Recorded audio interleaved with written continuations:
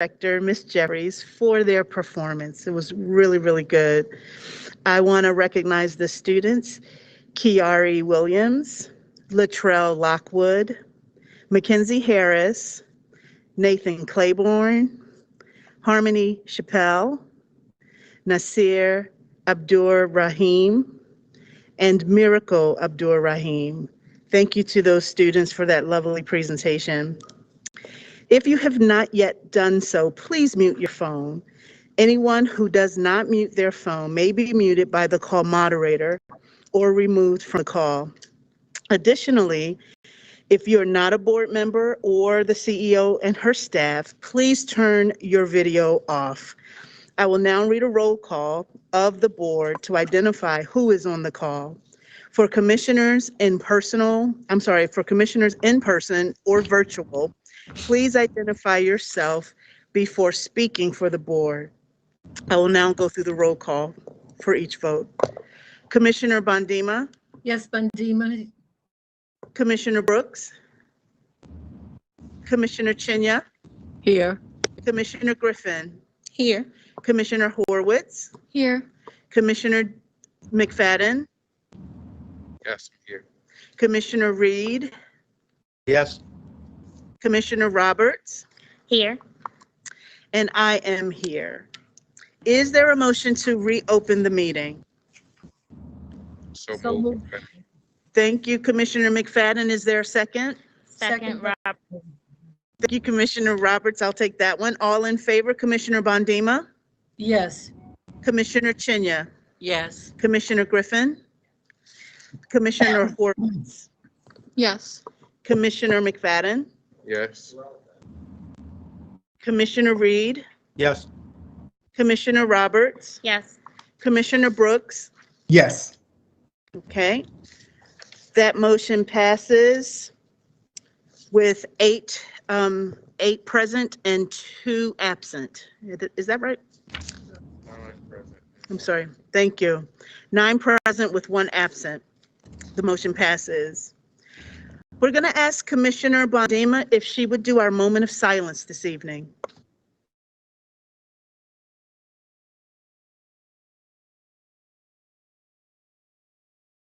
I think you're muted, Commissioner Bondima. Sorry about that. I would like to take the time to recognize the passing of city schools employees and students. They will be remembered fondly by the greater city schools community. Tonight, we send our deepest condolences to their family and friends.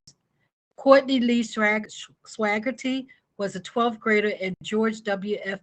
McMakin High School, number 177, who passed away on January 10th, 2022.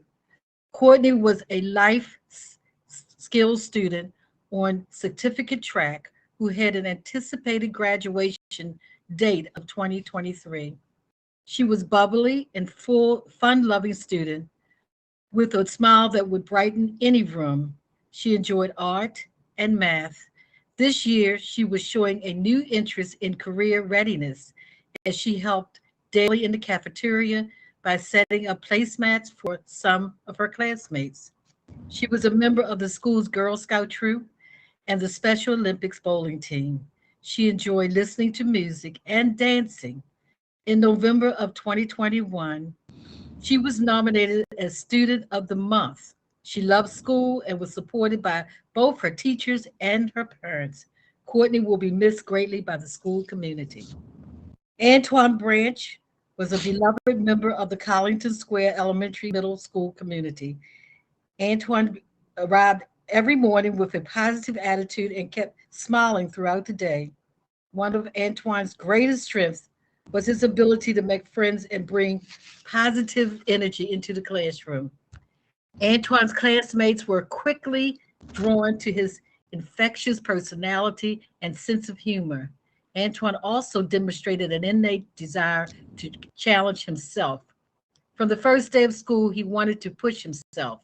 During independent reading, he specifically asked for the most difficult book in the class library. He was especially proud of his most recent grades, especially in science.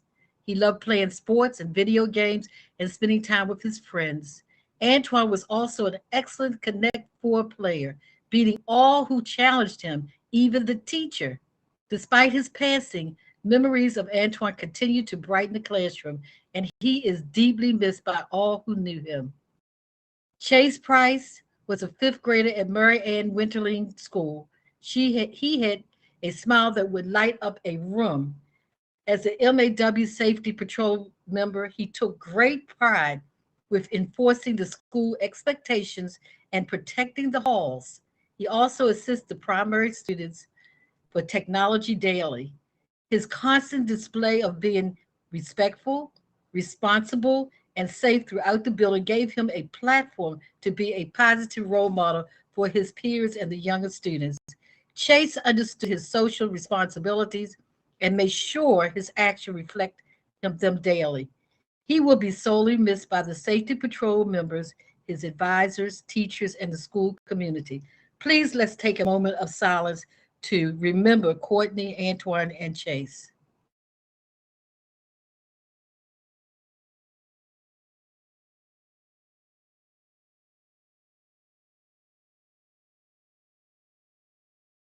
Okay, thank you very much. Thank you so much, Commissioner Bondima. Is there a motion to approve the prior open session minutes? So moved, Griffin. Thank you, Commissioner Griffin. Is there a second? Second, Roberts. Thank you, Commissioner Roberts. All in favor? Commissioner Bondima? Yes. Commissioner Brooks? Yes. Commissioner Chinya? Yes. Commissioner Griffin? Yes. Commissioner Horwitz? Yes. Commissioner McFadden? Yes. Commissioner Reed? Yes. Commissioner Roberts? Yes. And I'm in favor. This motion passes 9 in favor with 1 absent. Is there a motion to approve the closed session summaries? So So moved, moved. Brooks. Thank you, Commissioner Brooks. Is there a second? Thank you, Commissioner Griffin. All in favor? Commissioner Bondima? Yes. Commissioner Brooks? Yes. Commissioner Chinya? Yes. Commissioner Griffin? Yes. Commissioner Commissioner McFadden? Yes. Commissioner Reed? Yes. Thank you. Commissioner Roberts? Yes. And I am in favor. That is 8 in favor with 1 absent. The motion passes. Again, I want to welcome everyone here this evening. Our board is committed to 7 guiding priorities. They represent outcomes and expectations that place our students and families and our staff first. The 4th of those 7 priorities says that we will engage all stakeholders that contribute to stakeholders. We will engage all stakeholders that contribute to student success. Last week, we hosted a virtual community forum to give you direct opportunities to share your thoughts and your input. It was the right and essential step in our responsibility to serve you. The result was not what we planned. However, we appreciated the feedback on the critical topics of the district's COVID-19 response and in-person learning. It was a passionate and conversation that allowed you to be heard. We also learned that many of you have unanswered questions in this fast-moving environment. To help, we've asked Dr. Santelises and her team to host a virtual information session on COVID-19 response this week. She'll share details of the event during her comments. I will be at the event along with other commissioners. We will observe and take notes and share our findings with the administration. We hope to see you there.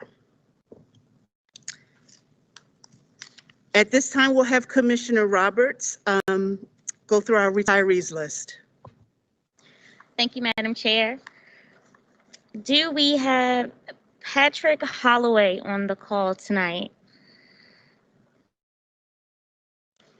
Okay. Patrick Holloway began working with Baltimore City Public Schools on March 20th, 1989. He was most recently served as a custodial worker 1 at Harford Heights Elementary. Mr. Holloway faithfully served the children of Baltimore City Public Schools for 32.1 years. Thank you so much for your service, Mr. Holloway. Do we have Mr. Scott Jones with us tonight? Okay.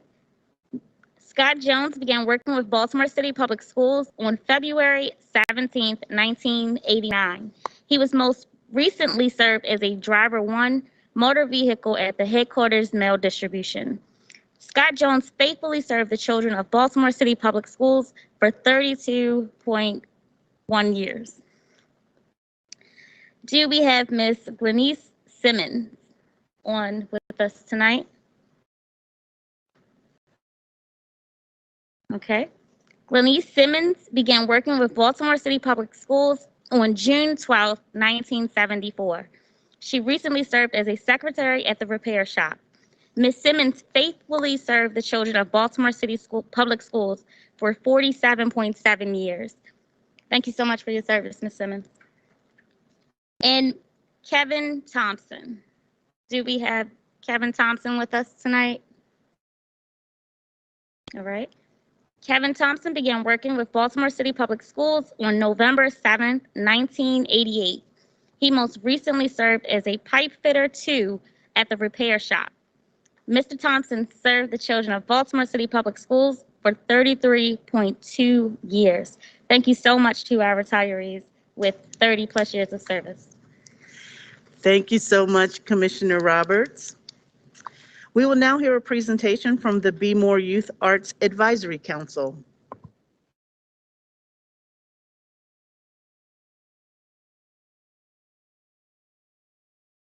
Hi, I just need to be able to share my screen. Okay, one moment, Ms. Morrison.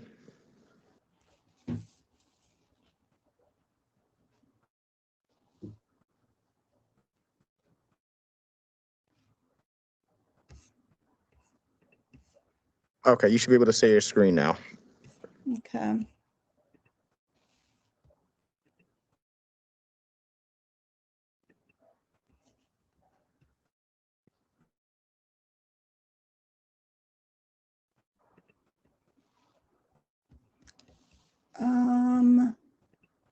You need some assistance?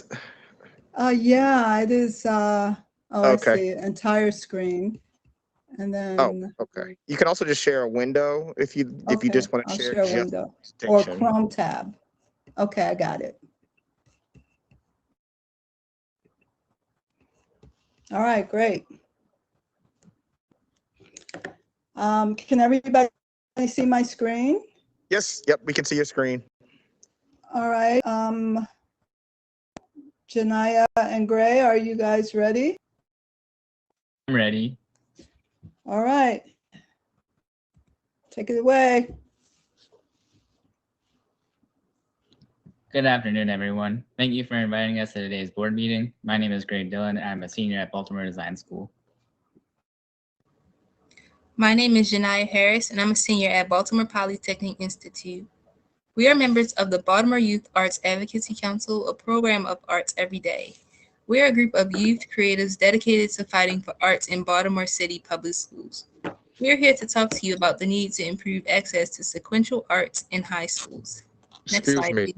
Excuse me, Arts Council members and Sheena, we're still having trouble seeing what you're presenting. Commissioner Bondima, I see you on. What do you see on your screen, Commissioner Bondima?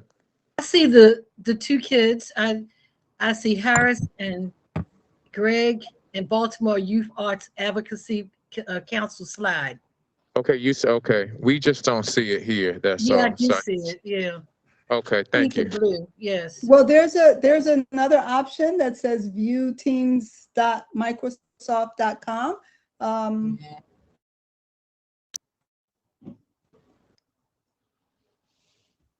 Is that? It's okay. We have the presentation. It's in board docs for us, so we're going to follow along as you all continue to present. Because what it seems like is that the members of the public can see. It's just that we can't see in here. So you all can just go ahead. All right. You can continue, Janaya. Okay, I'll start over. My name is Janaya Harris, and I'm a senior at Baltimore Polytechnic Institute. We are members of the Baltimore Youth Arts Advocacy Council, a program of arts every day. We're a group of youth creatives dedicated to fighting for the arts in Baltimore City public schools. We're here to talk to you about the need to improve access to sequential arts in high schools. Next slide, please.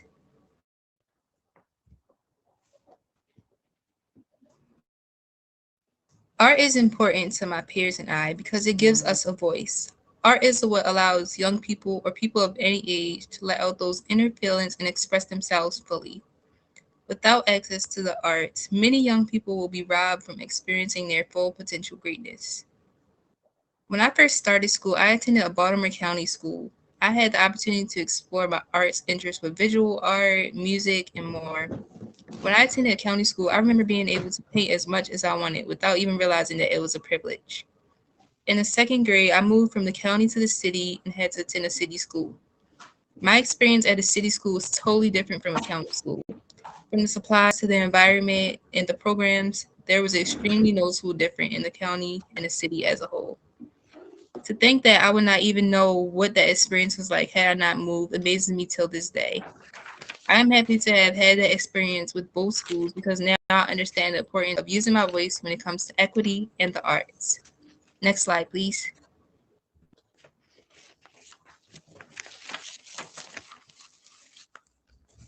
Before we dig into some statistics, it is important to know that the arts are required under federal regulation, the Every Student Succeeds Act. In the state of Maryland, the arts are also required under COMAR. That's a great thing. However, regulation does not have specific funding attached to it. So how or if a district implements the regulation is left up to school leadership. That's why we are asking for better budget guidance, specifically for high schools. Next slide, please.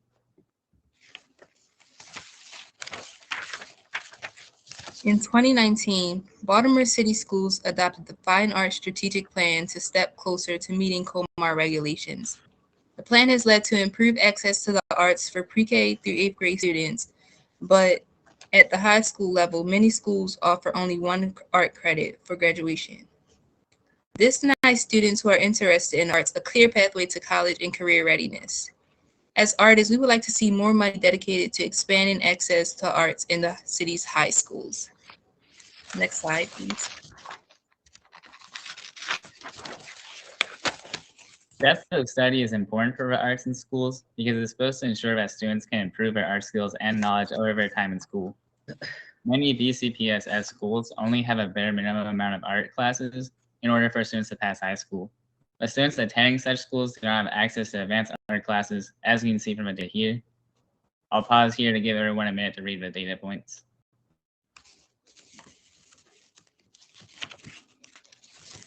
Next slide, please.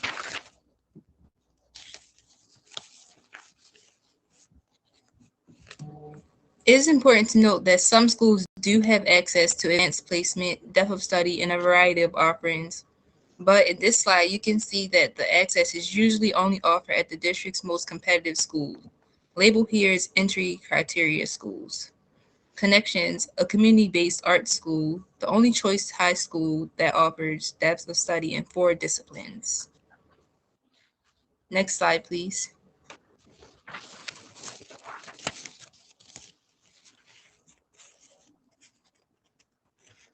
Low access to fine arts teachers is not a small school problem. Here we see that 12 high schools have only 1 certified fine arts teacher, 10 schools have 2 certified fine arts teachers, and 11 schools have 3 or more certified fine arts teachers. The average enrollment of all these schools is between 600 and 700 students. Next slide.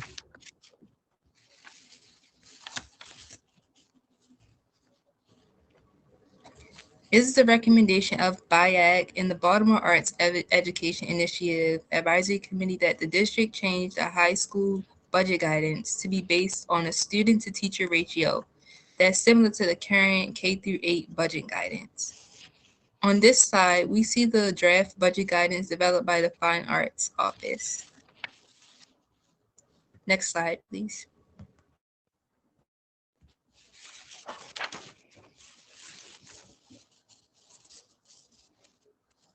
Lastly, we asked the board to revise the current budget guidance for spending on supplies. BIAC requested this last year and is bringing it to the board and administration again this year. Even some of the art schools in Baltimore City lack standard classes and art supplies. At Baltimore Design School, the school I'm currently attending, funding for materials of instruction is a problem. Every year, my graphic design teacher and my studio art teacher have to fundraise for supplies themselves. Otherwise, students do not have enough supplies to work with. Next slide, please.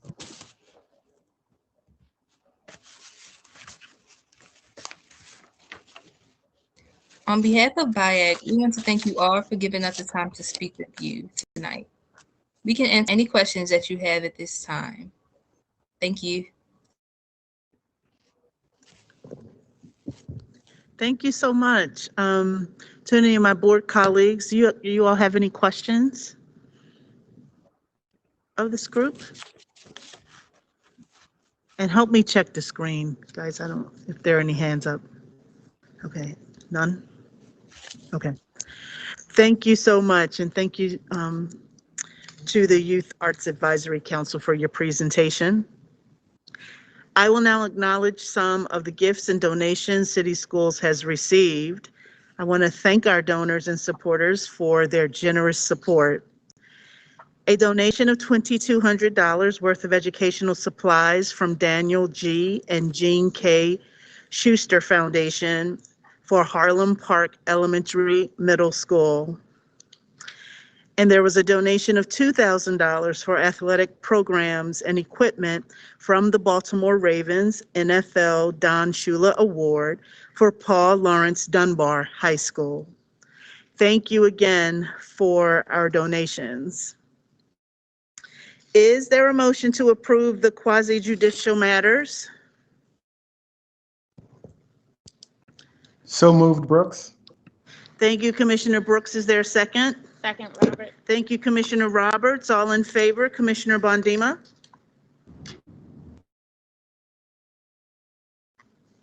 Are you on mute? I didn't hear you. Yes, sorry. Thank you. Commissioner Brooks? Yes.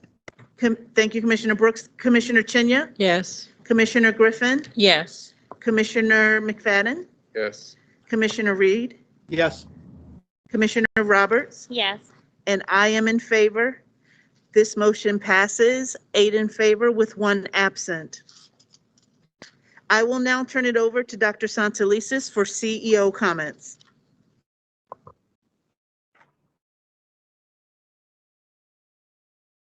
Good evening and thank you, Madam Chair. It's good to be here this evening. I'm going to ask our Interim Human Capital Officer, Sarah Deal, to come forth with this evening's PEP agenda. Good evening, everyone. Here's tonight's PEP. Acola Francis, currently Administrator, Johns Hopkins Bloomberg School of Public Health, be appointed Executive Assistant to the Chief Academic Officer, Chief Academic Office, effective February 28th, 2022. Benjamin Goldberg, currently Manager, Data Quality, Knowledge Management Department, be appointed Interim Director, Knowledge Management Department, effective February 1st through June 30th, 2022.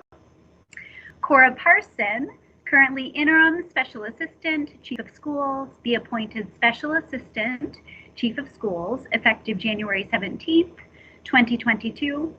And finally, Michael McBride, currently Director Design, 21st Century Buildings Office, be appointed Interim Executive Director, 21st Century School Buildings Plan, 21st Century Buildings Office, effective January 26th, 2022. Congratulations, everyone. Dr. Santelises. Great, thank you very much, Sarah.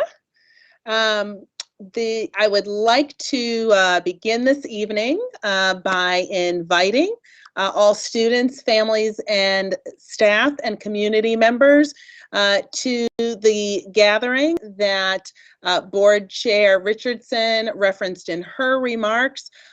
This evening, this Thursday at 5:30 p.m. Will be our next community information session. We have continued to update our COVID-19 response and in-person learning. So please plan to attend virtually starting at 5:30 on Microsoft Teams. You're free to submit questions in advance, and we will do our best to answer as many questions as possible during the update.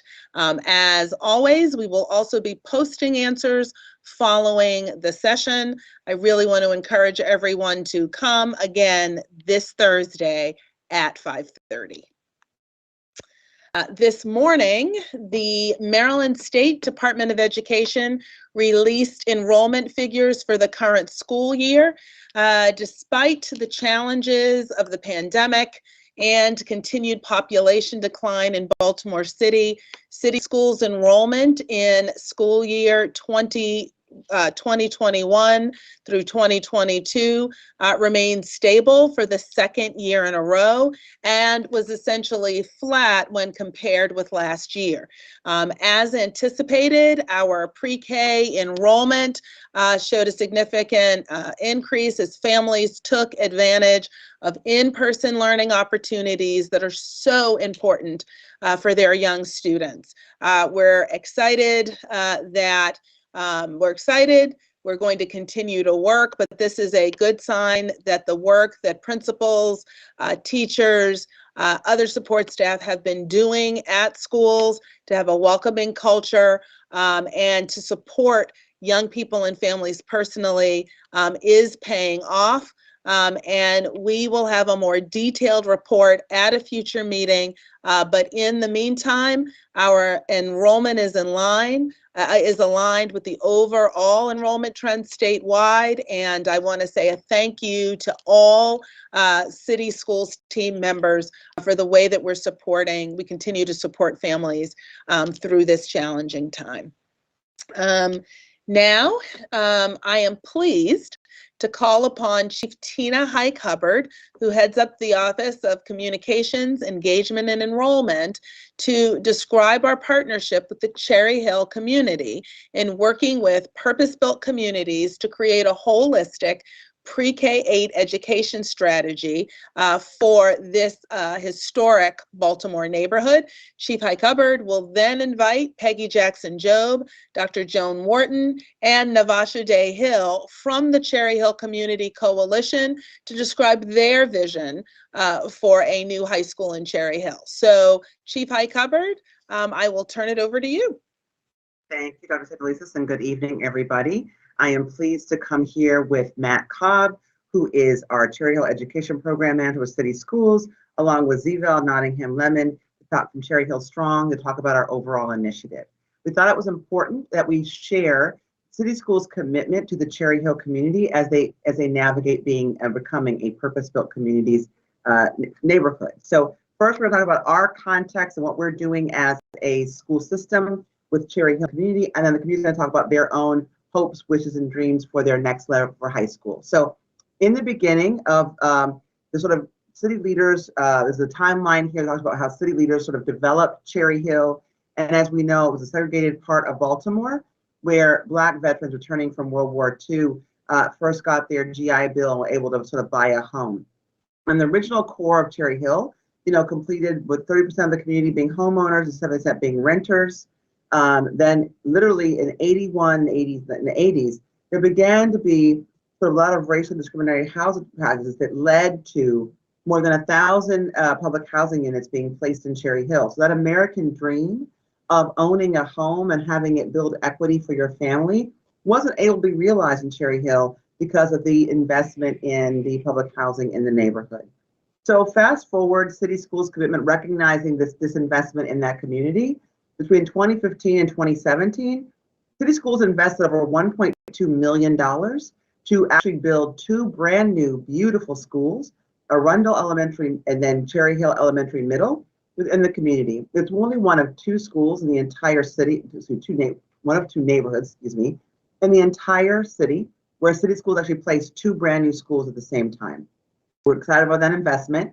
And now in 2021, we are joining the purpose-built communities movement in the neighborhood as supporting the leading the education efforts in Cherry Hill. Next slide, please, Matt. So what is purpose-built communities? It's a national model where we have partners from Eastlake Development in Atlanta who realized they had a good thing by doing comprehensive community development in their neighborhood, and then thought about what do you need to layer in order to have an exciting, robust neighborhood once again. And so knowing that we had a history of disinvestment, Purpose-Built was brought to the community to help sort of set the structure around improving the neighborhood outcomes and opportunities for residents. So I'm going to speak about the education portion of this just for a moment, and then I'm going to invite Zvel Nottingham, and I'm going to talk about the larger Cherry Hill Strong initiative and how we're organizing that structure. So for city schools, we have committed that from pre-K through 8th grade, we are actually committing to investment in Arundel and Cherry Hill Elementary Middle to support the growth of those schools intentionally as part of this initiative.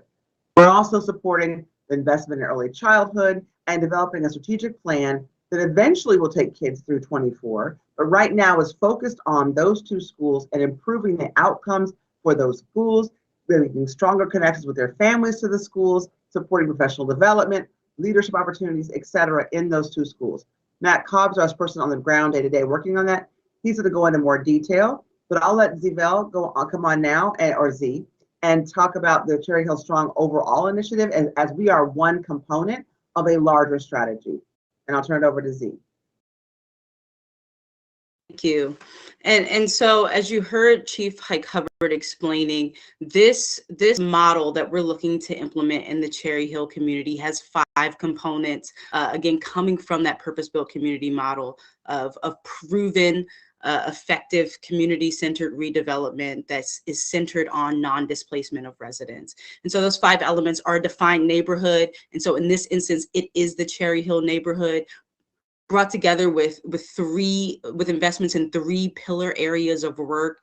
And so that's really looking at what a high quality mixed income housing strategy and housing continuum is, an equitable reinvestment there for the community. Understanding what community wellness and economic vitality, dealing with the social determinants of health that really allow neighborhoods and communities to thrive. And then third, as Chief Hike Hubbard talked about, really centered around understanding how essential education is to our communities in multiple ways. And all of that work is brought together by what's called a community quarterback organization. And in the Cherry Hill community, Cherry Hill Strong is that community quarterback organization. I am Zvel Nottingham Lemon, or Z, the executive director of that organization that's really looking at ensuring that that model is implemented with excellence. So first and foremost, increase racial equity, and then make sure that we're seeing the improvements both in economic and health outcomes. And so towards that end, we work alongside the residents of Cherry Hill to align partners and resources to set and implement strategy to strengthen education, community wellness, and housing, and to enhance the overall quality of life based upon the community's vision. Next, please.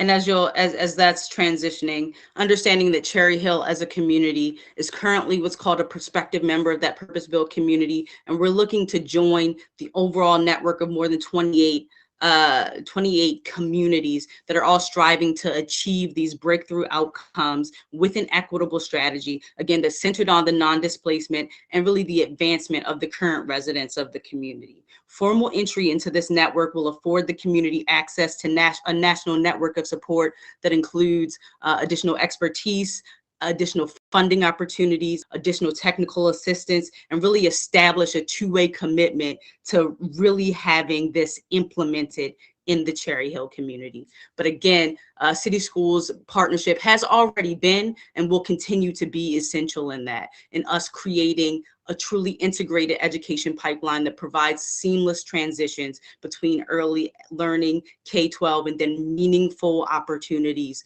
to beyond school programming.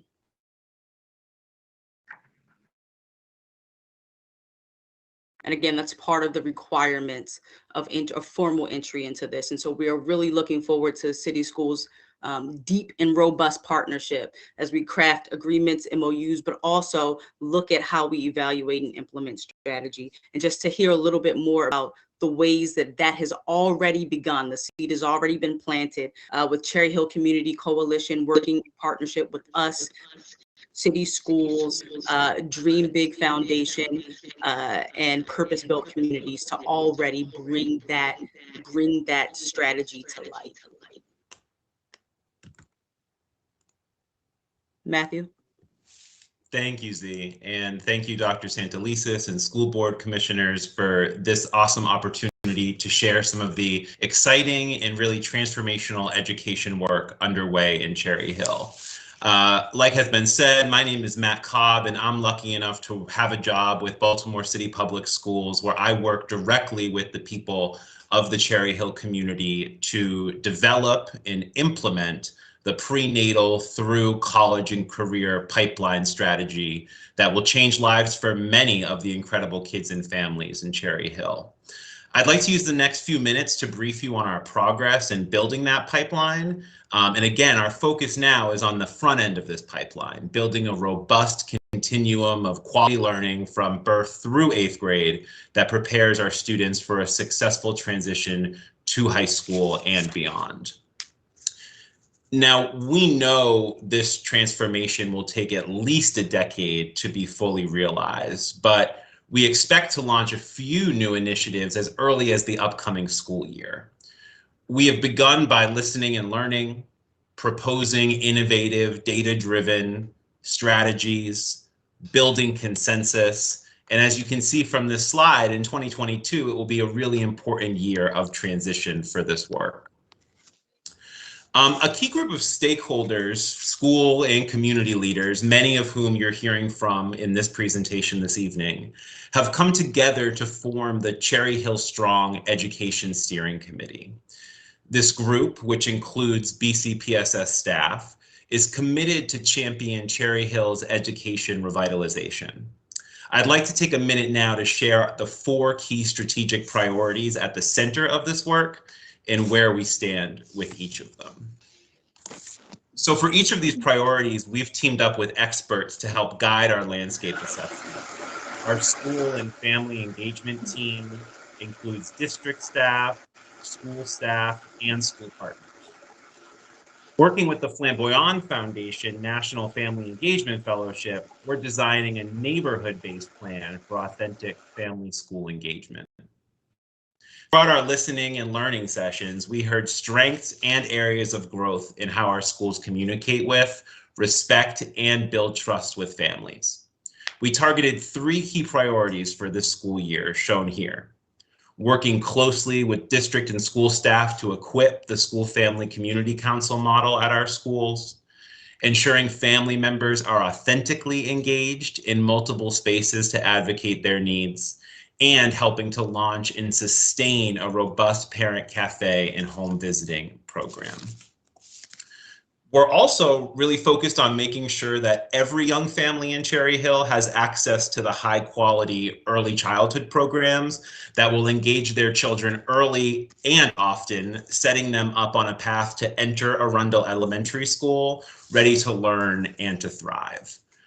We partnered with early education expert Cynthia Skinner to conduct a thorough review not only of Cherry Hill's available resources, but also best practices across the city, state, and country.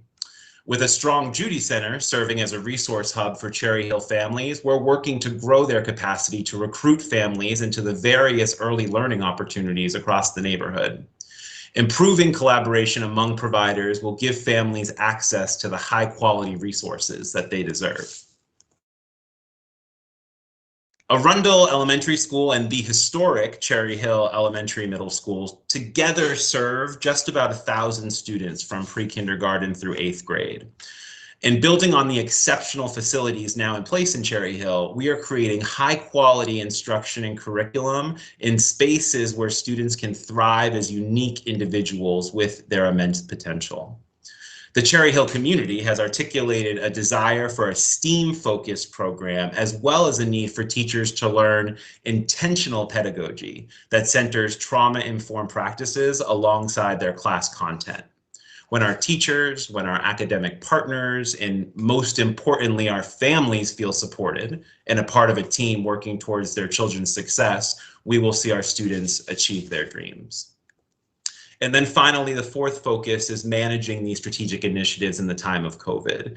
And our schools continue to work diligently and with the community to offset the barriers faced by our students and families with steps to not only move, but accelerate our students to their grade level goals in safe and supportive environments. Our schools serve as a vital source for information and resources our families need to persevere through the pandemic. And with that quick overview, I'll pass it back to Tina, and thank you again for your time this evening. Tina. Thank you, Matt. As you walk us through the various areas, early learning, pre-kindergarten, go back one slide, there we go, elementary school and middle school. And now I'm going to invite our partners in the work to come forward and talk about their vision for high school. I do want to be clear that in the purpose-built model, City Schools, as advised on the purpose-built, is focused on that sort of, again, early childhood through 8th grade right now to get that really solid. So the community decided, let's work on a vision and plan for what they would like to do for high school. So while we are going to support the community in their visioning process, City Schools is not committing right now to a new high school at this time.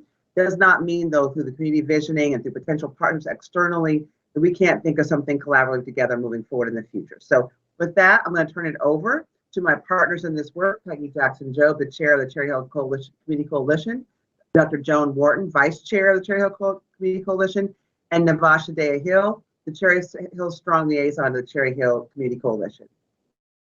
You've heard an excellent presentation about the exciting work being done in our primary and elementary middle schools. However, the community's vision is much larger.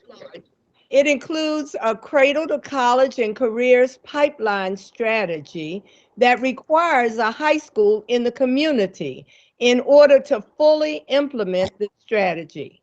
To tell you more about this vision are two members of the Cherry Hill Community Coalition Board, Navasha Hill and the Reverend Dr. Joan Wharton. Good evening, school board commissioners and Dr. Santalisa and all those on the call. My name is Navasha Dea-Hill. I am a Cherry Hill resident, board member of the Cherry Hill Community Coalition, and board member of Cherry Hill Strong. What we want is a unique senior high school in the Cherry Hill community with a strong academic program, a strong cultural arts program, and a strong sports program. We would also like to maintain the programs we have that will provide the skills and credentials our students need and deserve for competitive STEM jobs and jobs in the transportation industry. We are united in this journey. So now I'd like to introduce Dr. Joan Wharton. Thank you so much, and to all, Dr. Santalisa and the commissioners. I represent the Cherry Hill Ministerial Alliance, made up of different denominations, which is a strong advocate and supporter, along with the other partners on the screen before you. We wholeheartedly support the vision of the Elijah Cummings Empowerment High School at Cherry Hill. We would now like to show you the video produced for the Cherry Hill community. Bus High School program designed to serve Cherry Hill students and families and students across Baltimore is essential to the community's cradle to college and career strategy.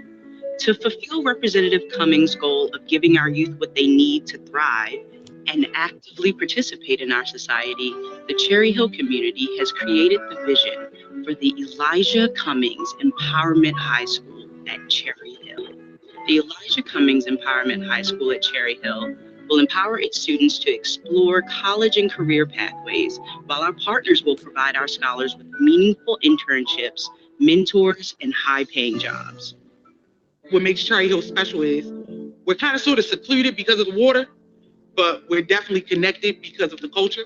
high school is important to remain in the Cherry Hill community because we just got 2 new 21st century schools to stop the education at the 8th grade. It's kind of like a slap in the face to the 9th through 12th graders. The Elijah Cummings Empowerment High School is so important to the Cherry Hill community because we envision a high school that can connect, and that high school can prepare them for college, can prepare them for careers. Cherry Hill is part of who I am, is a part of my family, and I'm always going to stand up for my community. I'm appreciative of everything I've received in my life, and I believe that going to high school there, Southside Academy, which later became New Era Academy, I could never repay that experience and where I am today. And so I tie all my successes back to that strong foundation that I received in the Cherry Hill community. Baltimore City Public Schools came to leadership in Cherry Hill to tell us that the high school was going to close.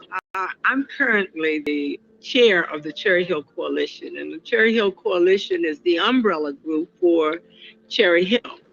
We have the responsibility of making sure that the voice of the people in the community is always heard, and we take that very seriously. Elijah Cummings would always say, if you can see it, you can believe it, you can do it. And we believe that, and we want to continue his legacy, because the other thing that we're asking Baltimore City is to allow us to name the school the Elijah Cummings Empowerment High School. Beyond the halls of Congress, halls of schools across the 7th District may have been his other favorite place to be, because as you know, he truly believed that children are living messages to a future that we will never see.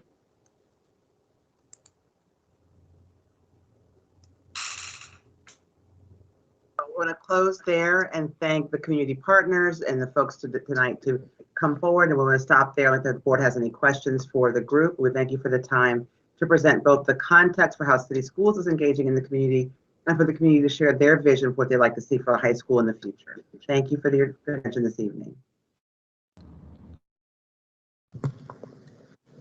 Thank you, Chief High Covered. I don't know if there are any questions from the board.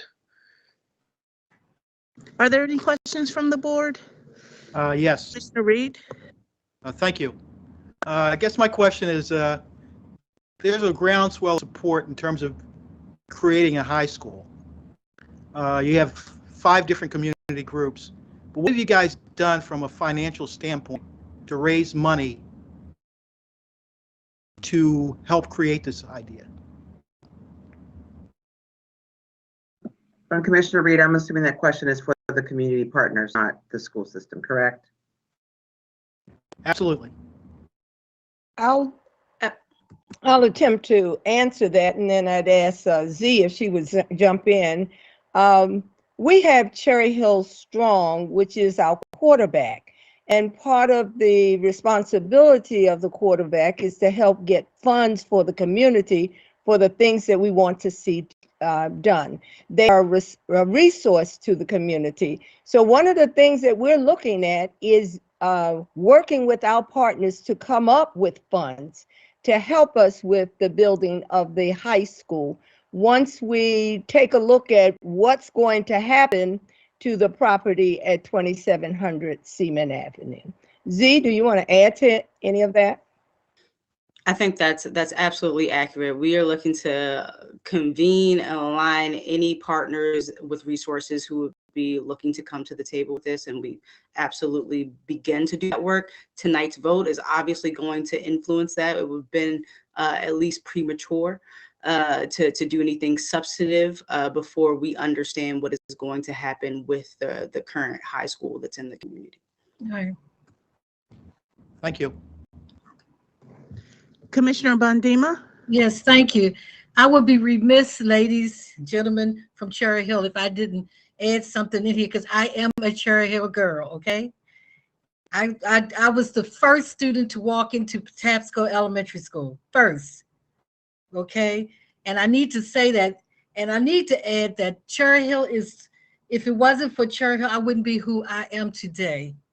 Okay. And my next door neighbor was Billy Murphy sitting up on the hill. Okay. I was at Coppin Court. But I want to say also that Cherry Hill is a wonderful, wonderful community for children and people and families. And when I sit on boards for the state of Maryland and other communities and districts, I see Garrett County, those counties up there, that some of these counties, their kids go from kindergarten to 12th grade straight through, and they go together. And it means so much to share the opportunity to be in school together all the way through, and it makes a big difference. Right to today, I know so many people from Cherry Hill who were very successful, and I do still have family in Cherry Hill. I researched this, I looked at everything, and the bottom line is this: Baltimore City Public School has done an outstanding job with their investigation and their work looking at saving the school. And back to the funding, it seems that funding is the issue. And if anything that we could do, I would be willing to help, that we could get the funding, because it's going to take millions and millions of dollars to put a high school out there. And we need to reach back to the people who say they want to help and help. That's what, okay, put our money, put the money where their mouth is. And we need to do that. And I will say to anybody, Cherry Hill, we have to save the high school in Cherry Hill, but it's going to require finance. And so that's why I'm riding the fence, because I know what it takes to build a wonderful school like what we want to have in Cherry Hill. It's going to take millions and millions and millions of dollars. And we just have to get to work on it if you want it to happen. And everybody's done their job, done their investigations, and that's what it's going to take. But I just want to let you know that sitting on the board is a Cherry Hill girl, okay? So you will know I'm there, and I needed to let you know that I wanted to speak out in reference to Cherry Hill.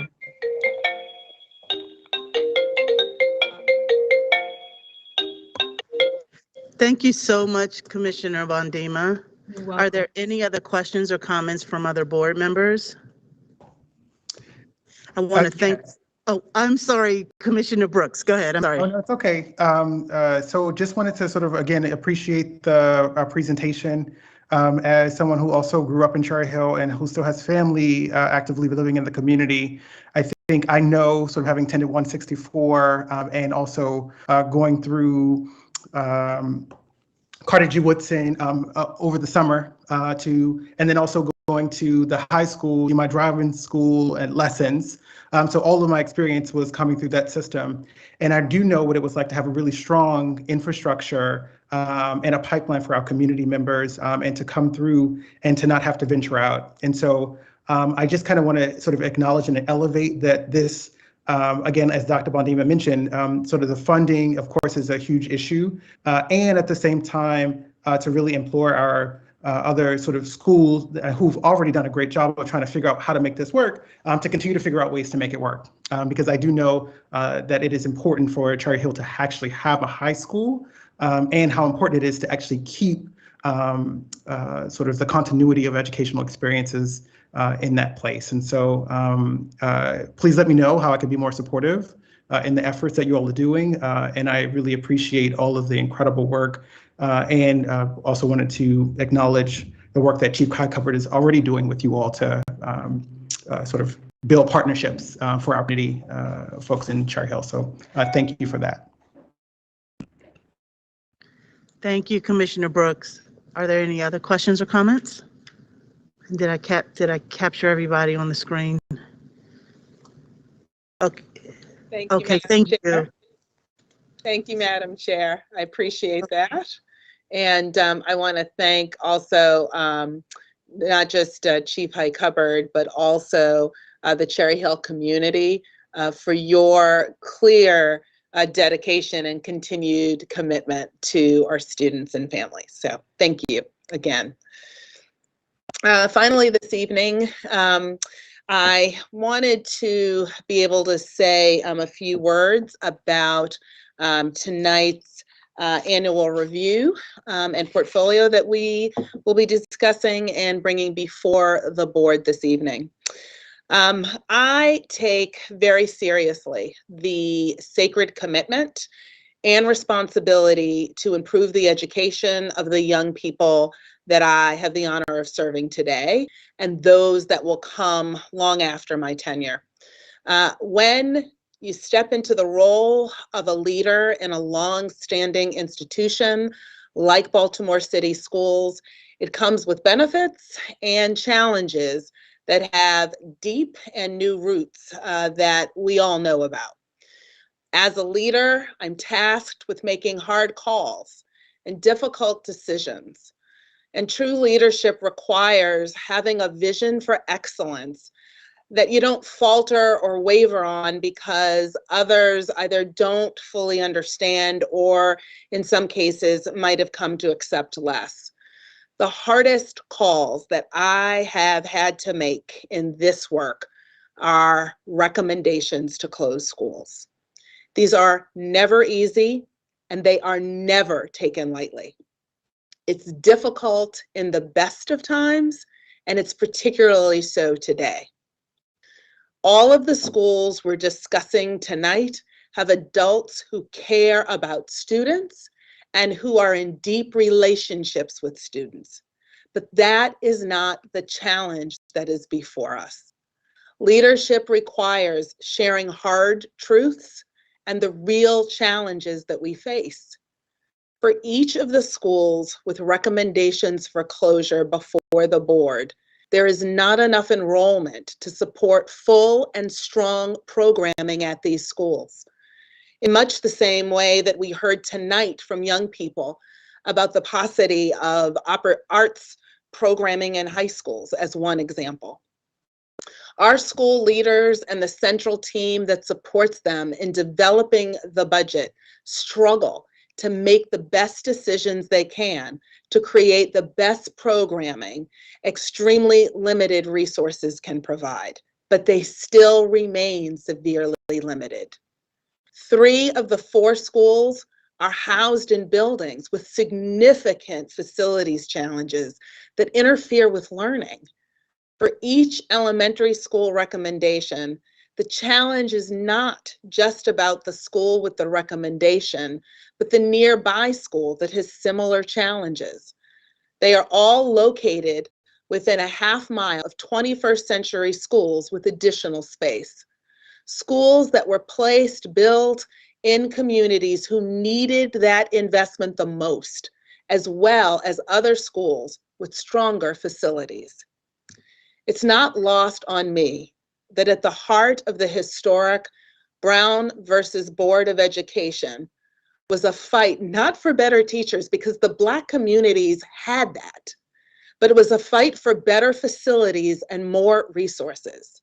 The fight, our fight, my fight, is in how to provide students with healthy, strong facilities and resources and staffing to support rich, strong, and varied educational experiences, the very things that Brown was fought for. To be clear, it is not productive to advocate that students remain in facilities that are so subpar with serious systemic issues, or in programs that don't have enough resources to properly educate them. We need you in the fight, but the right fight, one that ensures all of our students full, rich academic programming, fully staffed with enough teachers and other staff who can lead, mentor, coach, and collaborate with each other because there is sufficient staffing and in facilities that actually support learning. And with all of this, I'm also listening. There are no perfect solutions here. And you'll see that listening reflected in the recommendations this evening. In particular, after listening to the community and our partners and the sincere commitments from institutions that support our communities, I am pulling the recommendation to close Dr. Bernard Harris Senior Elementary School from consideration. This is the only school where the facility issues are not as severe. However, the enrollment challenge is still a real issue for the school community. It's the reason the school has larger sized early learning classes than they should and limits the ability of the school to really be an opportunity culture school. And so there's a call to action here tonight to our partners and community leaders who are asking for time to support Bernard Harris. We need you to deliver. You committed to doing a campaign in the zone to increase enrollment at the school, and so I'm offering you the opportunity to do so. To change the trajectory for students, you have to really increase enrollment at not just Bernard Harris, but also at Johnston Square. Students can't keep waiting for another year for additional resources that only come with having enough students. We need you to live up to the commitment that you have made to my staff to really wrap around your neighbors and to encourage them to attend the neighborhood school. If families in the zones continue to choose other schools, this change would not have been made in the service of students. Thank you, and Madam Chair, that concludes my remarks for this evening. Thank you, Dr. Santelises. We will now, I'm sorry, we're going to actually go to the consent agenda review. I will now review the consent agenda. Board colleagues, please let me know if you would like an item removed, and please state your question for staff. I'm pulling items 8.01, gifts and donations, and 8.02, policies JBA, ABA, JICK, discrimination, bullying, harassment, and intimidation, second reader, so that our student commissioner can vote on them. We will hear a presentation on items 8.03 through 8.05, operator waiver and cap requests, followed by a vote. We will review items 8.06 through 8.09 in accordance with the script. 15.01, Autumn Contracting, Inc. Can you check the screen for me too? 15.02, Ghoul Services, Inc. 15.03, Portable Spot Coolers. Okay, seeing no hands raised on the screen and no one here in the room, we'll move into public comment. Speakers from recognized groups will have the opportunity to speak for 5 minutes.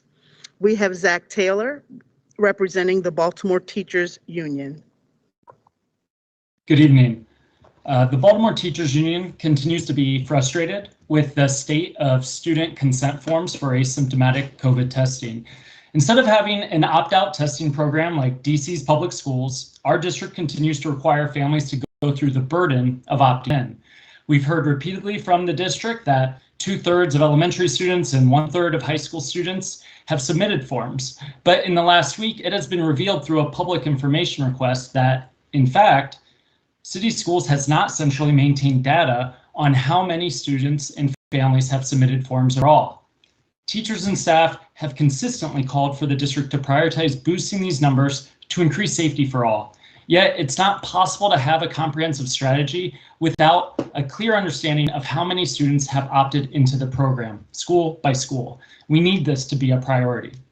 Second, teachers continue to call for a test to return policy for both students and staff who are recovering from COVID-19. As many of you know, the new shortened 5-day quarantine guidance is controversial among medical professionals and researchers, and it only works when there's a test to return to school buildings. District officials tell us that the rapid tests catch positive individuals when they're most infectious and transmissible. Given that, the district should administer rapid tests to all students and staff returning to school buildings after their quarantine. This small step would greatly boost safety. And then third, this new 5-day quarantine guidance means in reality that most students and staff aren't quarantining at all, or in some cases they're quarantining for a single day. There have been significant delays to receiving test results in the past 2 weeks, and there are some schools to this day that have not received last week's test results.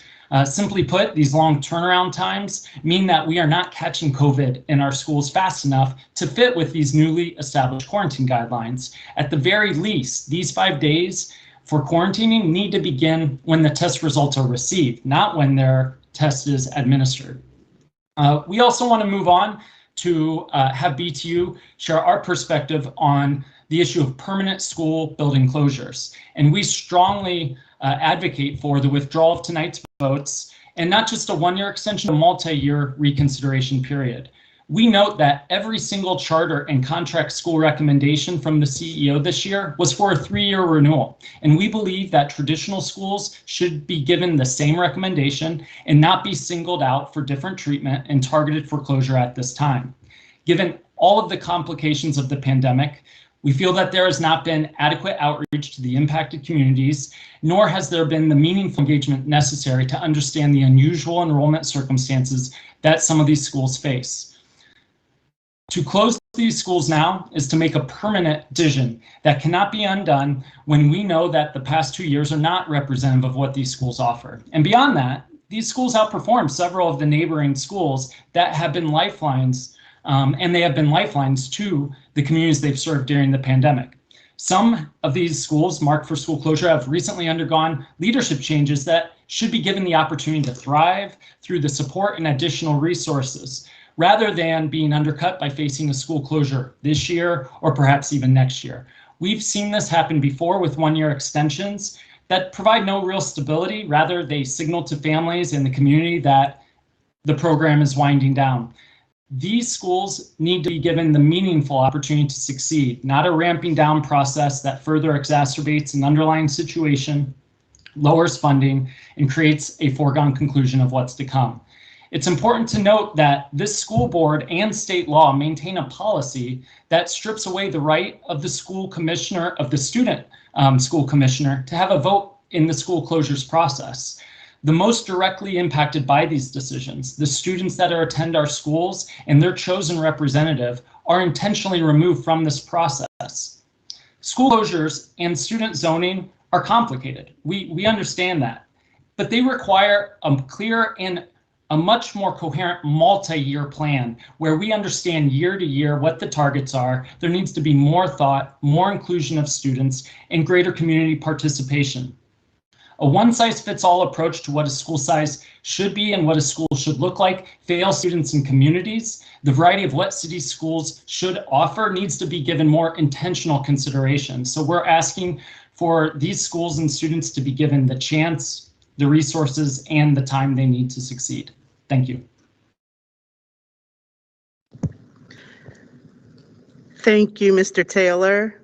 Finally, we will have Ms. Debbie Demery, representing the PTA Council of Baltimore City. Good evening, everyone.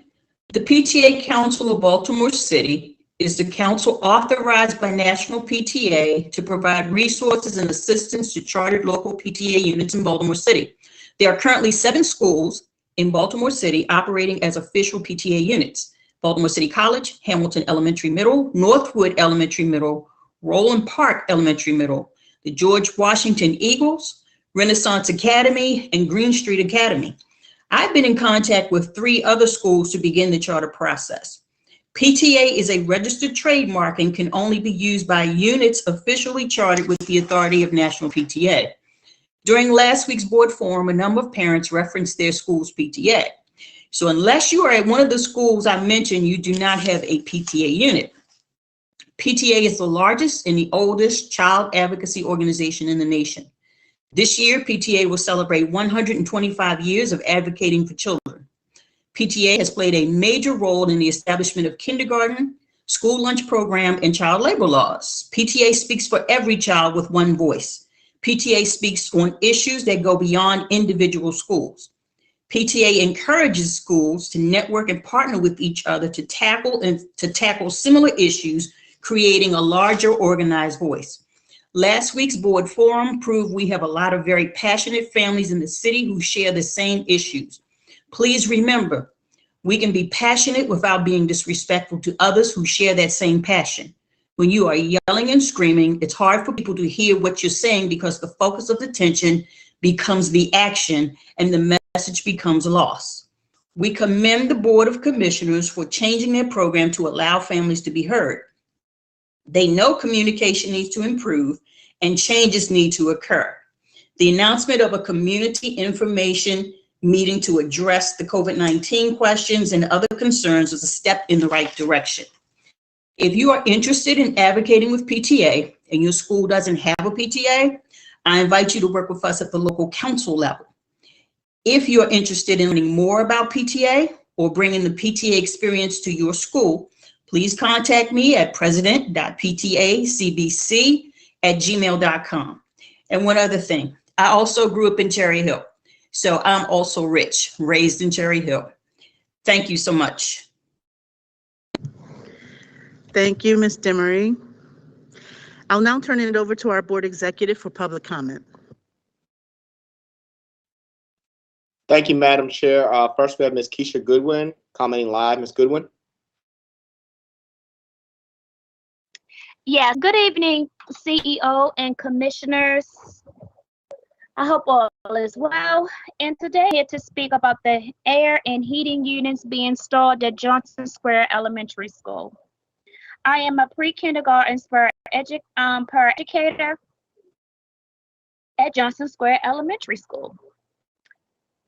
The quest to install air conditioning is a grand task. Therefore, I want to start by thanking you and letting you know that I definitely appreciate your effort.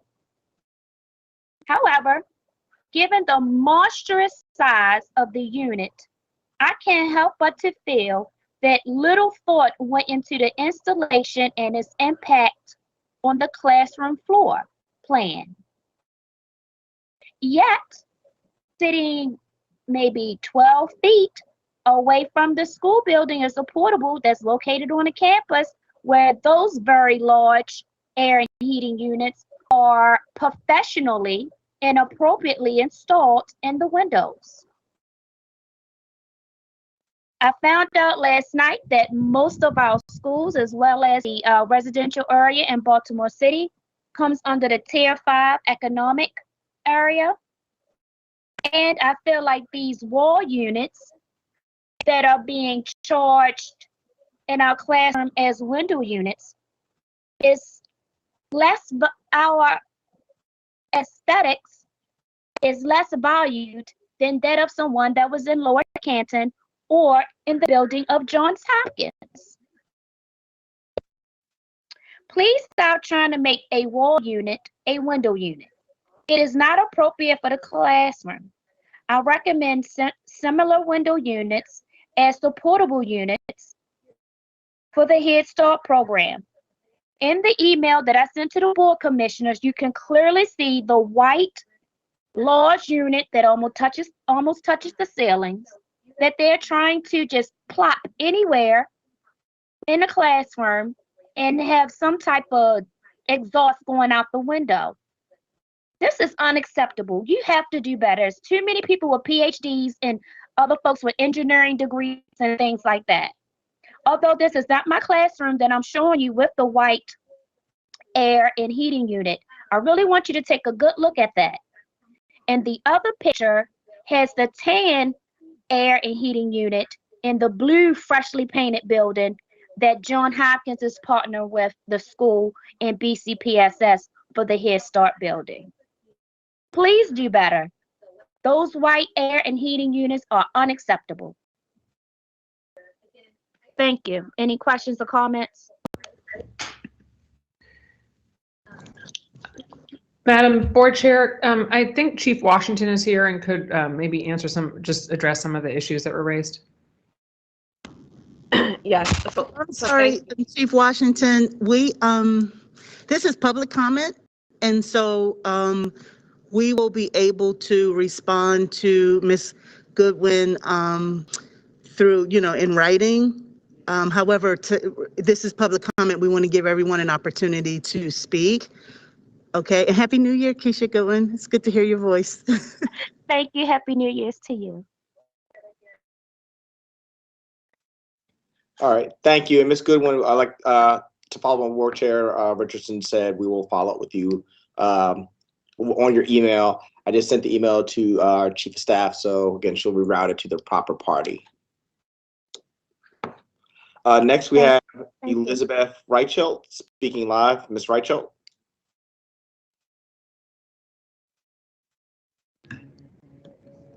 Thank you.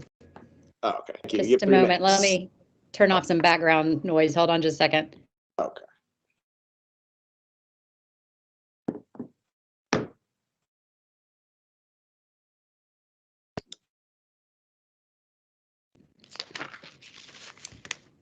Thank you. And good evening, Dr. Sanalisis, Chairwoman Richardson, and members of the board.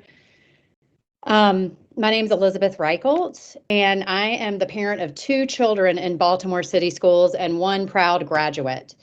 I'm also a member of Brown Memorial Presbyterian Church and the co-chair of Baltimoreans United in Leadership Development, otherwise known as BUILD.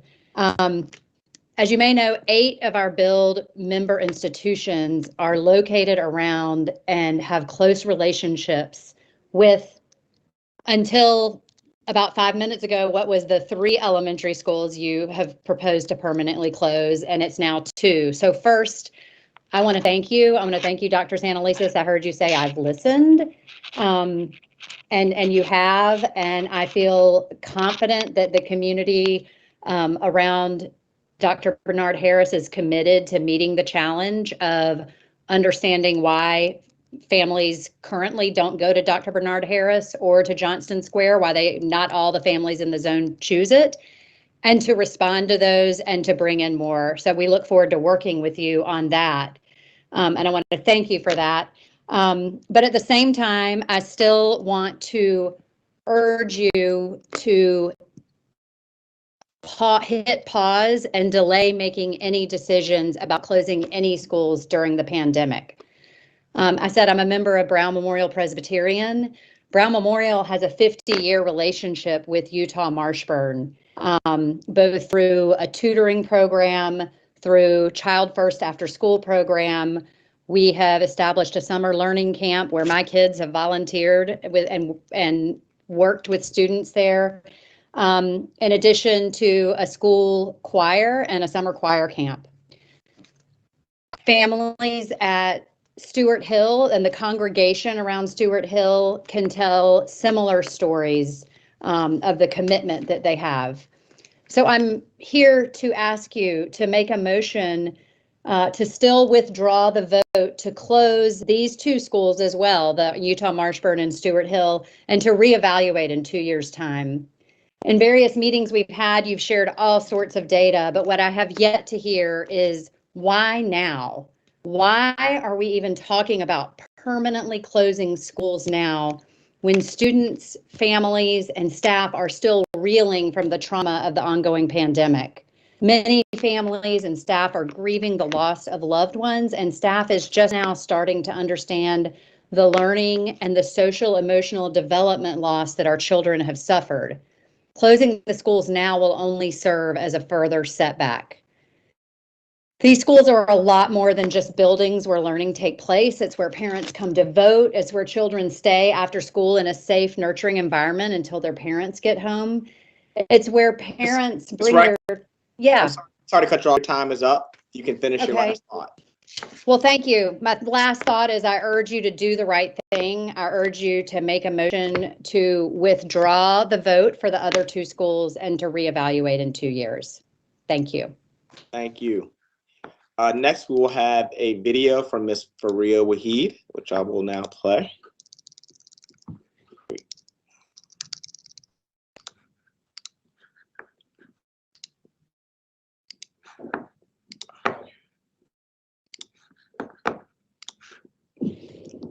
Good evening, school board commissioners and Dr. Santelises. First of all, thank you so much for your leadership, your hard work, and everything that you're doing right now.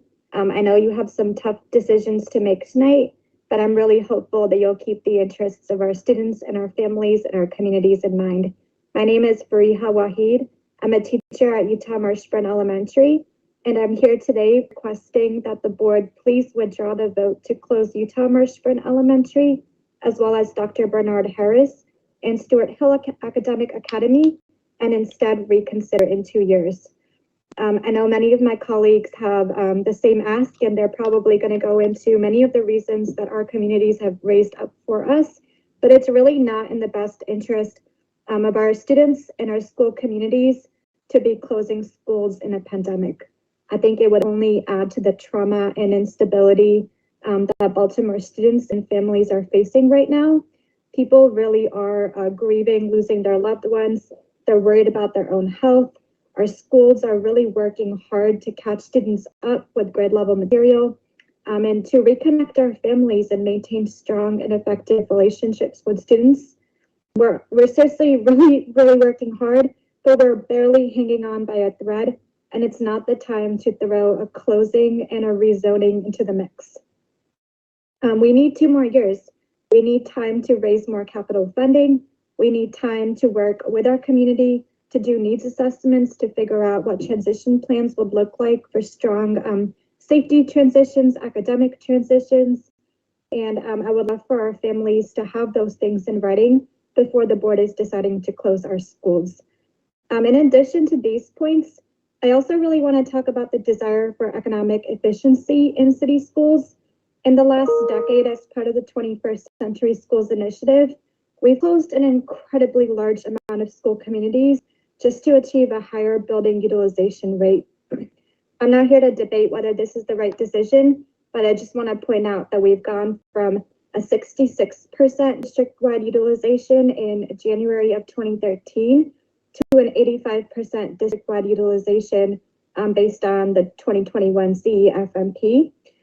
So I think like historically in Baltimore, many of our Black neighborhoods, many of our communities have already paid the price and gotten their schools closed in order to have higher utilization rates. So I'm not understanding why we need to keep shutting schools down. If we keep moving forward with this, we are actually eroding the trust of our families and our communities because I haven't heard a single community member on the ground, a single family, a single student say, please shut down my school. I'm only hearing the board say it. So please listen to us. Please keep our school open. Thank you so much.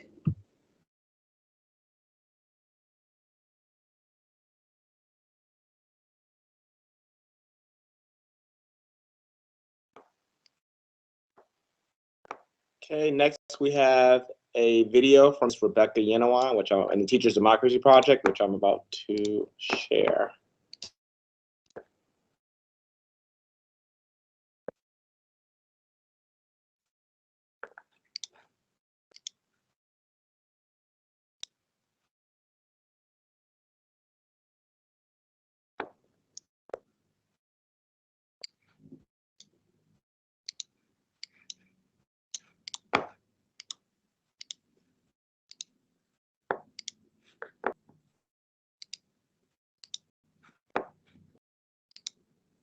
Good evening.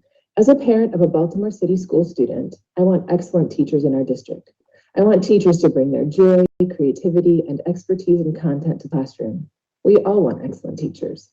But I'm testifying tonight because I've recently learned more about the teacher evaluation system, and I'm concerned about how we go about fostering this excellence. Currently, our evaluation system involves teachers, whether they are seasoned or not, being observed by their principals 2 times per year.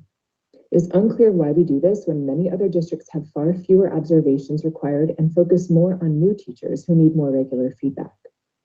I'm also concerned that in the current rubric, teachers have about 50 minutes to demonstrate approximately 50 different competencies.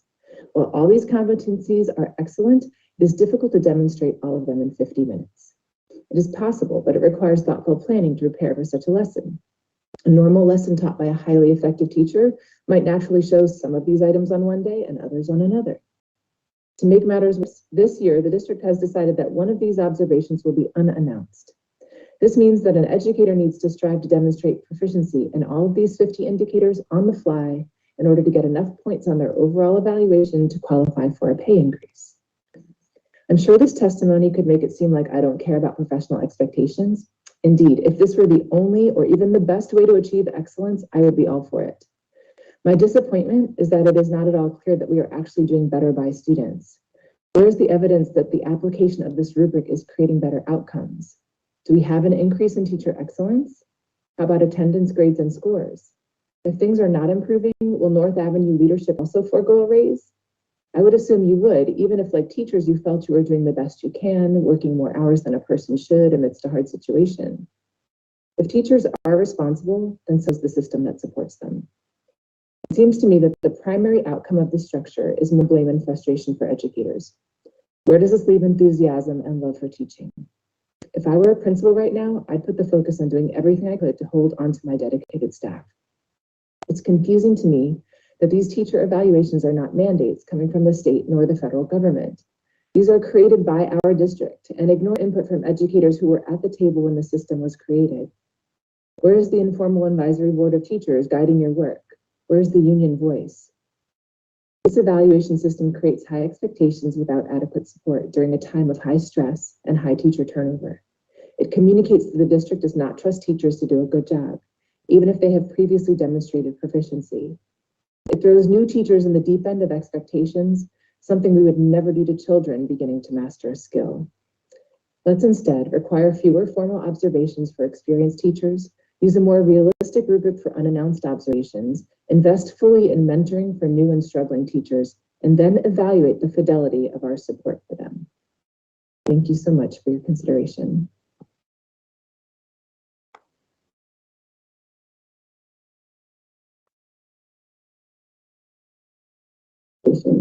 Okay, next we have a live comment from China Terrell. China, are you available? Okay, next we have a live comment from China Terrell. Hello, I'm here. China, I'm here. available? Yes, I'm here. Can you hear me? Yes, I can hear you. It's a bit of an echo, but you have 3 minutes. Live comment from China Terrell. But I don't know why. Is it gone? All right, I think it's gone. No, we can hear you. Okay, perfect. Thank you. And I'm just turning my camera on.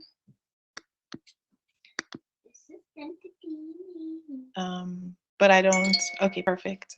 Thank you very much. So first of all, I just wanted to say thank you so incredibly much for the opportunity to testify. And I wanted to say that as I'm a Bolton Hill resident. I'm a member of Brown Memorial Park Avenue Presbyterian Church. I'm a candidate for delegate for District 40, both Stewart Hill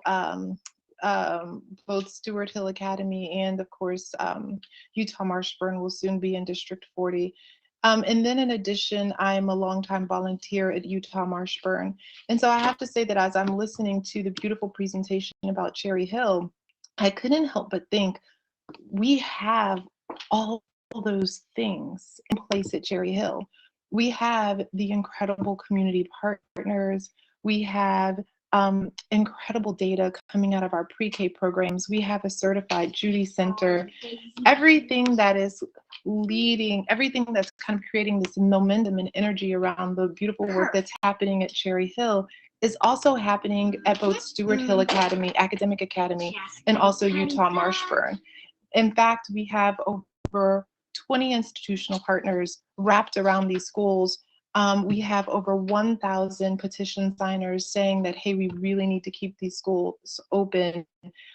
We have, elected leaders that are all making the commitment to find the funding to make sure that these schools can stay open. And so what I hope will happen is that several board meetings from now, it will actually be the teams from Stewart Hill Academic Academy and Utah Marshburn making a presentation talking about the beautiful collaboration that we're finally having with the school board and with the schools, with Dr. Santelises, the school CEO, and with our political partners to provide beautiful community schools, continue providing beautiful community schools to these communities. So one thing that I really want to emphasize here is that this is not a situation where parents or community members have been asleep at the wheel. Stewart Hill Academic Academy and Utah Marshburn were never on a list to close, ever. In fact, Utah Marshburn was supposed to be ahead of Mount Royal Elementary School in terms of getting funding in order to improve the facilities and grow the school.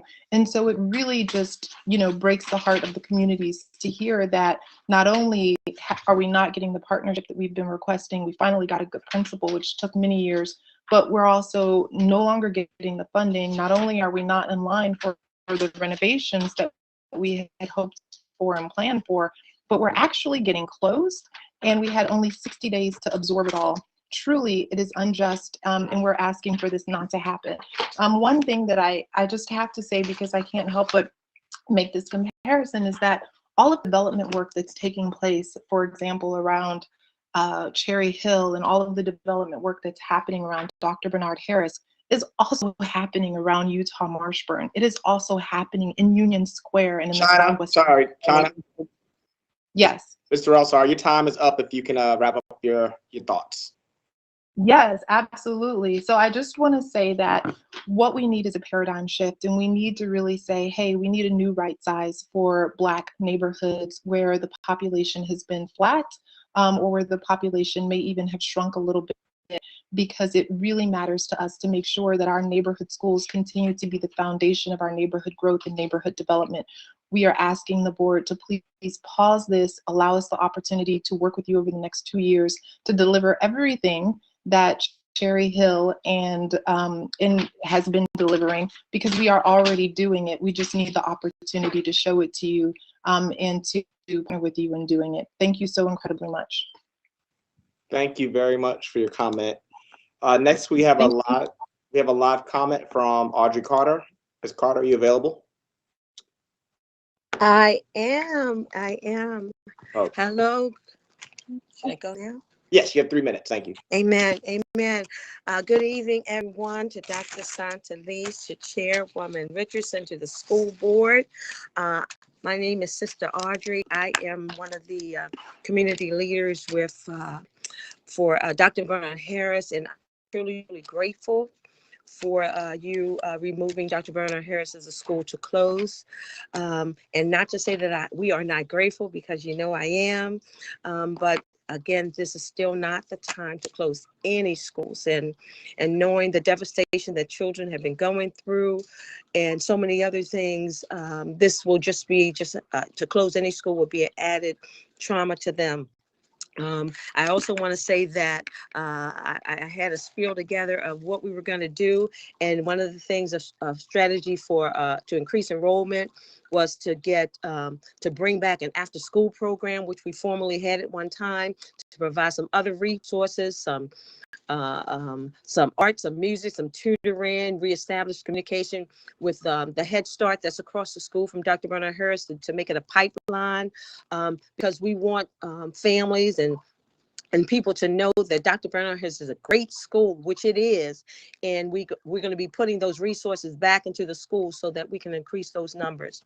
The other is to say, again, with everything that's going on, the other schools are doing the same thing. Utah Marshburn and Stewart Hill, they're doing the same thing. They're putting together resources and collaborations with partners and things like that to do the same thing. And so while Dr. Bernard Harris, we're very, very grateful that you chose not to close our schools so that we can work on the things that we need to work on. I'm praying that you will give them the opportunity as well to do the same thing. So again, I'm saying thank you for Dr. Bernard Harris, but at the same time, please reconsider your decision also for Utah Marshburn and Stewart Hill, as not to close their schools, or at least to give them the 2-year delay that they're looking for to do whatever it is that they need to do to increase things. I appreciate it. Thank you so very, very much. Thank you, Ms. Carter. You're very welcome. Thank you. Next, we have an email from Mariska Lee, which I will now share. Okay.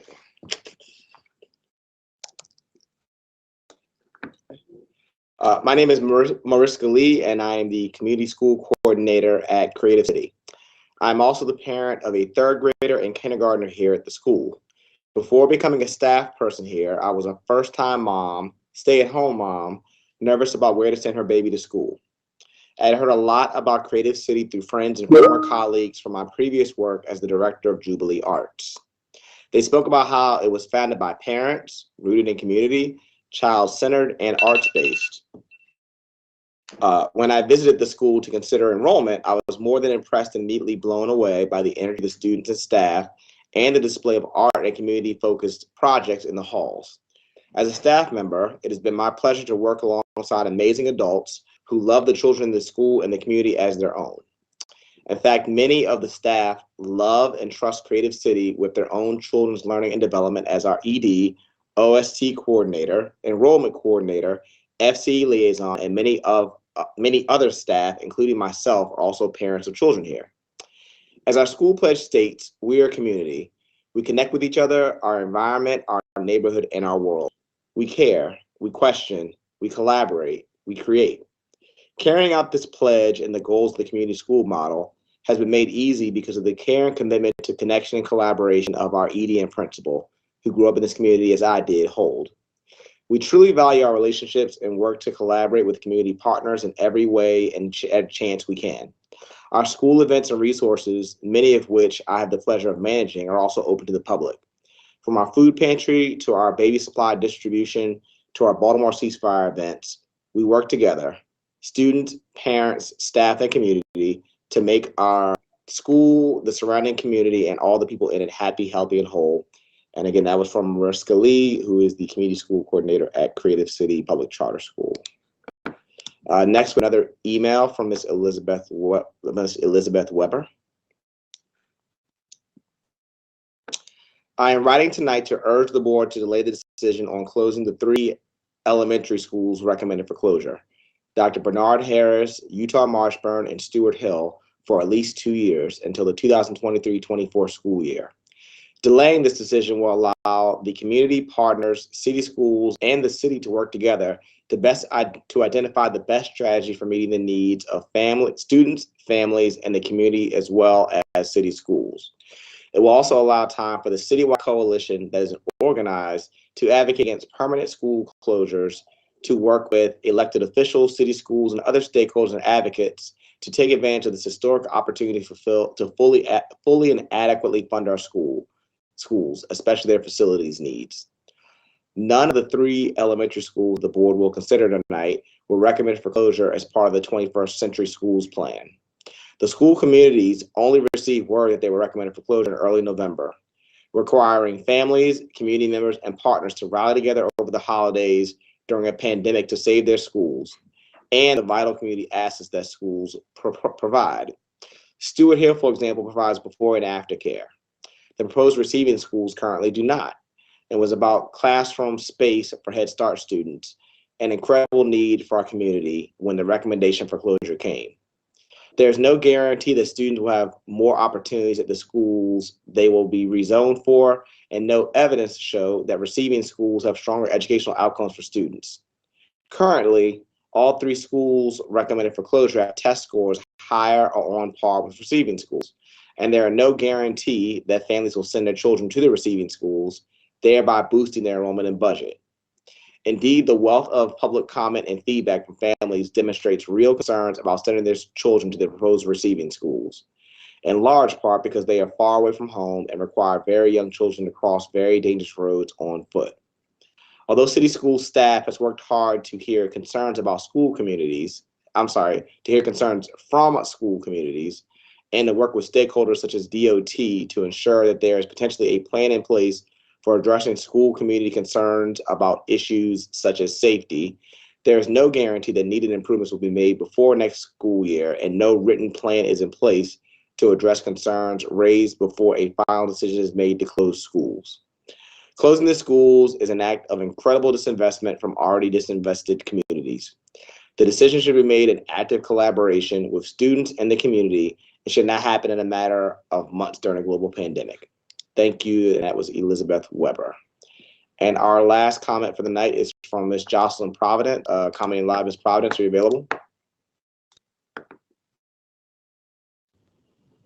Yes, yes, Okay. I am. Hello. Okay, thank you. You have 3 minutes.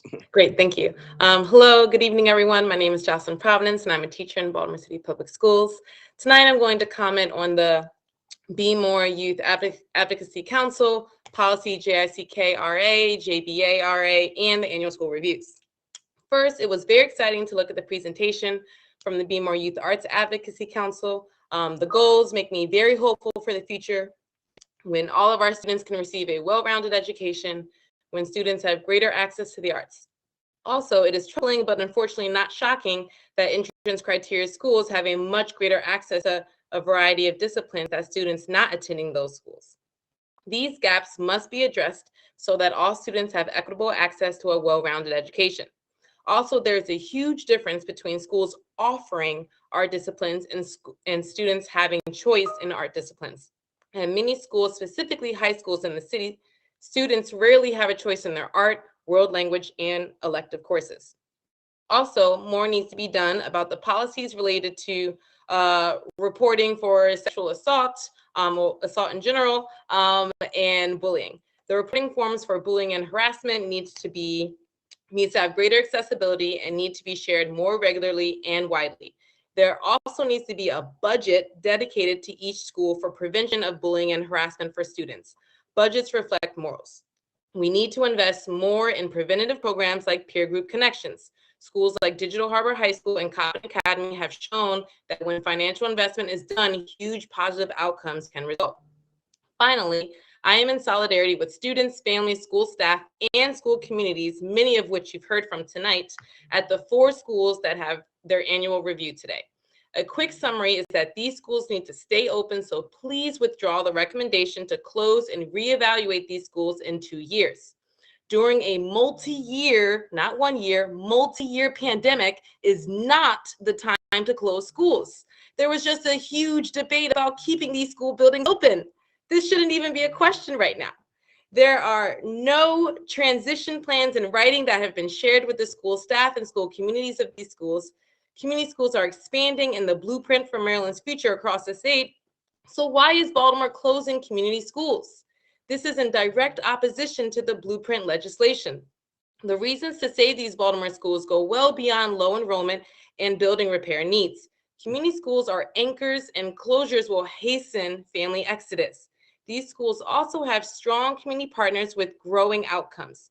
These schools are assets and should not be closed. Again, please withdraw the recommendation to close Utah Marshburn, Elementary School, Stewart Hill Academic Academy, New Era Academy, and I know it was announced this evening that Dr. Bernard Harris Elementary School will no longer be on that list, but thank you for that, and please do the same for the other schools. Thank you very much for your time. Thank you, Ms. Providence. I'm gonna give, I don't know, Councilwoman Porter is still on. I missed the message. Would you like an opportunity to speak? I don't know if she's still here. Okay, she might have left, but she did leave those comments, Christian, in the chat that I believe we read as well. Yeah. Actually, if I can just read that, if you'd like. That's fine, Christian. Okay. Again, I did miss her hand, so I'm just going to share a comment from the chat. It says, good evening, everyone. I'm not sure the host saw my hand related to public comment. As local representative for Cherry Hill, I stand behind the Cherry Hill community to extend the closure of New Era Academy until 2023 to maximally engage neighbors in the Cherry Hill community and develop a comprehensive transition plan for students. Fully aware that community engagement is difficult, this added time will provide a runway for purpose-built communities to begin the transition and be a coordinator for maximum engagement. It is my hope that our communities come to a consensus that prompts active collaboration and community engagement. Sincerely, Councilwoman Felicia Porter, District 10. And Thank you. Thank you so much, Mr. Gant. This is Councilwoman Porter. I got knocked off, but thank you so much for reading my statement. Thank you. Okay, you're welcome. Do you have anything else to add, or? No, sir. Thank you. Okay, thank you, Madam Chair. That was the last public comment. Thank you to all of our speakers, and to Mr. Gant, thank you for facilitating our public comment. I want to go back to the items that have been pulled. 8.01, the gifts and donations, and 8.02, the policy JBA, ABA, JICK, discrimination, bullying, harassment, and intimidation, to ask our student commissioner, Commissioner Horowitz, if you have any questions or comments.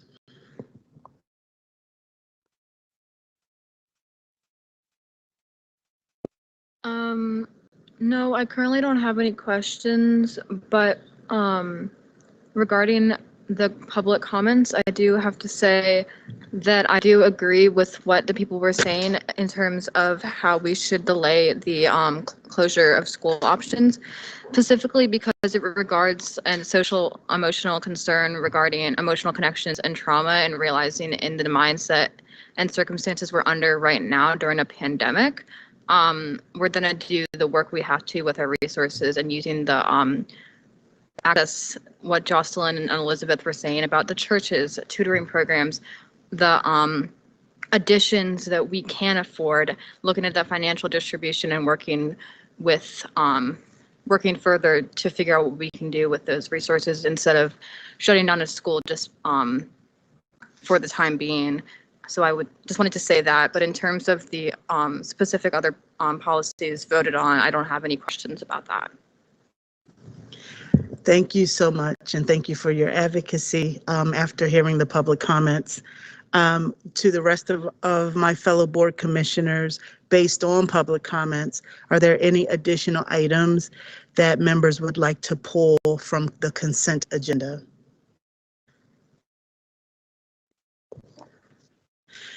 With that is, Chair Richardson, this is Commissioner Brooks. Could you remind us which ones were pulled that we'll be talking about? So what's a part of the consent agenda? Yes, yes. Is 15.01 Autumn Contracting, Inc., 15.02 Gould Services, Inc., and 15.03 Portable Spot Coolers.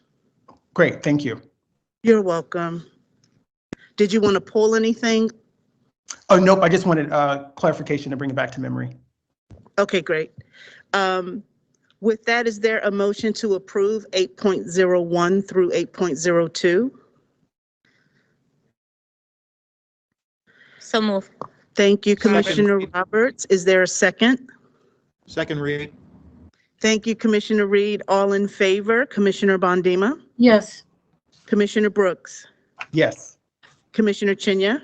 Yes. Commissioner Griffin? Yes. Commissioner Horwitz? Yes. Commissioner James? Yes. Commissioner McFadden? Yes. Commissioner Reed? Yes. Commissioner Roberts? Yes. And I am also in favor. The motion passes with 10 in favor.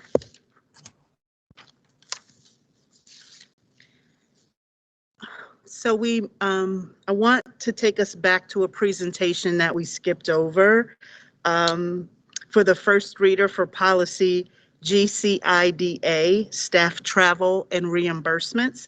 Can the staff presenting that do the presentation? What number is that? Mrs. Bondima. You can find that under item 5.01. Okay, thank you. You're welcome.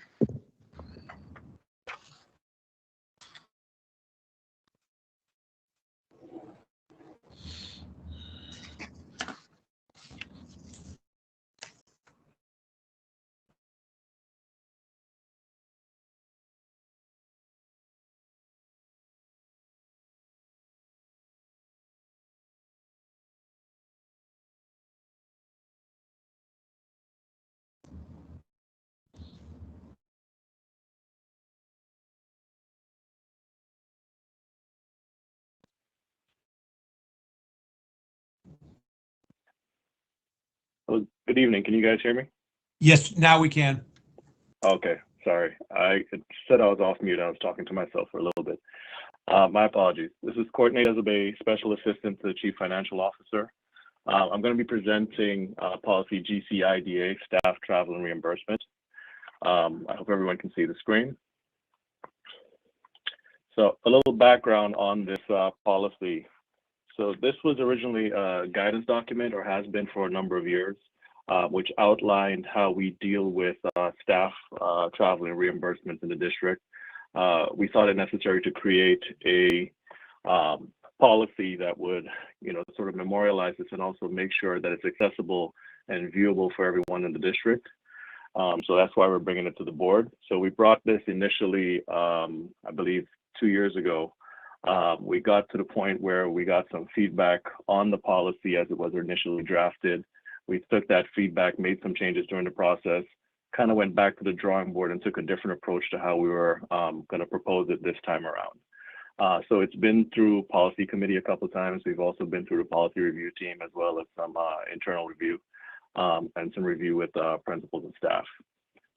So the policy as it exists currently, there are a couple of things that we tried to build in designing this policy. One is that we know we're in the process of updating our ERP system. And that's also going to provide new opportunities for the way that we can make this policy actionable. So it's built based on the resources that we have currently, but there is an opportunity for us to update and streamline some of the processes, mostly items within the regulations as the new ERP comes on board. All right, so purpose of the policy. School board supports reasonable expenditures for business travel by employees in furtherance of the educational mission and operational needs of Baltimore City Public Schools. So I also know we have a fairly lengthy agenda tonight, so I'm not going to read every bullet through the presentation, but I'm going to pull out a couple things for specific attention. So under the definitions, I do want to outline the definition for business travel. So travel for official city schools business, including attending a business meeting, conference, and or training for professional development purposes. Business travel includes both local and out-of-town travel. I also want to highlight the definition for commuting, driving from home or non-business location to a city school's work location and travel from the last city school's work location to a residence or non-business location. So this will be important to a reference we're going to make later down. On this slide, I want to call out local and out-of-town travel. The distinction essentially being whether it is within or outside of 50 miles from 200 East North Avenue. So everything within 50 miles of North Avenue is local travel. Outside of that is out-of-town travel. The next couple slides highlight the policy standards. And what I want to bring attention to here, first one is C. So all resources should be spent wisely. Decisions to engage in business travel should be based on the determination that spending the resources meets the educational mission and operational needs of city schools and best serves the student body. The reason why I'm highlighting this one specifically is that funding for reimbursements comes from the budget of the org, specifically, within the school or within the central office. So it's using resources that can be allocated towards other means. So we want to make sure that folks are prioritizing the use of those resources, and that in the instances where they want to use them for reimbursements for PD and travel, et cetera, that they're considering the impact of those items on the educational purpose of the organization. On this slide, what I want to highlight is E. So reimbursements for mileage will be at the rate established and published by the IRS. This is done so that we can keep track of the mileage rate as it changes. So it's based on wealth calculations, local wealth calculations, and it's consistent in terms of using a source. It's something like easily referenceable, easily identifiable. And as I mentioned before, commuting is important because of this line where it says commuting mileage and other costs cannot be reimbursed. So just highlighting the fact that we're not paying or repaying, folks to transport themselves to and from work. For the purposes of this policy, the accompanying administrative regulation, in no cases shall an employee's home or residence be designated as a city school's work location, even when a teleworking agreement is in place. So again, just reinforcing that point. Under the implementation strategies, we do want to highlight C. CFO may authorize reasonable expenditures and reimbursements that involve extenuating circumstances beyond those contemplated in the accompanying regulation. If there's one thing we've learned over the last couple of years, the pandemic and subsequent situation, is that we have to build in accommodations for circumstances that aren't originally planned for in the policy. And we wanted to make sure that was noted in this regulation, that we had the opportunity when unique circumstances arose that we could deal with them within the framework of the policy. And the last slide we have over here is a summary of some of the key items from the regulations. That's GCIDRA-RA. And that includes a review and approval process for out-of-town travel. So it includes information as to the length of time prior to travel when the travel request forms need to be submitted, like 15 days. What's accounted for within transportation reimbursement, use of personal vehicles. In the case of lodging for out-of-town travel, that's one of the areas where we went through a lot of discussion and feedback in terms of how we can incorporate processes that help make it easier for folks to experience the policy and what it's meant to do, but still stay within the boundaries and regulations of ensuring that we're good fiduciaries of public funding. So, for example, there was a flat $199 per night rate. We've reconsidered the rate to be more geographically focused, knowing that there are certain areas where that rate is not, tenable. Certain states and locations would require a higher nightly rate, taking into account that there may be instances where it's easier for folks to use the hotel of the conference as opposed to finding a hotel that's, a distance away from the conference and having to pay transportation costs just because they're trying to adhere to the $199 rate.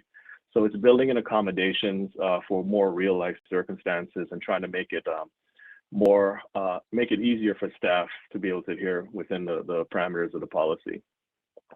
There's a section on meals during approved out-of-town travel and what are considered other reimbursable expenses and how you go about the expense reporting for travel expenses. So what do you need to submit? What do you need to keep track of, et cetera. And also, the commitment from the CFO's office on making sure that we're training folks to be able to adhere to the policies. This slide reflects some of what I mentioned earlier about our engagement. We had been in discussion with a few other local jurisdictions as to how they go about arranging their travel policies, as well as local entities like within Baltimore City, for example. We've had conversations on different methodologies that are used and try to, sort of streamline between those to identify what works best for us in city schools. Like I said, some of the greatest areas of feedback were the conversations we had with the policy review team and the policy committee, who provided a lot of insight, both the first time we brought it and the second time, for things that we could incorporate to make it easier for staff, but still remain within the fiduciary parameters that we wanted to establish for city schools. And central office review for staff and principal entity feedback, which took place when this was first brought forward about a year and a half ago. We have had a conversation with PCAB about presenting to them for their feedback as well, which they graciously accepted. So we're going to be taking it to PCAB for feedback as well. So.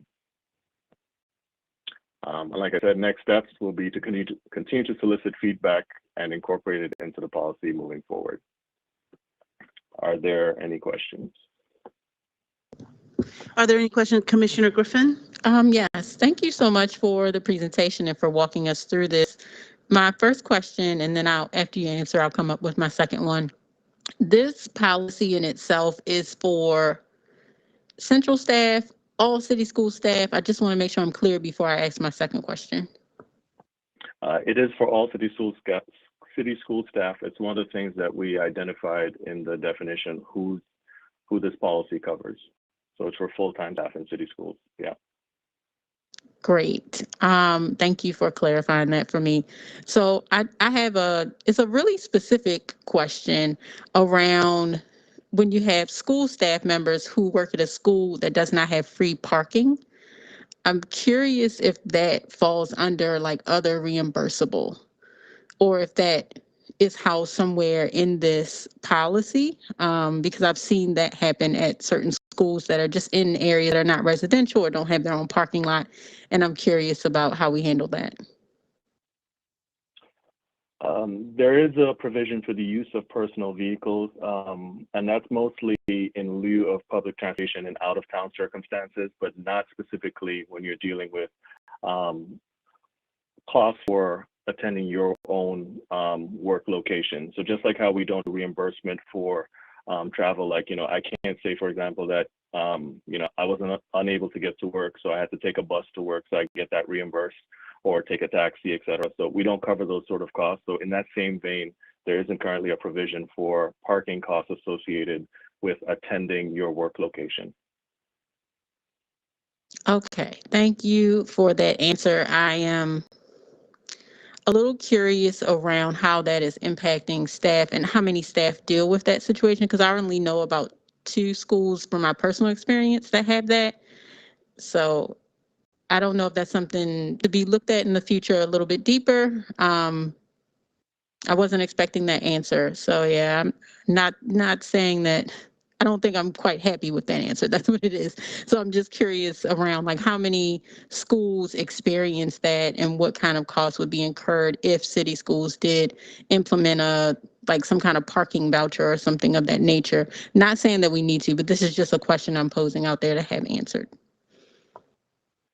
Okay, I think that is something we can investigate. I'd be curious to find out, how prevalent that is and how many schools we have that situation. So it's something we can definitely try and investigate and see how prevalent it is, and then if something needs to be done to address it. Thank you so much, because I remember when I was on my last dollar paying for parking to work at a school. So just curious. Thank you. Thanks for the feedback. Chair Richardson. Commissioner Griffin, that's a great point that you bring up. And certainly as we see in chat, and certainly I know teachers that are and staff members that are in places where they are incurring costs for parking. So I think it is a great question to bring to the attention of the board and to staff for us to get a report back on that, to perhaps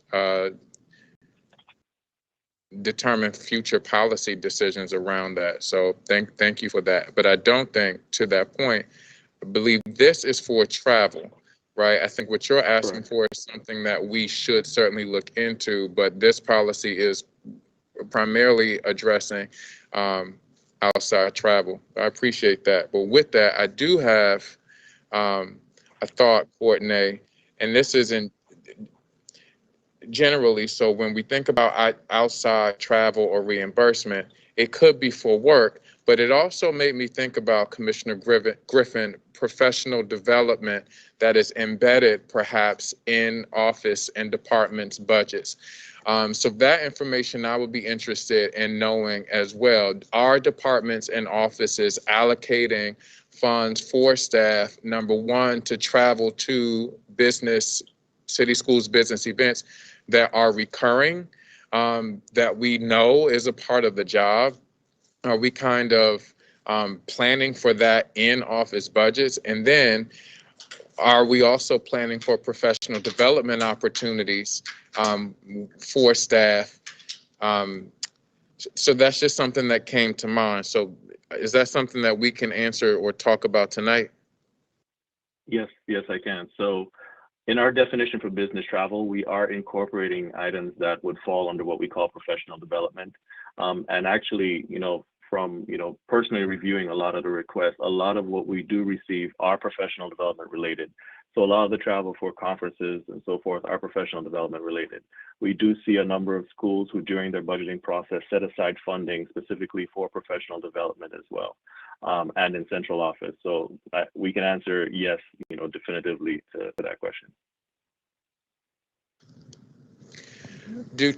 Are teachers involved in any, based on the response that you just gave to Commissioner Griffin, teachers are, or school-based staff, they are included in this particular policy. However, in the engagement area, I did not see teachers included.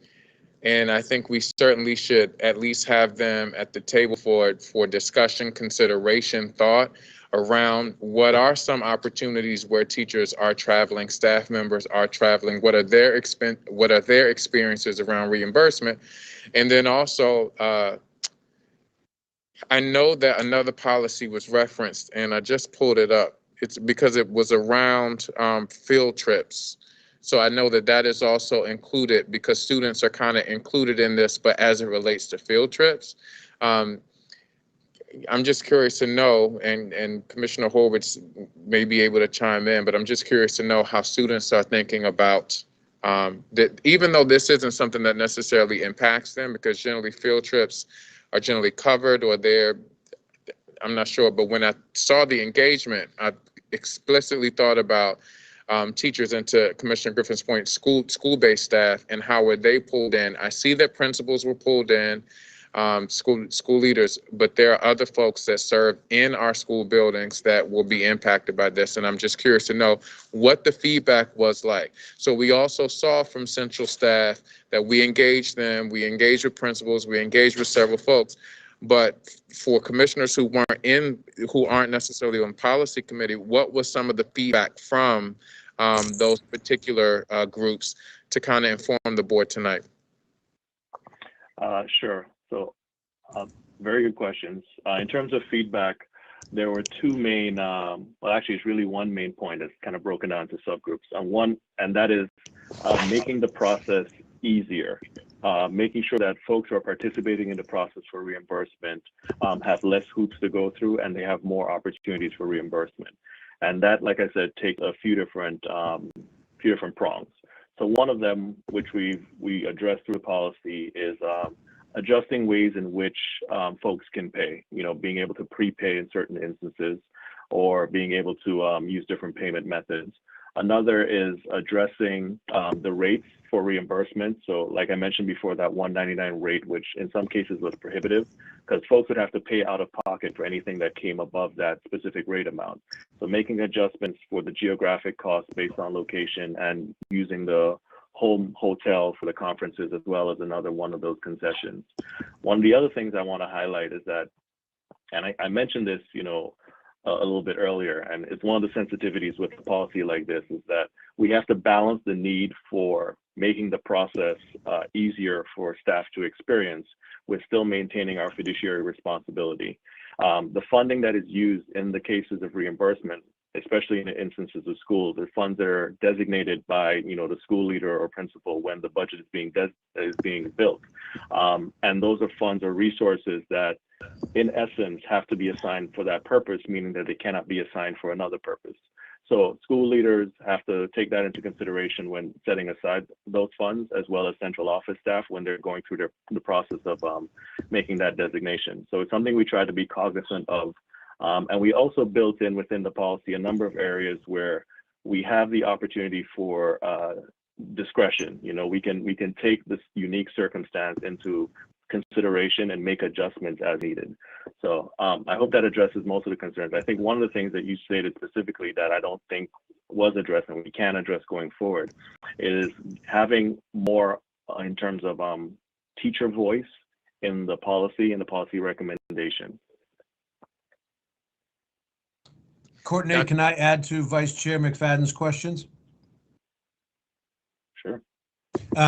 Just wanted to say, because I know we probably don't have as much time as we would like to talk about all of these travel and reimbursement policies, but the net effect of all the input, Commissioner McFadden and all commissioners, as Courtney has given good examples of, frankly, the net effect was to make it more employee focused. I think the previous practice, which wasn't incorporated in a policy, it just had kind of evolved, and that's the way it was done, but without having come through this formal policy, was, I think, process driven. And it was what we got very clearly from the groups that we went out to was to make the entire process, which has lots of different parts, because there's all different kinds of travel and situations, but it was to think all the time or as much as possible about the experience of the traveler.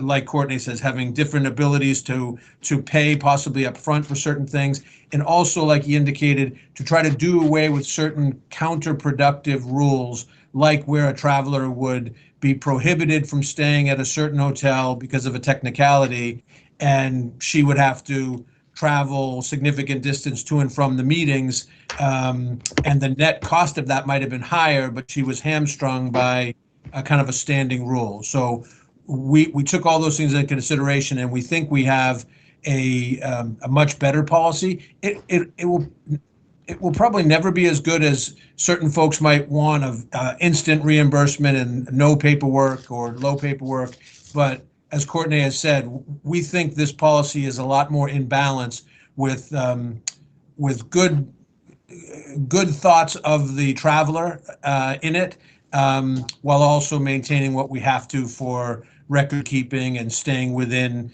approved rates and the like. But we think it's a big step forward based on the feedback and suggestions we got from our colleagues. Yeah.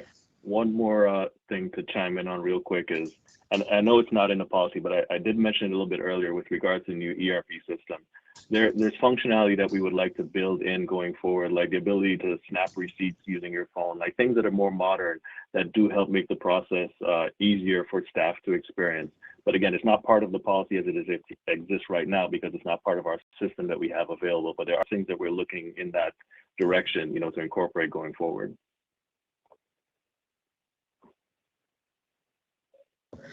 Are there any more questions from commissioners? Okay, thank you. I do appreciate the prepay options. I do know that that was a huge barrier for some of our staff being able to participate in professional development. So I do appreciate that thoughtfulness. Thank you. Thank you both. Thank you, ma'am. We will now hear a presentation from the Office of New Initiatives on items 8.03 through 8.05, operator waiver and cap requests.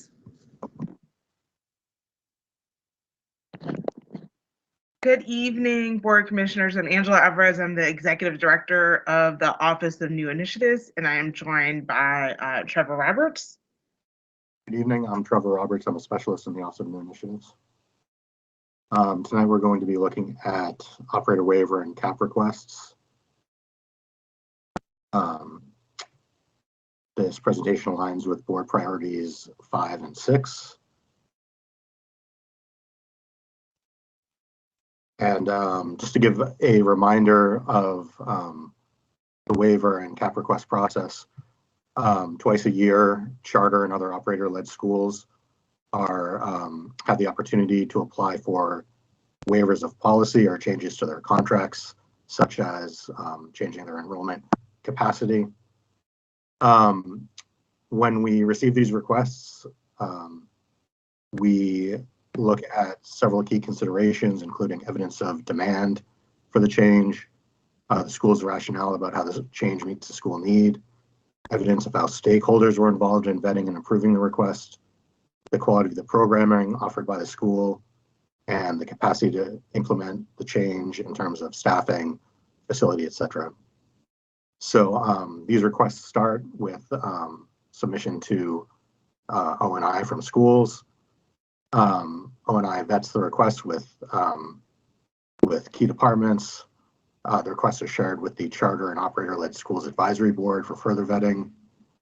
And we originally presented these requests to the board on December 14th. And tonight we will present recommendations and the board will vote. All of our requests today are enrollment requests. The first one we're looking at is from Baltimore Montessori Public Charter School. It's a school that serves students in grades pre-K through 8. Their current enrollment capacity is 441 students, and they are requesting an increase to 528 by the 2025-26 school year. One thing about the programming at this school to note is that their pre-K program goes down to students as young as 3 years old and is one of the main feeders of enrollment for the higher grades K through 8. Some considerations that we looked at while vetting this request is that the request spans beyond the school's contract term. They're currently were approved for renewal through the 2024-25 school year. So if the enrollment expansion is approved, it would be contingent on the school's successful renewal and future rounds of renewal. The school has high demand. They receive over 800 applications a year for just 120 available spaces.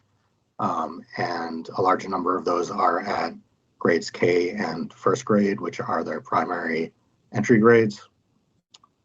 In terms of their facility, in order to make space for the expanded enrollment and programming.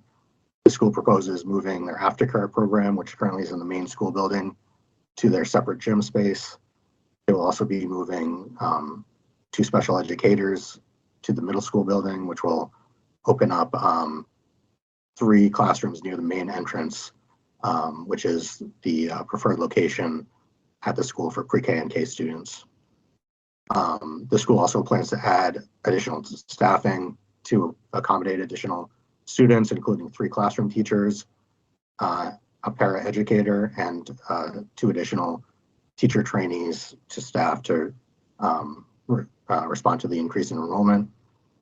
The school has been approved for the MSDE expansion grant, and this will allow them to access funds for costs related to the expansion and the recruitment and training of new teachers. The facilities department conducted a walkthrough of the building and confirmed that there is space available for additional students. And it would require freeing up 6 spaces in the building in order to maintain the student to teacher ratio. The school engages its community and has shown evidence of ongoing support for the expansion and has discussed the plan through stakeholder meetings and information sessions.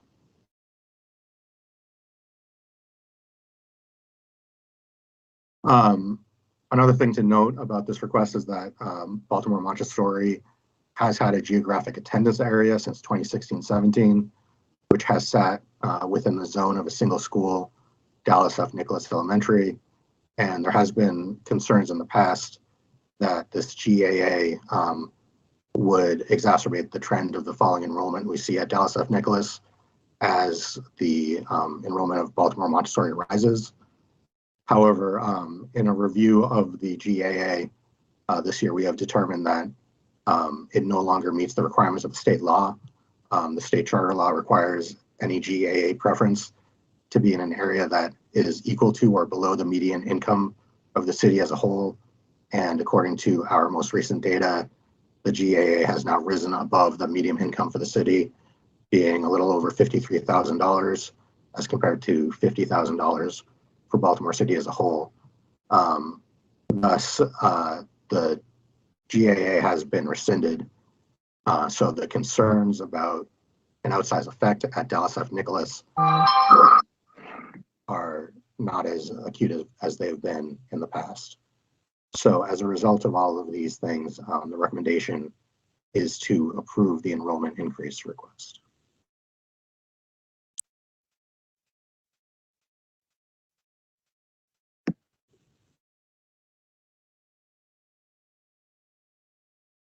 Are there any questions from the board?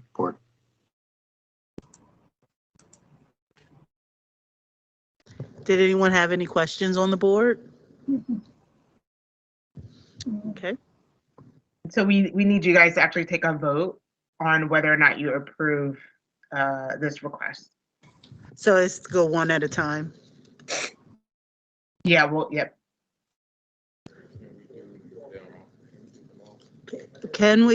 Is it possible to just hear the whole presentation and do all 3 items? But you'll have to vote on each of the 3. Vote on each one. Okay. Okay. All right. Thank you for that clarification. So that was 8.03. Is there a motion to approve 8.03? So moved, Bondima. Thank you, Commissioner Bondima. Is there a second? Second, Griffin. Thank you, Commissioner Griffin. All in favor? Commissioner Bondima? Yes. Commissioner Brooks? Yes. Commissioner Chinya? Yes. Commissioner Griffin? Yes. Commissioner James? Yes. Okay. Commissioner McFadden? Commissioner Reed? Yes. Commissioner Roberts? Yes. And I am in favor. The motion passes. All in favor? Yes. Okay, thank you. The next request we're looking at is from Connections, a community-based art school. Their current cap is 525 students. As you can see, they've enrolled beyond their cap. The request is to increase and I'm sorry, I'm looking at this now and seeing that there is a error in this slide. The request is to increase to 600 students by 2024-25. So it would be 550 to 575 to 600.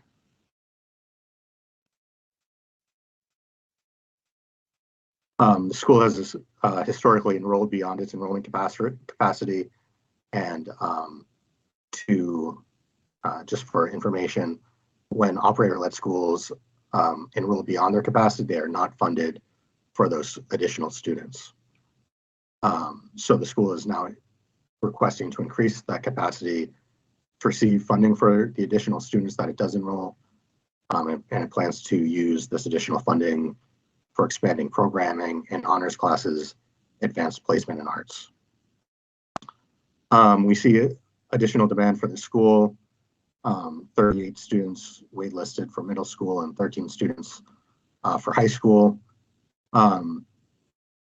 In contrast to Baltimore Montessori, which does its own application and lottery process, Connections actually uses the district's central 6th and 9th grade middle and high school choice process to place students.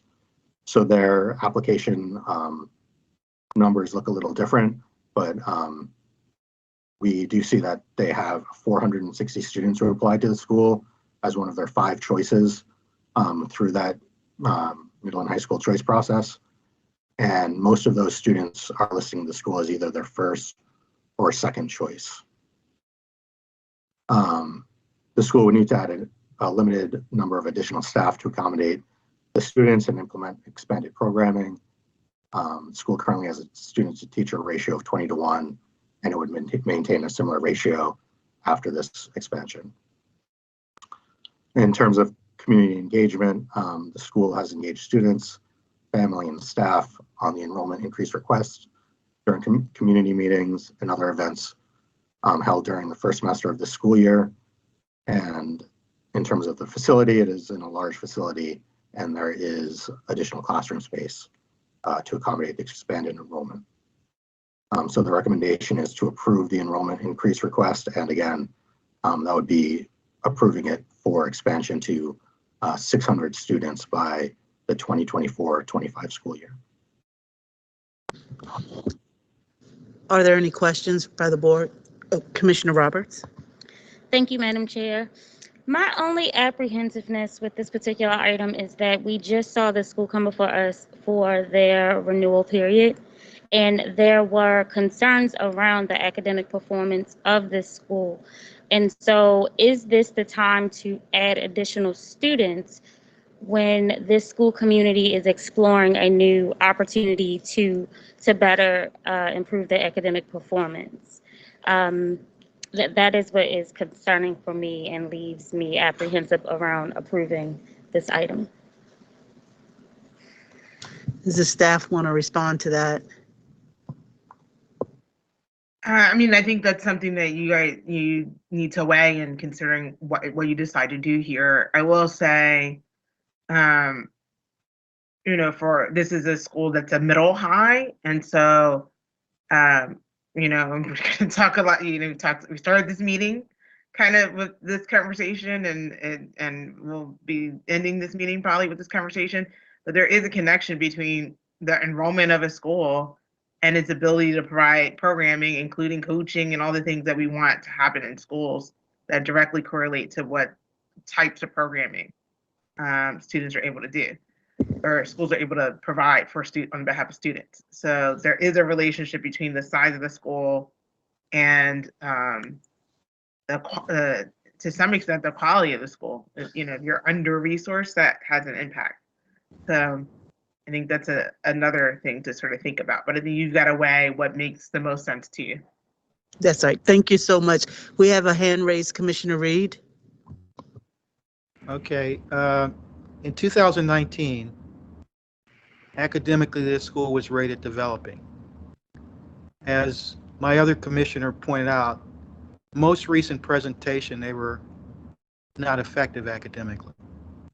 So, Ms. Alvarez, you're saying the possibility of the school doing better academically increases by taking the student population of 75 kids? Having more enrollment allows for schools to have more staffing. So to have like more coaches that could be, do more professional development, have more resources. So those have direct impacts. I think too, when we're talking about the academic ratings of the school, right? They're a summary, right, of individual recommendations. So when you're looking at a school like Connections, within that measure, there were measures where they were effective and highly effective, right? Like in the high school, particularly in the high school part of it. So it summed up to that overall rating, but there are mixed ratings actually when you look at it at the individual kind of basis. But net, it was not effective, right? Yeah, the summary for that was not effective. Okay, thank you. Thank you, Commissioner Reed. Are there any other questions? Okay, is there a motion to approve 8.04?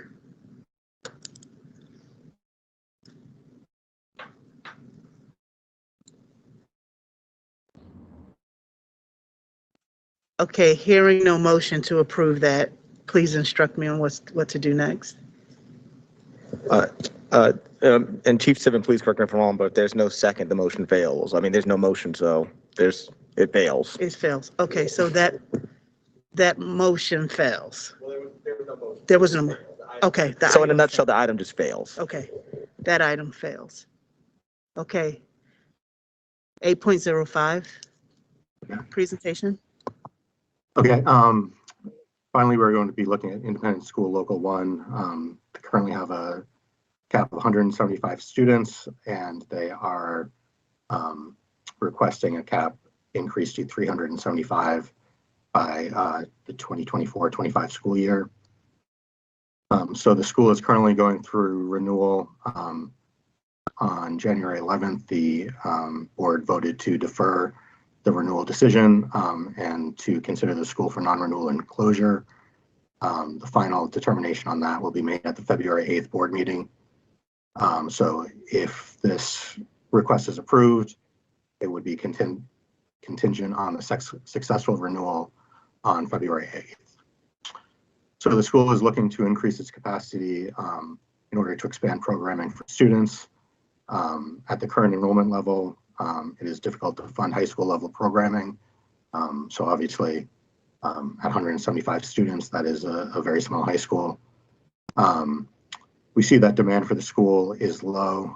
Last year, the school's enrollment cap was increased from 150 to 175 students. However, the school was not able to enroll to this capacity and does not currently have a wait list. And it did receive over 160 applications through the district central high school choice process, but most of those students were choosing it as one of their lower choices. So, students applying, listing it as a third, fourth, or fifth choice. The school would have to double staff in all subject areas to accommodate the increase to 300 students. So that would require a lot of recruitment of staff.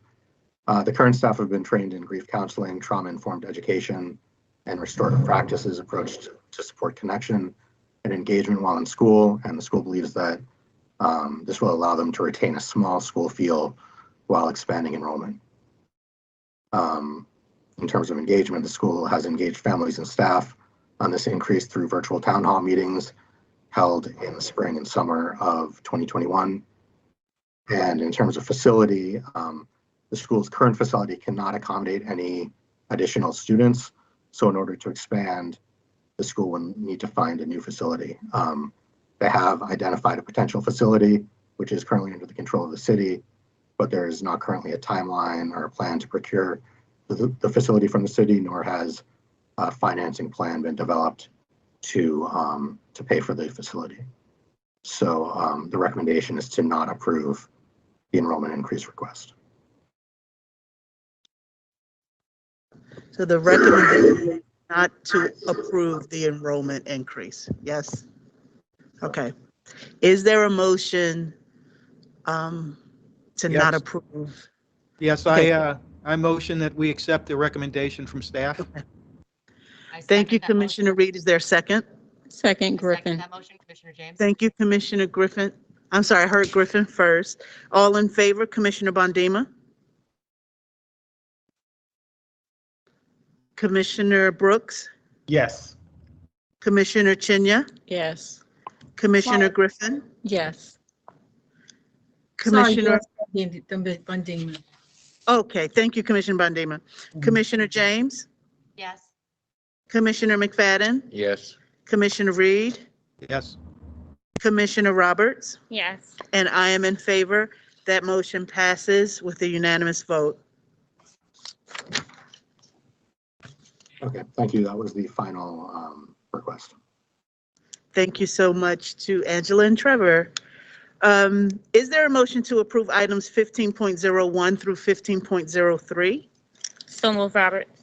Thank you, Commissioner Roberts. Is there a second? Second, Brooks. Thank you, Commissioner Brooks. All in favor? Commissioner Bondima? Yes. Commissioner Brooks? Yes.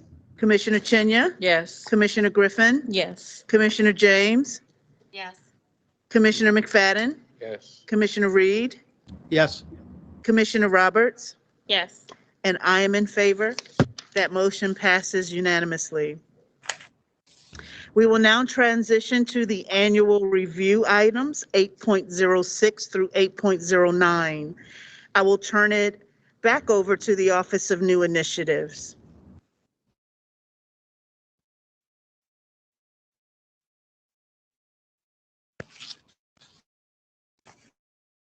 Good evening again.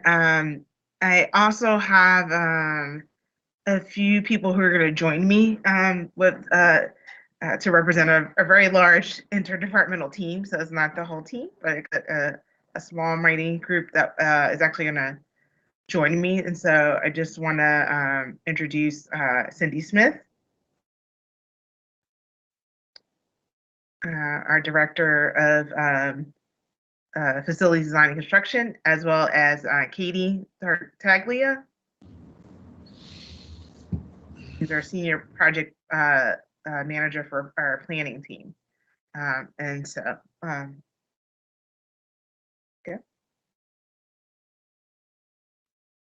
Next slide. Yeah, so the presentation aligns to board priority 5, where city schools will provide equal access to district services, resources, and facilities to ensure the success of students, staff, and the surrounding community.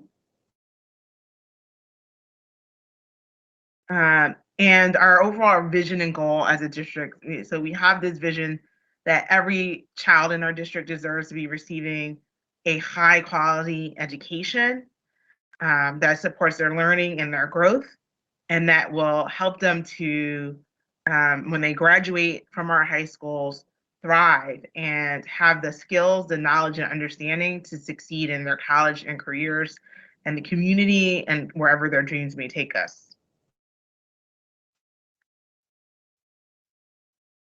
As part of this review, there's a lot of factors that are under consideration.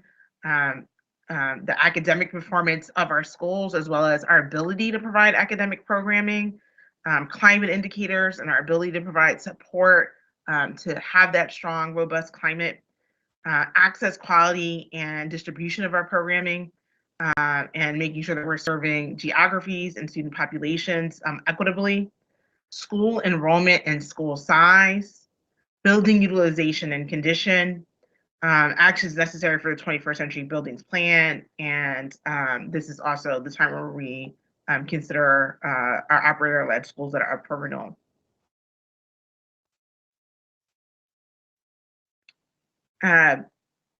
We heard a lot of testimony tonight about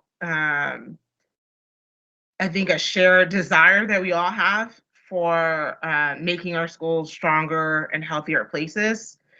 And so before we get into the list of recommendations, I wanted to take a time to kind of reframe about and connect to what this means when we're proposing to bring school communities together. So like inherent in this is our closure recommendations, but they're connected with actually trying to bring school communities together and what can happen when you bring school communities together.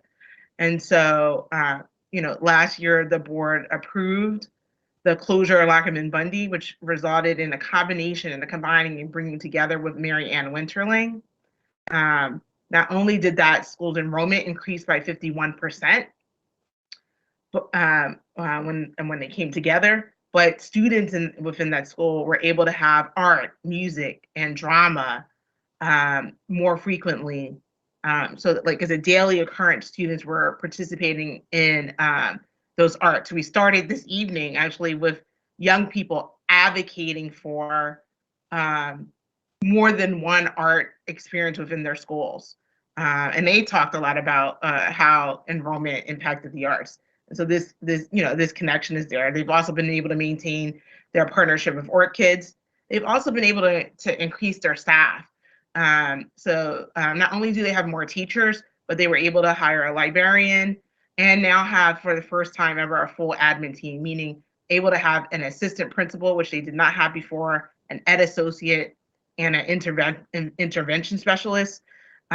Principal Hill Miller, who had hoped to join us tonight but was not able to, talked a lot about how that has changed the school from a place where she was having to make individual decisions to actually having a full leadership team that supported in decision making and real collaboration between teachers. So when you have a one section school, you don't have another person in your school that you can look at lessons together, that you can observe, that you can actually develop your practice and refine and push ideas off of. And students also don't have the experience of being in different classrooms. And so she talked a lot about how having that more collaborative environment has led to stronger programming for students. They've also been able to provide a variety of programs to support tutoring, which we know is particularly important in this time when we're accelerating learning. So that started with Springboard over the summer, but also with FEV tutoring for grades 3 through 5 that's continued, and amplifying tutoring for grades K through 4. Through partnership, we were able to also make sure that they were able to have ACABIN do professional development and restorative practice for students. And we were able to make a lot of facilities improvements within the school. And Cindy, can you talk a bit about some of those facilities improvements that your team was able to do within that school? Definitely. So over last summer, we actually were able to build a new pre-kindergarten classroom for them to be able to have the expanded pre-K programs and classes that they needed. We created several office spaces for the school.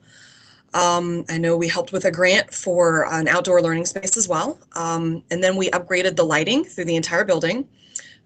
We supported their painting. We replaced all of the chalkboards with whiteboards, so they had whiteboards now and that new technology. And we actually updated and renovated all of their group bathrooms, as well as created a gender-neutral bathroom for them in the building.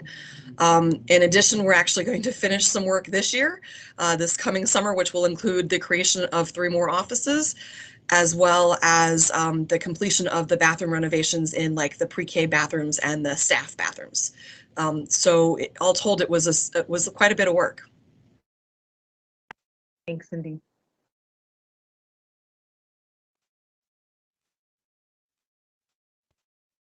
And so next we're going to talk about Park Heights Academy, which it combined with 2 schools. It was a K-8 school. So it combined the elementary grades combined with Dr. Martin Luther King.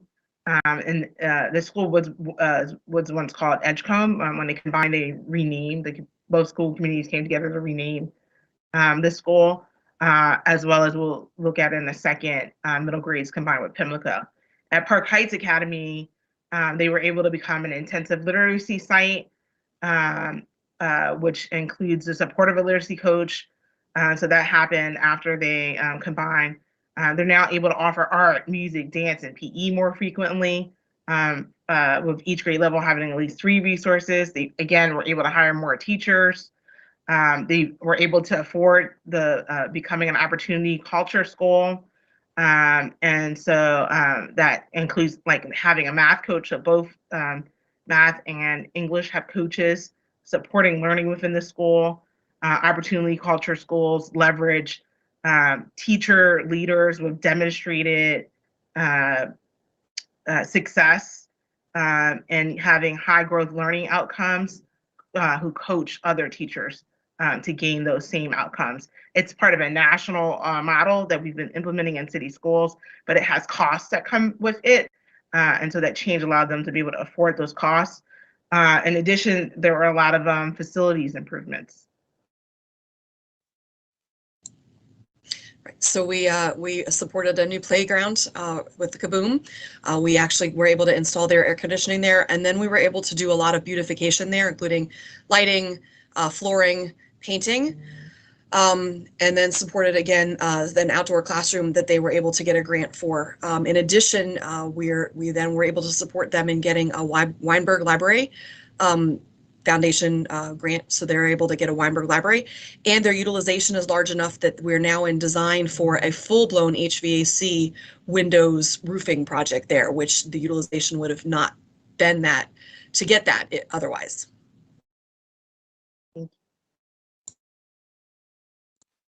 And so again, the middle grade students of Dr. King merged with Pimlico Elementary Middle School. And so that school's enrollment increased by 19%. Dr. King was one of our few middle schools that had really small middle grades. And so, you know, when you're less than 4 sections in middle grades, it really impacts our ability to provide like a full middle grades experience to students. And so now they're in a school that can really offer a full complement of courses. Again, that includes, again, that regular access to the visual arts, drama, PE, and music. Additionally, it's a school that offers specialized programs. It has one of the few pre-CTE programs that exists within the state in the middle grades health science. It's a middle grades health sciences program that's supported by Life Bridges Sinai Hospital, and is where students take advanced science courses related to the medical health fields. That school also has a communications program where students are able to use the multimedia lab to learn video production. And then they have a Food for Life program where students learn to prepare healthy foods. And in this spring, we'll learn how to actually grow and prepare those healthy foods. And then another thing that's really important when we're talking about middle school in particular is really that full access to sports like flag football, volleyball, basketball, track, and baseball, and extracurriculars like the gardening club, Girls on the Run, Leaders Go Places, the LGBTQ club, SGA, debate, and restorative practices youth ambassadors. Things that were not possible when they were in a school that was so small. And then lastly is the Sandtown Winchester Achievement Academy.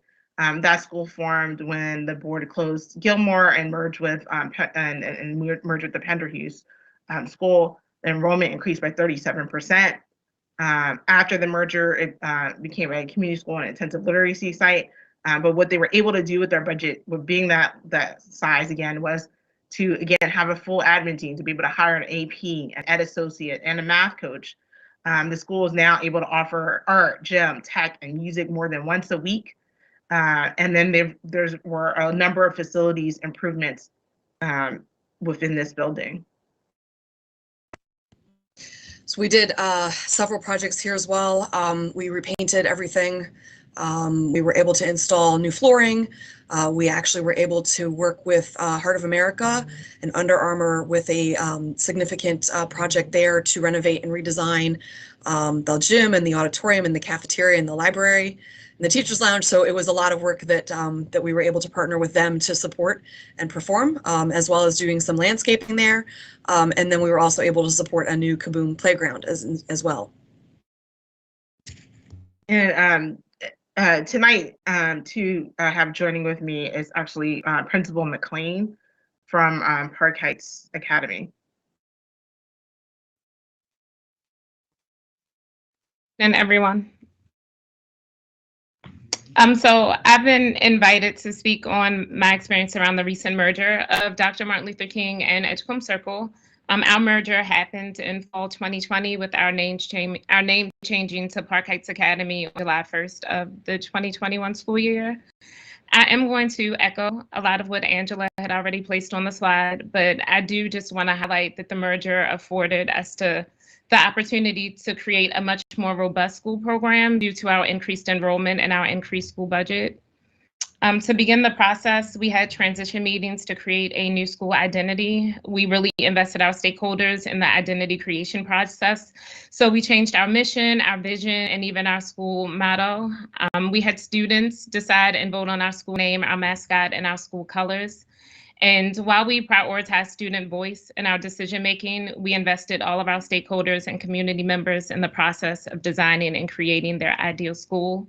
And so through the transition activities, I believe our school, what it is now and what we envision ourselves to be, is on the path of reflecting the hopes and dreams of our broader community. The merger also allowed us to improve our academic program. So now we have more students and we've increased each of our grades by 1 additional class. Another grade we increased by 2. We've also been able to add additional specials and resources for students that every student has an opportunity to engage in. We've supported teacher development because our budget now affords us the opportunity to have academic coaches in both math and literacy, which ultimately improves teacher practice and student achievement. And then, as Cindy already noted, our campus has had a lot of improvements, which include facilities updates, the Kaboom Playground, a peace and meditation room, a Zen garden, an outdoor classroom, the Weinberg Library that is upcoming, and the community mural that boasts our motto, be great, be grateful, and be kind. So our merger experience that happened largely during the pandemic is one that has given us an opportunity to elevate our school and just make it a tremendous place for students to learn, grow, and thrive. Thank you, Principal McLean. Mm-hmm. All right. And so with that, I just want to remind the public in terms of where we are in terms of timeline. So the recommendations were originally shared on November 9th. And we have had, at this point, more than 60 meetings related to this year's recommendations that included staff and community meetings at each schools, focus groups with our high school students at New Era, meetings with partners of the schools and their elected officials. Our board has gone to visit each of the schools that have recommendations before us tonight. And we held those meetings at a variety of times a day based on input from the school leadership team. So at morning, afternoon, evening, and a variety of formats, in person, virtual, hybrid, and with interpretation as needed.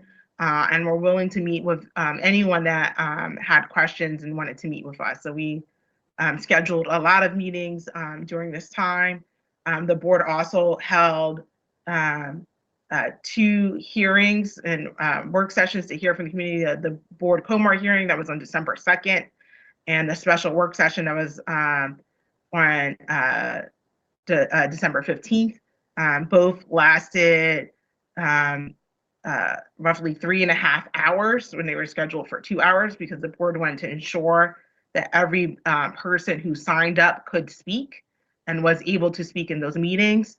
And so that happened. And so and the board took some more time to consider recommendations to postpone the original vote that was scheduled for January 11th to tonight.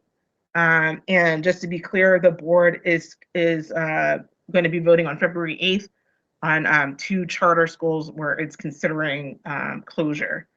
All right. And so we're getting into the summary of recommendations. I want to kind of echo some of this comments that our CEO made earlier tonight.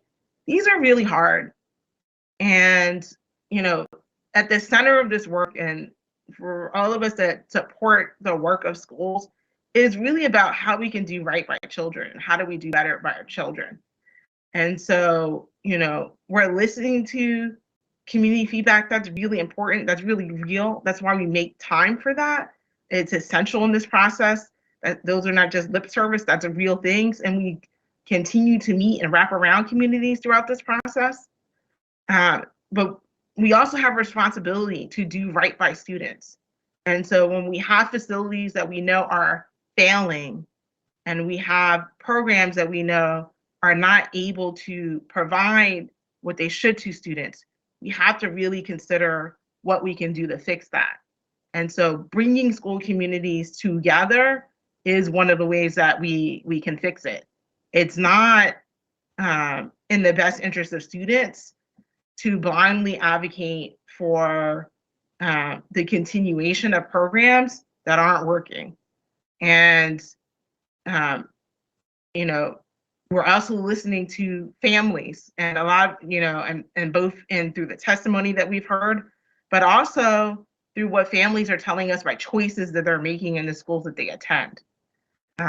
And so those are also things that we have to consider, where families are choosing to go to other schools and not the school that they're zoned to. And for all of the schools that have recommendations before us, the majority of families are choosing to send their children to other schools, not to the neighborhood school. And so I think that's the other thing. We have to be responsible for really kind of listening holistically. With that, let's go ahead into the recommendations.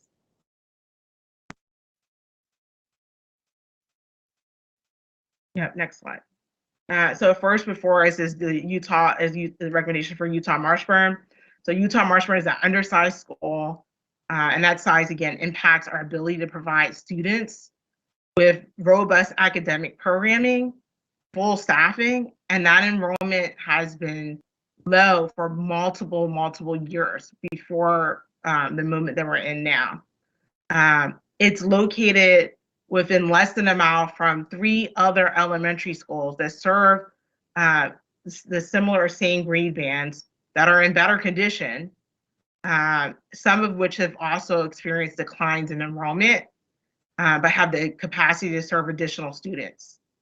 Of the 4 schools, the Utah Marshburn building is in poorer condition and has serious issues. And I'm going to actually turn it over to Cindy to kind of talk about the challenges with that building. Yes. Do you have the photos in the slide deck? Yes. Okay. So one of the biggest issue with the facility at Utah Marshburn is the exterior skin, which is what we refer to as the exterior walls of the building. The exterior skin of this building was built in the 60s with a really innovative method at that time. However, it is a 3-inch thick concrete panel with insulation in the middle of that concrete. And that panel is inside to outside. So there's no like additional wall furring on the inside. That is the exterior skin of the building as well. So what has happened over time is that water, you've had some cracking in the exterior wall, water's gotten in, freeze thaw. When freeze thaw happens, it causes the concrete to expand and contract, which widens and lets more water into the crack. And so as that crack has gotten wider over time, it's now gone through the entire thickness, that 3-inch thickness of wall. So that crack goes from the inside, and you can see in this picture, goes from the outside. You can see in the picture right under the window, you can see where the crack is, all the way through to the inside of the building. This occurs like a 1/2 inch to 1 inch below and above the windows, the entire perimeter of the building. And it allows water to get into the building. So when it rains, water gets into the building. But it also, so in these pictures, you can see below the windows, you can see where that crack is. And it does continue around the perimeter of the building on all 3 levels. So water gets in when it rains, but in addition, it also makes it so that we cannot replace the windows. For example, the windows need to be replaced here, and we had actually the funding to do it. But if we were to do that, the entire skin would just disintegrate. Like it would take that top and bottom of that concrete with it, and that wall would have to be rebuilt. And to rebuild the wall is a roughly $10 million project. And then when you add the HVAC, which is connected to the wall, as you can see in the photos, it's got the radiators that are attached there. We would have to replace the HVAC, and the HVAC needs to be replaced as well. This building does not have air conditioning. So we were going to do an HVAC project here as well, which we can't do because of this. So you replace the windows, you replace the HVAC, you're at a roughly $19 million project between that and the fire alarm that the building also needs. And at that point, you've hit the point where it's probably more cost effective to actually replace the entire building because you're at more than 50% of the cost of the building. That's not at a good spot to be at. If you're just doing these systemics, you don't impact the inside of the building at all. You're really just making it so that the water's not leaking in it anymore for a large amount of money that is more than half of the value of the building.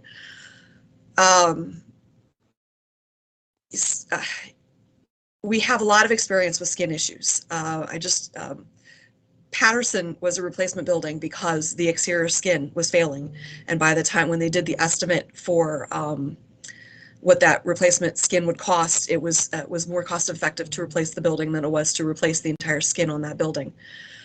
Furley is currently in a swing space because of an exterior skin failure, which literally actually pieces of it fell, creating a hazardous condition that we had to move the students out of because of the problem. And it's taken us, they've been in swing for 4 years before we now finally have the funding to do the replacement.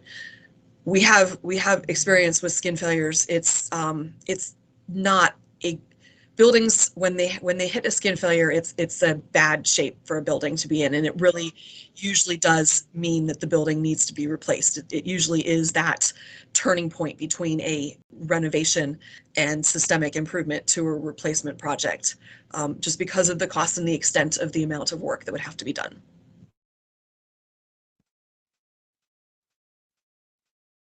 I think that's it for me. Yep.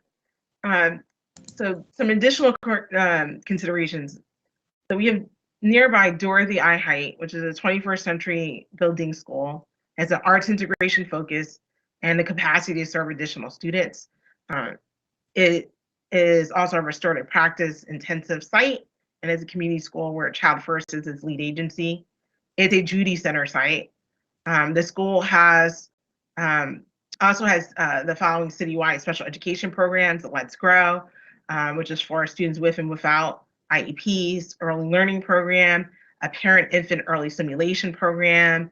It's also part of a multi-leadership initiative where community schools are led by distinguished principal to work collaboratively to improve practice. And so under these recommendations, families would be able to have the opportunity to be part of that school community. Additionally, we have the historic Samuel Coleridge Taylor, which is an intensive literacy site and community school. The building has had significant facilities improvements within the building, which include a Weinberg library, recent elevator, roof, boilers, new windows and doors, new HVAC, new fire safety projects. The school is also in the process of repainting its building. And if approved, this school is also going to get new bathrooms and additional beautification. Furman Templeton is a neighborhood charter school and a community school with the University of Maryland is its lead agency. It has a partnership with Head Start, which offers the talent mentoring program to students. It also, in the talent mentoring program, is a program where University of Maryland's students who are studying to become doctors or the medical professions actually mentor students to sort of build an interest in STEM fields and particularly in the medical profession and young students. It has a partner citywide special education program for students with autism or developmental delays who would benefit from a full inclusion setting. Its facility has received new windows, HVAC improvements, a new elevator, a new playground with soft play surfaces, and the school is going to be getting a new roof. It would also get new, it's also going to be getting new bathrooms and if approved, additional beautification. The school was approved for renewal by this board on January 11th. And then the other consideration is just Utah Marshburn is named for a local community leader, Teresa Marshburn, who was a community leader and a beloved crossing guard within the school community. And so if this is approved, we would look to find ways to honor her legacy in the receiving schools. And so the recommendation is to close Utah Marshburn at the end of school year 21-22, to rezone the students between Dorothy I. Height, Samuel Coleridge Taylor, and Furman Templeton, and to expand and adjust those zones to include divided portions of the current zone, and then the surplus of building in summer 2020 and summer 2022 when it is no longer needed for educational purposes. This shows you the enrollment of the school for the last 5 years, which has been very undersized for that 5-year period of time.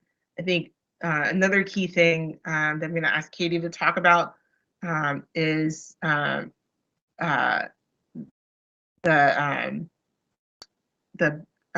percent of students, families in the community who choose this school, and how we also considered developments and understanding the capacities at the other schools. Do you want me to talk about that now, Angela? Yes. Oh, sure. Okay. So it's important to note that within the Utah Marshburn zone, the number of elementary age students that live there, 42% of them attend Utah Marshburn, meaning that the rest of that percentage goes to schools elsewhere in the district. And as for developments, there's been a lot of questions about developments in this area and how that ties into the enrollment in the school. So when we're looking into our annual review scenarios associated with closures, we always look at developments in the area. So developments are going to attract families with children, but the tough question is how many exactly, and then how many of those families will choose to send their children to the zone school, meaning Utah Marshburn in this scenario. So about half our families on average in the district enroll their children in schools outside of their zone school. And the reasons for this are personal to families, and a couple of examples of why that could be include convenience, familiarity, and leadership at the school. So given the complex nature of how families choose elementary schools for their children, there's not a one-to-one relationship between development and school enrollment. And I can give an example of a development in the Utah zone, Utah Marshburn zone, Marshall Gardens. But I want to explain exactly how we project how many students might yield from a planned or an under construction development.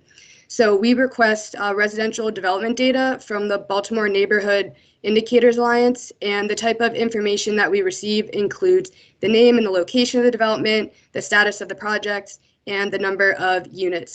And the facilities planning team at Baltimore City Public Schools developed a tool called the Student Yield Calculator that we use to project the number of students that will yield from developments that are planned or under construction. And our calculator is based on historical student yield per development type in the area. So within this calculator, we can plug in a few different parameters to approximate student yield and help us make annual review recommendations. And the way that this calculator works is by multiplying the historical yield factors by the unit counts. So an example of a development in the Utah Marshburn zone is Marshall Gardens. So Marshall Gardens is a part of a larger redevelopment of Pedestal Gardens, which is located right across the street from Utah Marshburn. Marshall Gardens is very close, about a block or two away. Marshall Gardens is 60 townhomes and 27 apartments recently completed in the last couple of years. And if we use our student yield calculator to look at the number of students that might come from this development, it is a multi-family attached rental property of about 90 units. So we project about 9 elementary age students. And in reality, when we look at how many students live here, there are in fact 8 of them, and they do attend Utah Marshburn. And the point of this example is to show that although developments attract families, it might not be as much as you might expect from a 90-unit development. Thank you, Katie. And so this image just shows what the proposed zone will look like. So again, the recommendation is to expand and adjust the eye height to include the portion of Utah Marshburn zone that is northwest of Lawrence Street, to expand the Samuel Coolidge zone to include the portions of Utah Marshburn zone that's southeast of Lawrence Street, and portions of Furman Templeton zone that flow that are directly below that. And then expand the Furman Templeton zone to include portions of Utah Marshburn zone and Samuel Coolidge Taylor zones that are southwest of Pennsylvania Avenue, as depicted in the map. And so, like, you can see the colorations that relate to those recommended zone changes.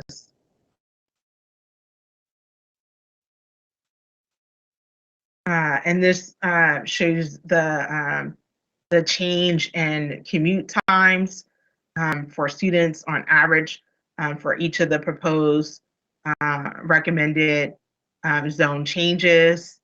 As we share, a lot of different factors go into these considerations, and that includes understanding the walks and actually walking the walks to understand that, which if the board approves, will continue to do, as well as working with the city's planning team on just examining routes to make sure that they're safe for students. With that said, the Code of Maryland Regulations, or COMAR, requires that local boards of education ensure at a minimum that consideration is given to the impact of a proposed closure on the following 8 factors: student enrollment trends, age or condition of school buildings, transportation, educational programs, racial composition of the student body, financial considerations, student relocation, impact on community and geographic attendance area for the school proposed to be closed, and or schools to which students will be relocating.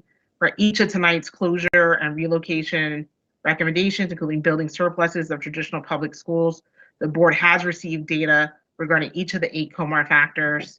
The schools recommended for closure and building surplus are Utah Marshburn Elementary School, Stewart Hill Academy, and New Era Academy. Based on the consideration of staff recommendations presented in the annual review of schools recommendations report, testimony at the board special meeting and public hearing, the contents of the official record, and the 8 COMAR factors listed earlier this evening, it is the recommendation of the CEO that the Utah Marshburn program close effective summer 2022, that the board approve the expansion of and adjustment of the Dorothy I. Height Elementary Zone to include the portion of Utah Marshburn Zone northwest of Lawrence Street, the expansion of Samuel Coolidge Taylor Zone to include the portions of Utah Marshburn Zone southeast of Lawrence Street, and portions of the Furman L. Templeton Zone directly below below that, and the expansion of the Furman L. Templeton Zone to include the portions of the Utah Marshburn and Samuel Coolidge zones southwest of Pennsylvania Avenue, and that the city surplus the Utah building back to the city of Baltimore effective summer 2022. I concur with the recommendation as stated. Do any commissioners have questions for the staff? Yes, this is Vernon Reed. Thank you. Commissioner Reed? I would like, I guess, Mrs. Smith to reinforce to me the need for this school in terms of funding to get it up to speed just on the exterior is roughly $20 million. Yes. I guess my question to you is, I already know this, I just want the public to know this. What's the amount we spend per year in capital spending? And where would this fall if we're lucky in terms of the capital commitment being completed? We receive roughly $30-ish million a year, depending on the governor's budget and how projects are allocated every year, but that's roughly the amount we get from the state. And this project, so we usually submit about $100 million worth of projects. So we get about, and we need substantially more than that. We get about 1% of what we should get every year. So this project would take at least multiple years before it would be able to be funded again by the state, because there are a lot of other projects then ahead of it now in the pipeline that are already in the CIP that the state has committed to funding. So, we would have to resubmit it for the next CIP, which would be actually 2 years out from now, and that would be the earliest, and it's never done the first time. So it would be many years before it would be funded. Thank you. Any other questions for the staff? If not, I'll open the floor up for commissioners to have free flow discussion and conversation about the recommendation. So are there questions for the staff? Commissioner Griffin. And then I saw Commissioner Brooks' hand too. I want to make sure we get him after me. Commissioner Brooks, I saw his hand as well after me. My question is, so when the evaluation was done of the building and the skin was seen to be in disrepair and the estimate was given, when was that? So I have to go back to my timeline, but we received funding for the air conditioning at this building. So we were going to install vertical package units. We were in design for that roughly a year ago. And when we went out to do the site visit to start that field work for the air conditioning installation is when our architects actually flagged for us the concern. I believe it had been, I know our maintenance department had tried to seal it with caulk. So we've been trying to mitigate the damage from it, but the extent of the damage was not known to the design and construction department to be able to know how much it impacted the ability to do the HVAC project and the window project until we started the design for that air conditioning project. So that was about a year ago. So then we took a look at it. We actually brought in our architect that was working on that project with us also to get their kind of feedback on what needed to be done as well, to just to make sure we were looking at things the right way, as well as to look at the estimate. And we actually just recently had another structural engineer come out and take a look at it too, who agreed with the consensus is that this is a major issue and it can't just be repaired. It would require a full skin replacement. So we've been working on it for about a year, the skin issue. Okay, thank you. That helps me understand timeline a little better. And so from getting that estimate and understanding the skin on top of the HVAC, the actual cost and how much more that was than we were prepared to spend on Utah Marshburn, from there to recommendation to close, I'm trying to help myself and help the public understand the timeline from getting that high number and knowing that wasn't in our budget to recommendation to close. How much time passed between then? Angela, you might have to help me weigh on this, but once we realized the extent of the issues, we brought it up. The design and construction department brought it to the annual schools review team as, this is something significant at this point. And, at that point, where's the utilization, where is enrollment and things like that to determine, because as I mentioned, we were talking about something that would cost really what the building needs is more than 50% of the value. So, was it realistic from a capital construction perspective? Okay, thank you. Commissioner Brooks.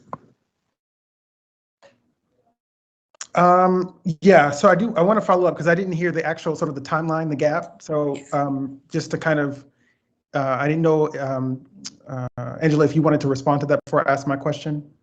Sure.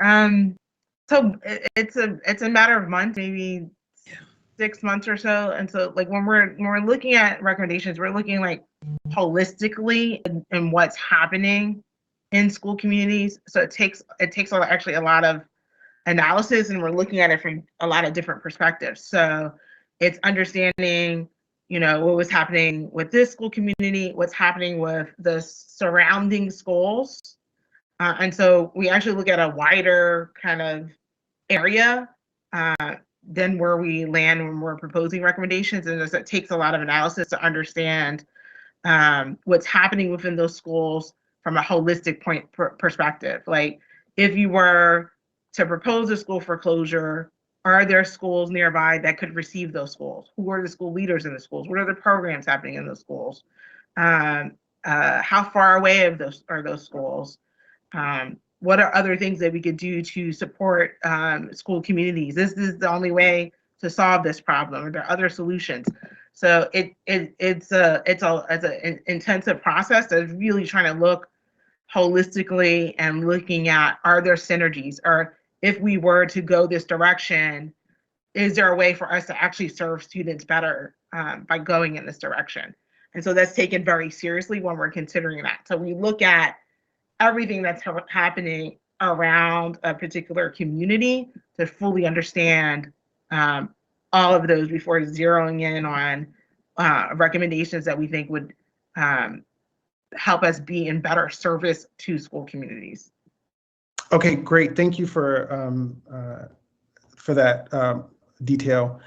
I just have a question. So as you were describing the presentation for this particular school, and we know that utilization rate is important. We know that the number of students in school allow us to have access to any number of additional resources, whether those are academic, around sports, allows for the creation of new things.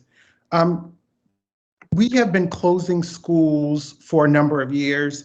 So for any of the schools that have been combined, could you tell me if there's been a difference in academic outcomes? Because what I'm hearing are outputs, and I'm interested in what outcomes.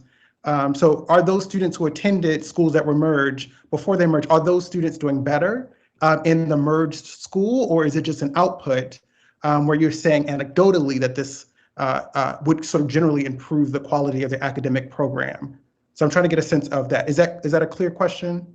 Yeah, no, that's a clear question and a good question. Honestly, right now, like how we judge school performance, right, from an accountability standpoint, is based on state assessment data. And so for the schools that we've recently merged, we've been in a place where we don't have that. Like the state suspended the last year that we had state assessment data is 18-19. So these are recent processes. I think the way that we did school closure before wasn't actually intentionally bringing school communities together and actually working with school communities over a sustained period of time to ensure that there were strong programming being put in place. I think we see, but if we go back further in time, we do see improvements. Like a good example that actually thinking about it a little bit more deeply is like Frederick, for example. Frederick merged with Samuel Morse. We closed Samuel Morse and combined Frederick Elementary with Samuel Morse. And so that school went from being the lowest performing school in its economic disadvantage group, because that's how we compare schools, to the highest school. And you guys just actually renewed the term with our operator because of that improvement. So we are seeing that. I think one part of what we want to be able to do is be able to prove that with more study. And so part of that is going to rely on getting more assessment data. But we can see that in schools that have gone through that change a longer period ago. Great. And I guess sort of just for from my perspective in the record is that I think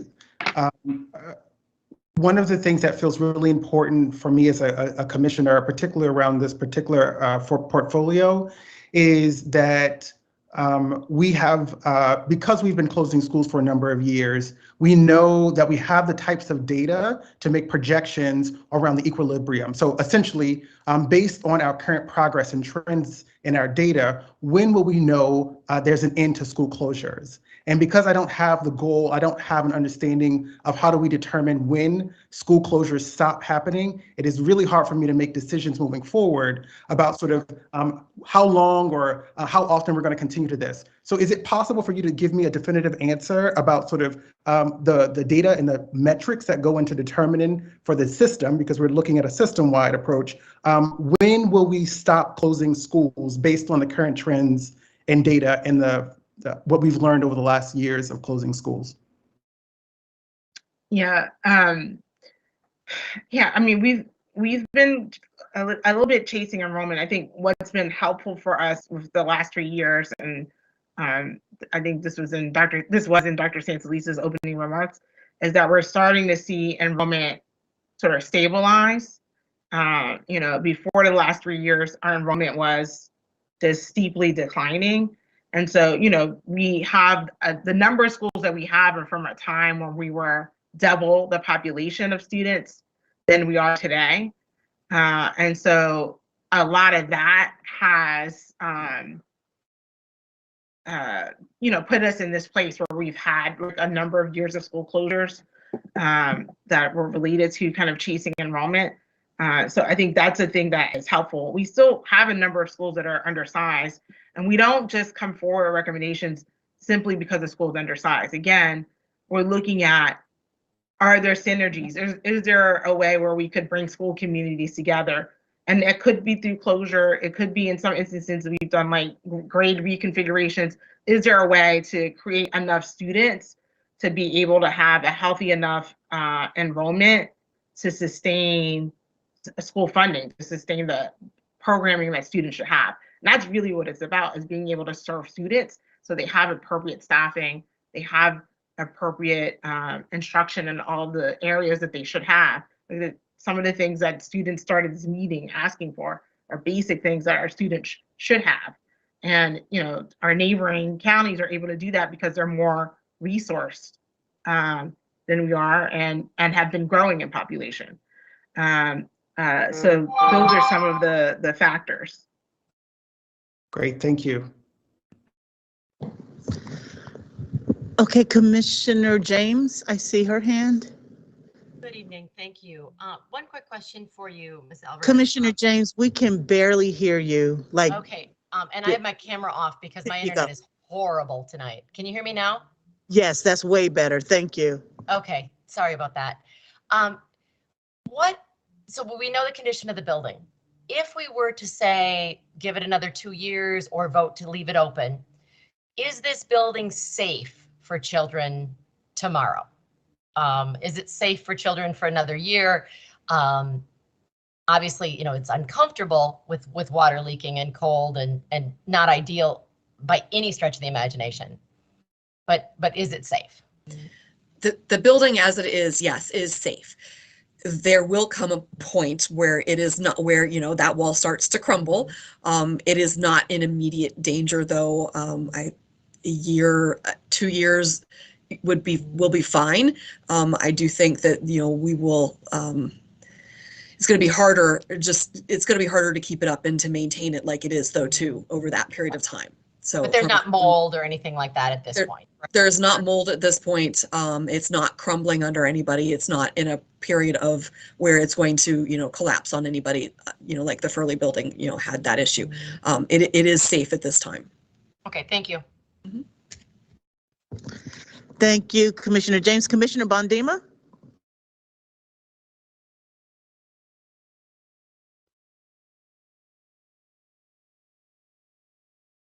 Are you muted, Commissioner Bondima? We don't hear you.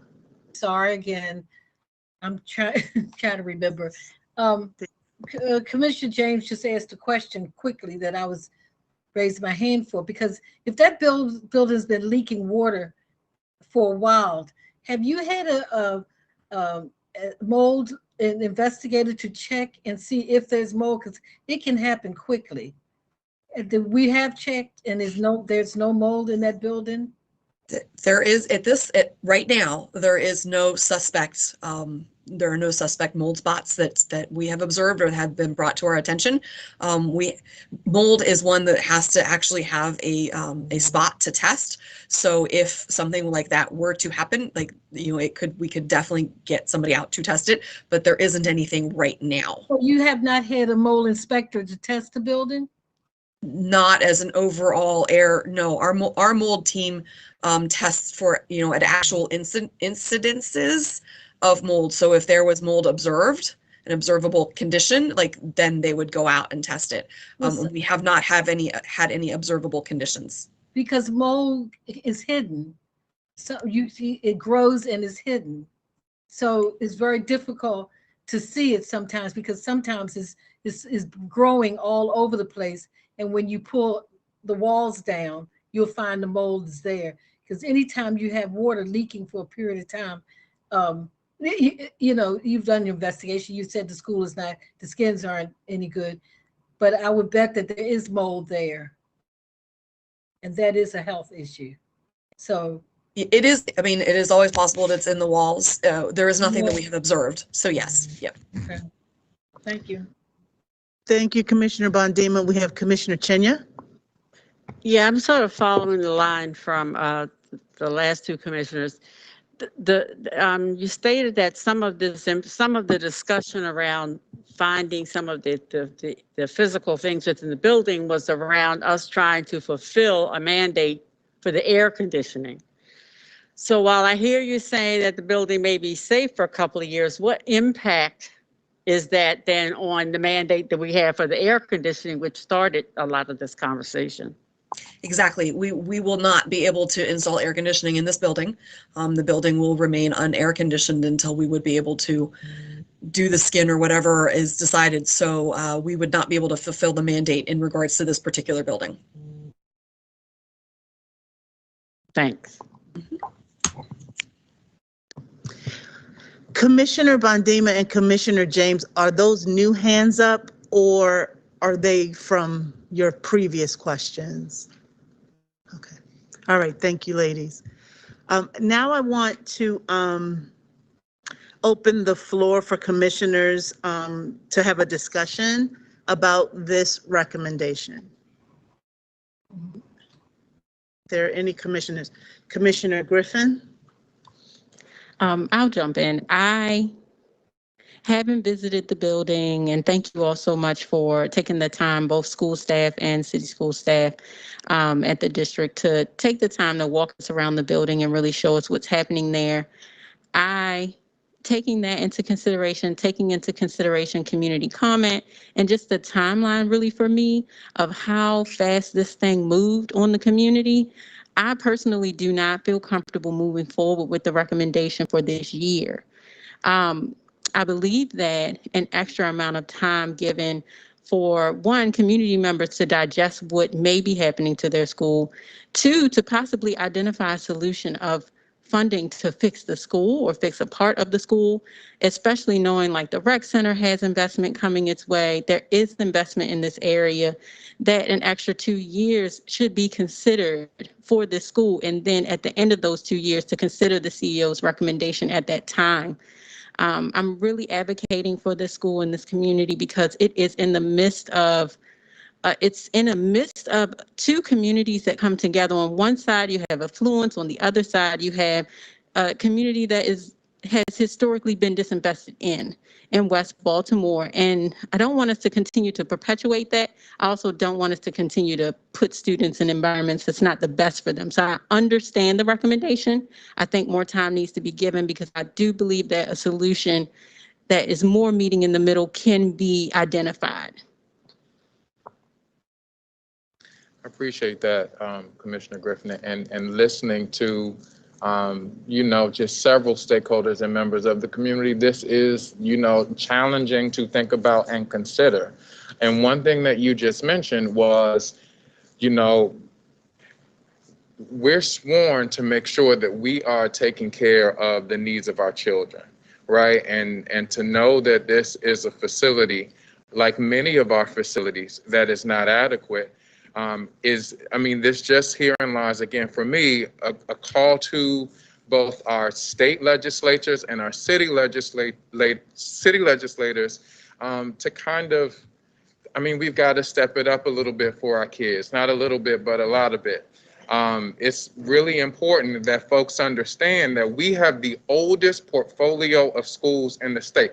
No, this isn't an easy decision for us at this point, right? But with what we've been dealt to manage our schools, when we don't get the money that we're supposed to get or we should be receiving, that puts us in situations where, like some schools, we have to reconsider what we do for specific schools because we don't have the funding to do the capital needs that we need to do. So herein lies that opportunity for not just us, but our community members to help us advocate in that way, because we are being dealt the short end of a stick here.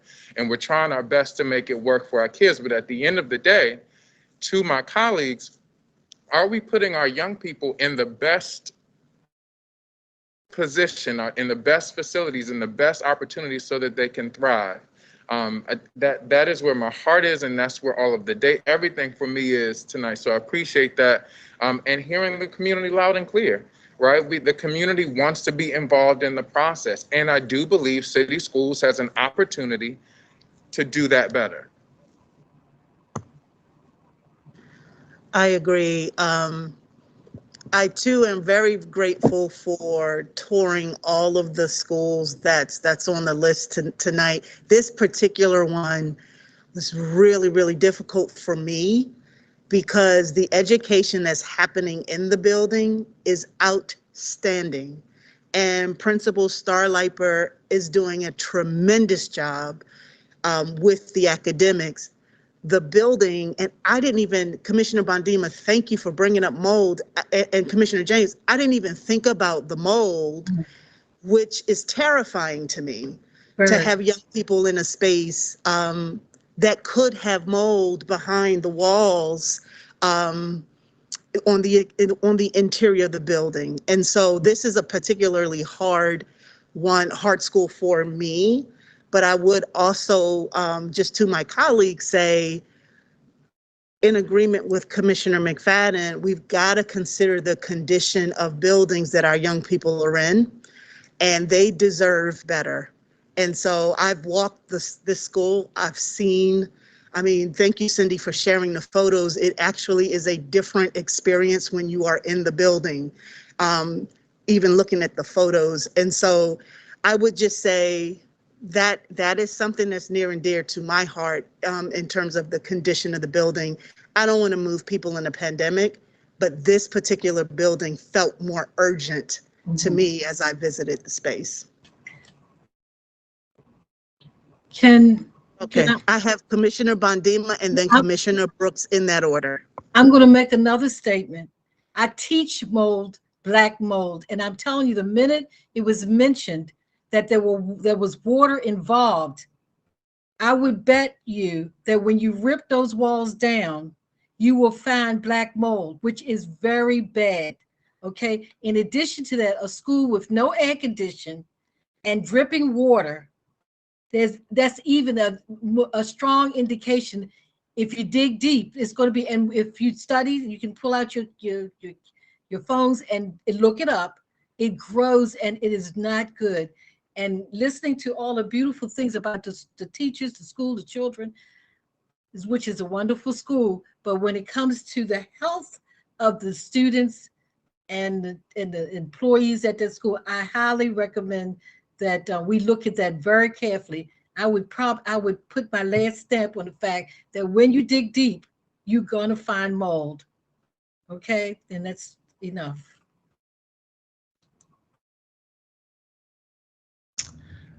So I just wanted to again invite us into like a piece around transparency. And I think as public leaders, the work that we do as board commissioners is one mandate to make sure that not only are our children having the best possible educational experience, but also ensuring the health of our ecosystem. And a part of that ecosystem also includes our community and our community partners. And so what I'm interested in sort of having from the staff is us a transparent process to be made public around sort of how do we make decisions around school closures and a timeline so that community members can expect what is to come. And so I think in the absence of having a clearly articulated timeline that is transparent, that the public has the appropriate amount of time to engage in, it just does not feel to me that is the way in which we operate with integrity and transparency, especially for roles in our full mantle as school board commissioners. And so with that being said, I would love to see a full report on sort of what is our portfolio, like when will we get, what is our goal, and then when will we expect to achieve that goal? And I would love that to be a public presentation for transparency's sake. And additionally, would second Commissioner Griffin's sentiments here, which is based on the timeline, based on the swiftness of this, based on the fact that there's no reported mold incidents at the school as evidenced by the person who was giving the presentation a moment ago, that we delay this and sort of revisit this down the line when we have more data, more transparent process, and more access and equity for our school partners, particularly our school community, to participate.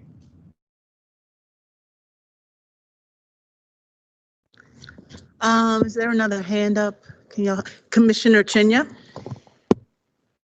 I want to acknowledge the perception of not enough transparency and timing, but I also need to remind us that this is an annual process that we do in terms of reviewing our portfolio.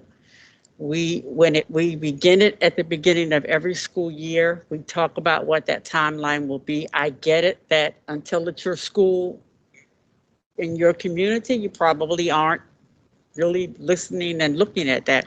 And I know that is difficult, having been a part of a school that actually closed. So I understand how that feels.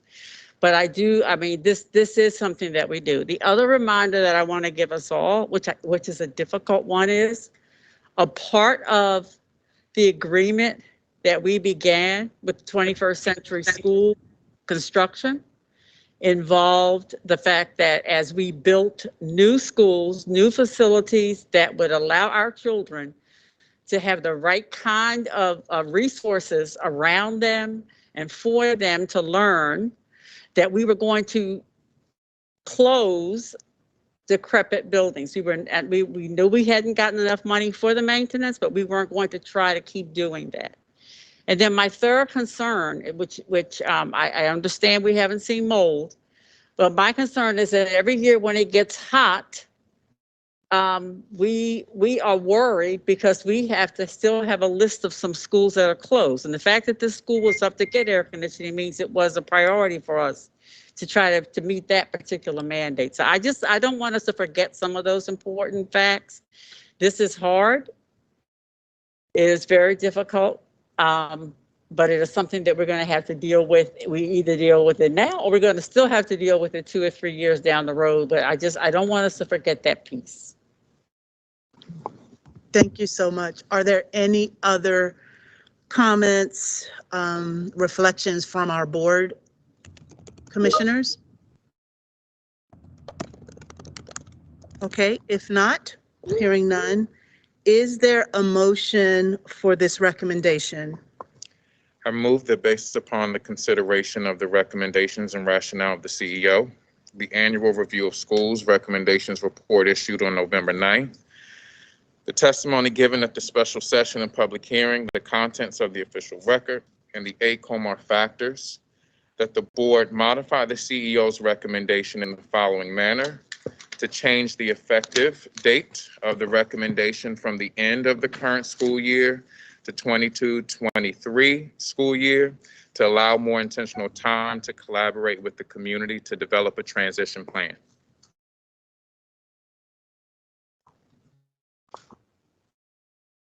I second that motion.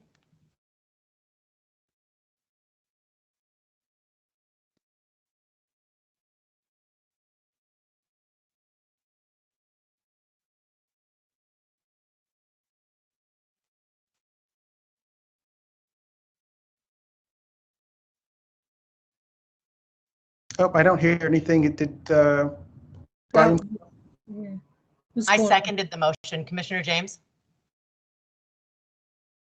okay, I can hear you, Commissioner James, but I can't hear anybody else. I can't either. Yeah, me either. Angela, can you hear us? You know We can what? see My your face. mic was off. I'm sorry. My mic was off. I apologize. I apologize, and I'm talking extra loud, and my mic is off. I'm sorry. Okay. Did you hear the motion? Yeah. Okay. We heard the motion, and I seconded the motion. And you seconded it. Okay. All in favor? Commissioner Bondima? Yes. Commissioner Brooks? I just have a point of clarification for the motion that we're delaying for 2 years. Is that what we're saying? Is it 1 year? 1 year. And We're to delaying clarify the for Dr. Brooks by and 1 year. others, we're delaying the closure, not delaying the vote. That's right. Clarify We're for board delaying commissioners. closure. That's right. Wait a minute, Okay. repeat that. We're delaying the closure, not to close it to the end of this year, I mean, in June, but delaying it to the following year. Correct. Okay, to investigate and review again, okay? Is that Well, what to connect with the community, right, and work with the community on a plan forward, but the building will be closing okay, yes, okay, I still say yes. per this motion, right? All right. So Commissioner Bondima? I said yes. Okay, Okay, great. thank you. Commissioner Brooks? No. Okay. Commissioner Chinya? Yes. Commissioner Griffin? No. Okay. Commissioner James? Yes. Commissioner McFadden? Yes. Commissioner Reed? Yes. Commissioner Roberts? Yes. And I'm also in favor. This motion passes 7 in favor with 2 opposed. Now I'll turn it back over to the staff for the Stewart Hill presentation.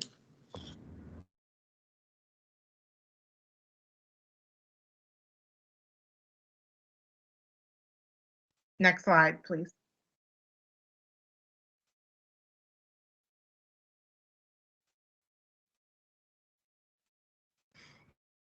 All right, so the next recommendation is for Stewart Hill Academic Academy. Stewart Hill is also a very small elementary program that's undersized, has had declining enrollment over multiple years. It has struggled to offer robust and varied programming for students due to its small size. It's housed in a building that has significant facilities challenges. It's located near another school that has also struggled with sustainability, that's limiting its ability to offer robust, varied programming for students. However, the facility has more recent investments and more capacity to serve students. It's also located near Frederick Elementary. Cindy, can you share more about the facility concerns? Certainly. So unfortunately, Stewart Hill, back when it was built on a stream. I know that there's underground water there, and we've been running basically 2 sump pumps continuously for years to try to mitigate the water then and the high water table that comes from the building being built on a stream. So what happens when there's a high water table, or really high water table, hurricane, or when the sump pump fails, or when electric goes out, causing the sump pumps to turn off, is that the lower level of the building floods. We've had one this year. It usually happens about once a year. So while that doesn't sound too extreme, it does mean that there are spaces of the building that are getting wet, that students can't use, and that do likely have mold underneath the gym flooring, for example, in the gym, because it is the gym that floods when that happens.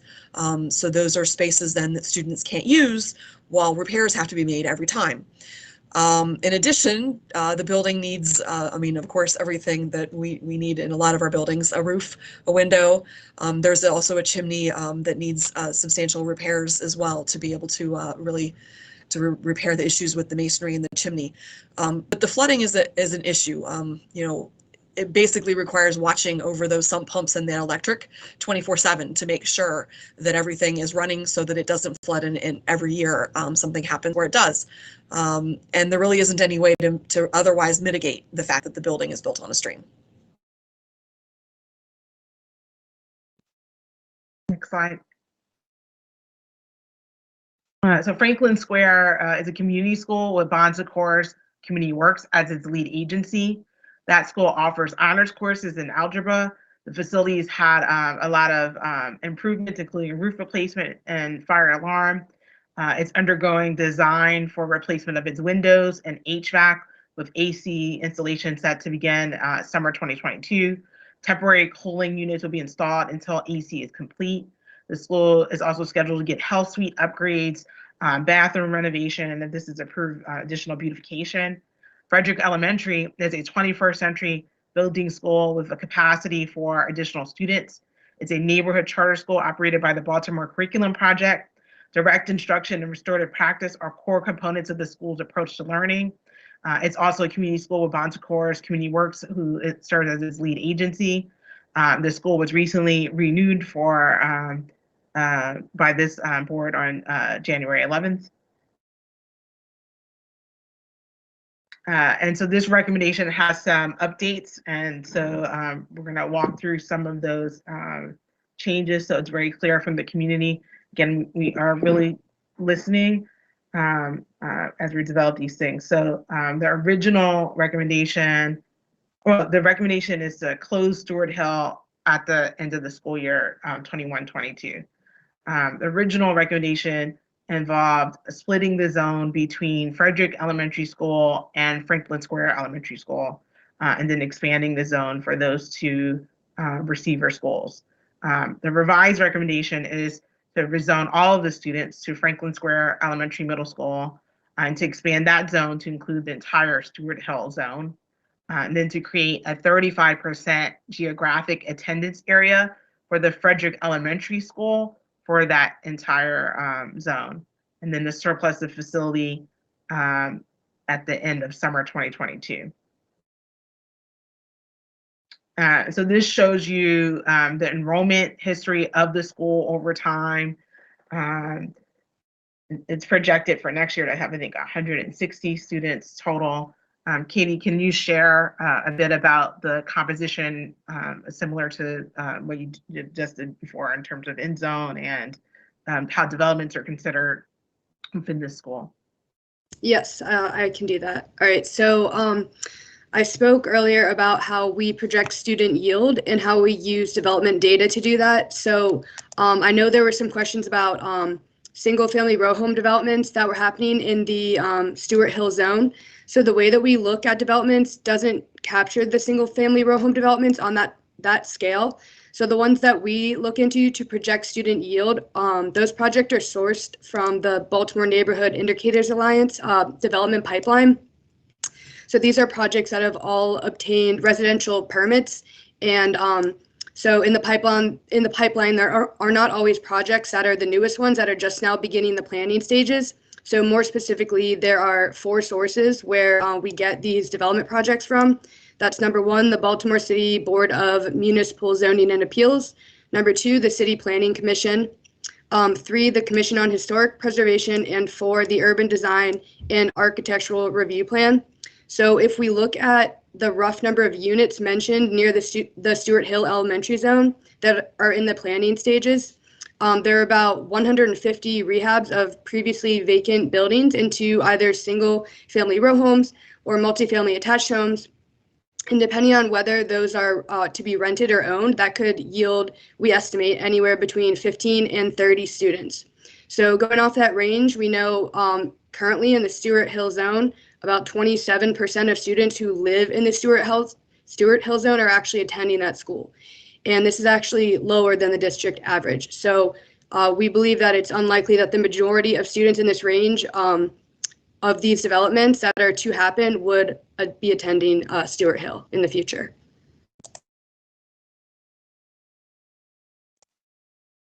And so this depicts the revised recommendation for the zone. As you can see, the Stewart Hill zone is in the middle. with the dark orange highlights. And so, it's, again, the recommendation is expand the zone for Franklin Square to include all of the Stewart Hill zone, and then to create a geographic attendance area for Frederick. And so that's what's denoted by that pink outline that goes around. There will be a geographic attendance area for the entire zone as proposed with this recommendation. Go to the next slide.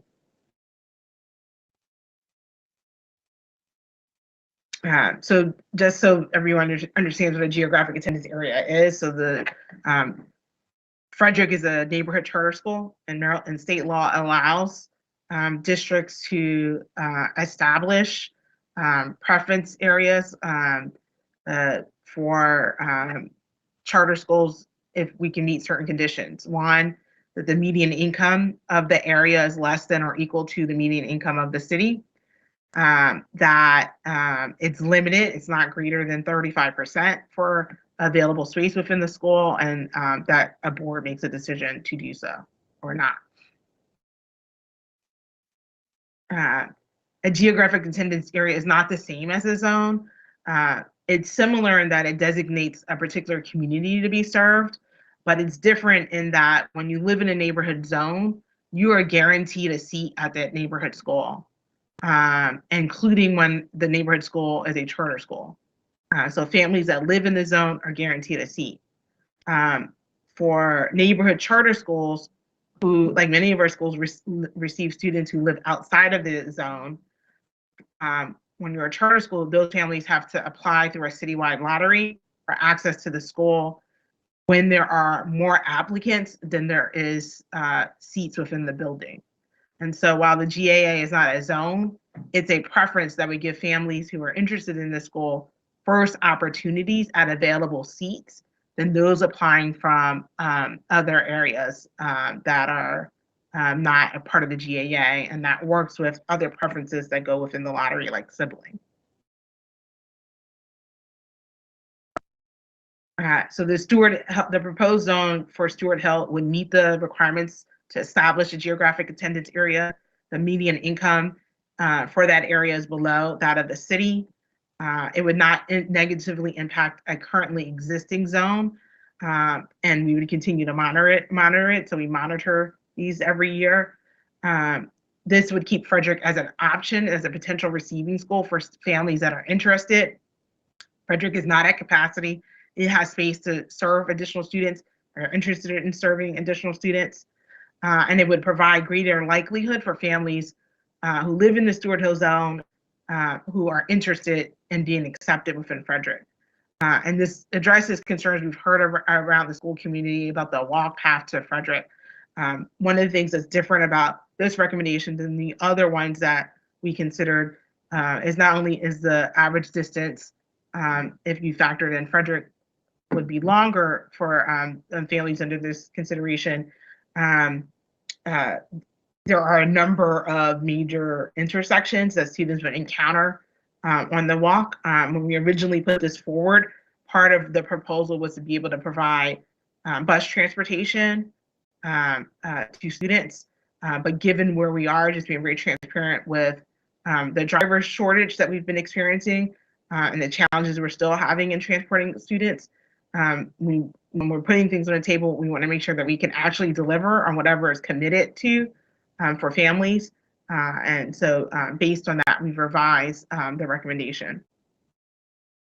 Next slide. And so this shows the updated average commute distance for families. So again, the entire zone would be rezoned to Franklin Square. And so the average distance is half a mile, or about 10-15-minute walk. And then for families that choose to attend and want to choose Frederick as a location, it's a longer average distance.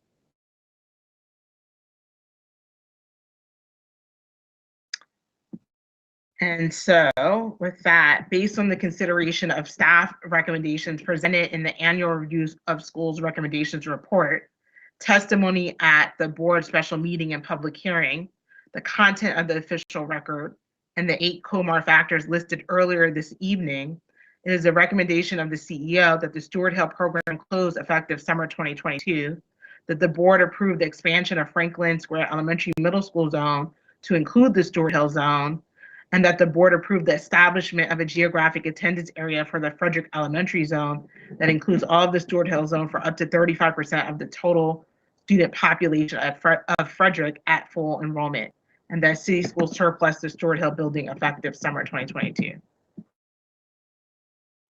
I concur with the recommendation as stated.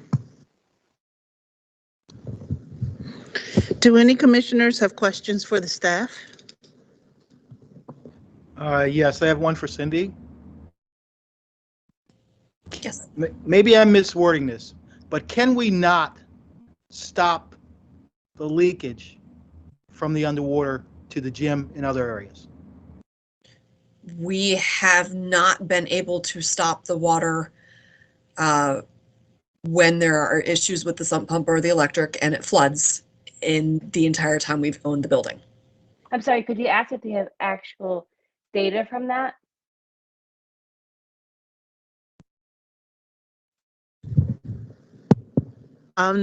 Was that a staff member? Okay, so this is a conversation with our board of directors and the staff. Do any board of directors have questions and comments to the staff? And Commissioner Reed, was your question answered? Can you say it again, Cindy? During the time that we've been using that building, that water has been a problem that entire time. We have work orders to back that up. So if there is a problem with electrical, if the water level is high, if something happens with the sump pump, we have not been able to stop that water. Thank you.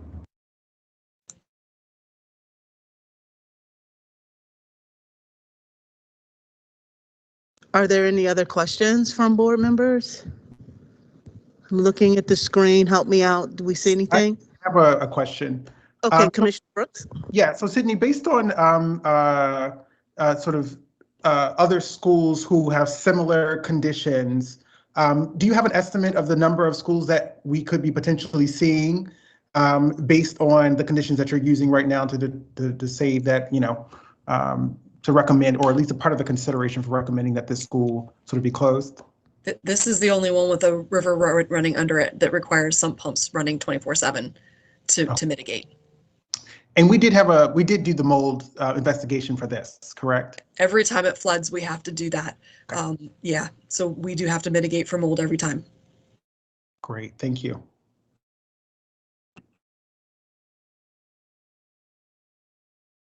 Are there any other questions for the staff? If not, are there any discussions about this particular recommendation? Commissioner Griffin, I see you. Okay.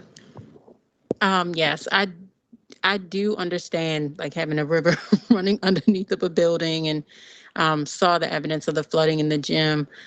I do still believe that the time the community has had to process this needs to be extended. And so that's my main thing here, is the community process time. I appreciate the adjustment to the zoning, though, to ensure that the walk is not as long as the second zone that was originally proposed. So I do appreciate that adjustment. I do just think a year's time to extend out to make sure proper studies are done, the safety is set up, the DOT traffic information is shared, and all the process of what, if we vote for that tonight, what a transition would look like could be properly created with the community is necessary. Thank you for that, Commissioner. Anyone else? Help me with the screen. Okay, I don't see any hands on. Well, I don't want to interrupt, but I have a question for Angela. Okay, go ahead, go for it. Oh, Angela, so could you sort of talk to me about the strategy here? So based on like this particular close, like, is there a strategy that is already attached to what Commissioner Chinia mentioned earlier. So when we adopted the 21st century program, and it sounds like there are many drivers towards determining the index for closing a school. So are there other schools who will be in proximity, or are there any conditions that we need to meet that we promised or that was a part of our conditions for doing 21st century schools that we could be expecting to sort of impact some other potential schools? If that makes sense. Yeah. So when we began the 21st Century Initiative, we had that whole big, bold initiative that I think we are, not that I think, we are still, fighting for. The idea was to be able to renovate every school in the building, and in the district. But we only were able to, and we're thankful for, but we're only able to get resources to renovate the first schools in the first 2 years of that plan. So if you look at the original plan, you'll see every school that we had in the district at that time in that plan. It used to be called the 10-year plan. It was a span over 10 years, but we got funding for the first 2 years. Part of that, the conditions was that we improve utilization of our facilities from 60% to 87% by school year 1920. I think that's right. Cindy should correct me if I'm wrong about the year. I think that's right, 1920 school year. And so we met that condition, but we're still actively building buildings. And so part of what we're held to when these projects come up before the IAC is how are we looking in terms of enrollment? Are we fully utilizing these buildings? And so every time we put additional projects before them, they're questioning what's happening with the enrollment within these facilities. Are we fully utilizing the buildings in the same way that we said? And then they use that potentially to justify trying to minimize our enrollment in other schools. And so to be very transparent, I hope I'm not speaking out of turn, but we've been in fights, for example, around our plans for City, which we know is a highly sought after school, and Douglas and Poly and Western, in terms of the size. It's been a constant back and forth with the IAC around size, because they go back and they look at where are you in terms of size with those resources that we have used. And so while we have many 21st century schools that have grown in the way that we had hoped with enrollment, we intentionally selected communities that were under-resourced to be the first communities to receive these resources. And so that's why they're early in the plan. Even though our need is, widespread across the district. And then in some instances, part of what is happening in those communities are other neighborhood factors that continue to sort of impact enrollment. And so, that's why some of our schools that are in each of these recommendations still have space, like Frederick, like Dorothy I Height, like Hartford Heights. And so that's just the other thing, the other pressure that's around us when we're looking at this that come out of this 21st century plan. Can I add? Sorry, I'm just sure. I just want to add too, those conversations have even been happening around Furley and Armistead Gardens and Northeast, and the renovation we want to do at Northeast, and the student enrollment and utilization. It's a constant battle with the states because of that utilization guarantee that we're supposed to be at. And is that going to be in a forever expectation, or was that contingent upon the funding? Or how long do will we be held to that standard? And if there are any consequences for us choosing to do something different? It had to do with the 21st century funding. That was the original intent. However, they're maintaining that as a standard throughout, and really kind of forcing us to be at that 87% as a district throughout, and basically threatening CIP funding and things like that too without it. So while it may have been put in place for 21st century funding, it continues to be an issue. And so, Chief Sivan, if you're around, in terms of legal dimensions of this, do you have an opinion in terms of the legality of being held to this expectation, even though it's out of the contractual year or the contractual obligation? Could you restate the question? Yeah, so essentially what we're hearing is that under the condition, a part of the condition for the 21st century funding was that there was supposed to be a specific utilization rate.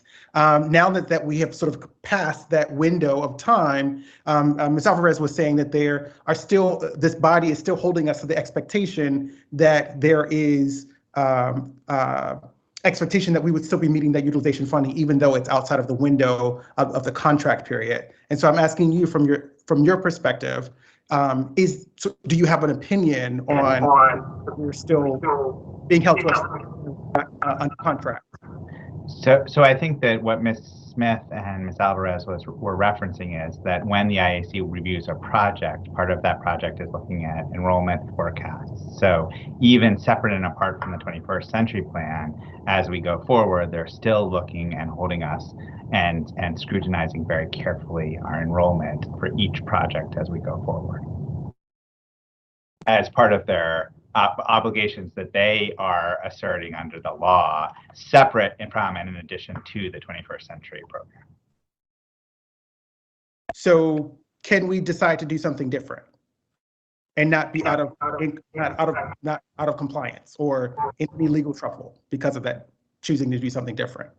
So I think that the challenge is, which Ms. Smith and Ms. Alvarez are pointing out, is as we move forward and seek funding, because we continually have to seek funding for renovations from the IAC, and we continue to advocate very strongly, and there was a recent work group at the state, and there are pieces of our Bradford lawsuit on educational advocacy about this, but we're still held very strongly to the state's views around what is acceptable enrollment and usage of a building. So that I think that the view is that we continue to be in this world where we are fighting for resources, and one of the things that the state is holding us to is enrollment. Great. Commissioner. Yeah. Thank you, Commissioner Brooks. Are there any other commissioners that have a comment?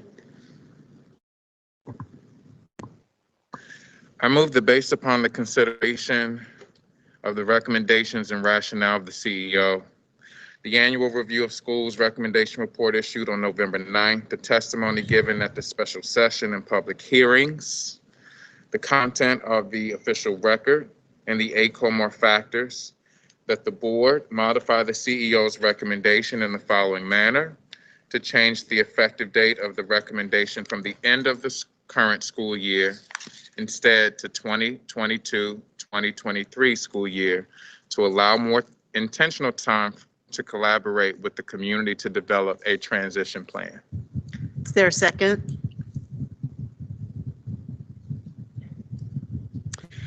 So Commissioner Roberts has seconded her. Can you say it for the public record? Roberts. Your battery died, that's all. Second, Roberts. Okay, thank you, Commissioner Roberts. All in favor? Commissioner Bondima? Yes. Commissioner Brooks? No. Commissioner Chinya? Yes. Commissioner Griffin? Yes. Commissioner James? Yes. Commissioner McFadden? Yes. Commissioner Reed? Yes. Commissioner Roberts? Yes. And I'm in favor. This motion passes 8 in favor with 1 opposed. And now back to the staff for the New Era Academy. So the next recommendation is for New Era Academy.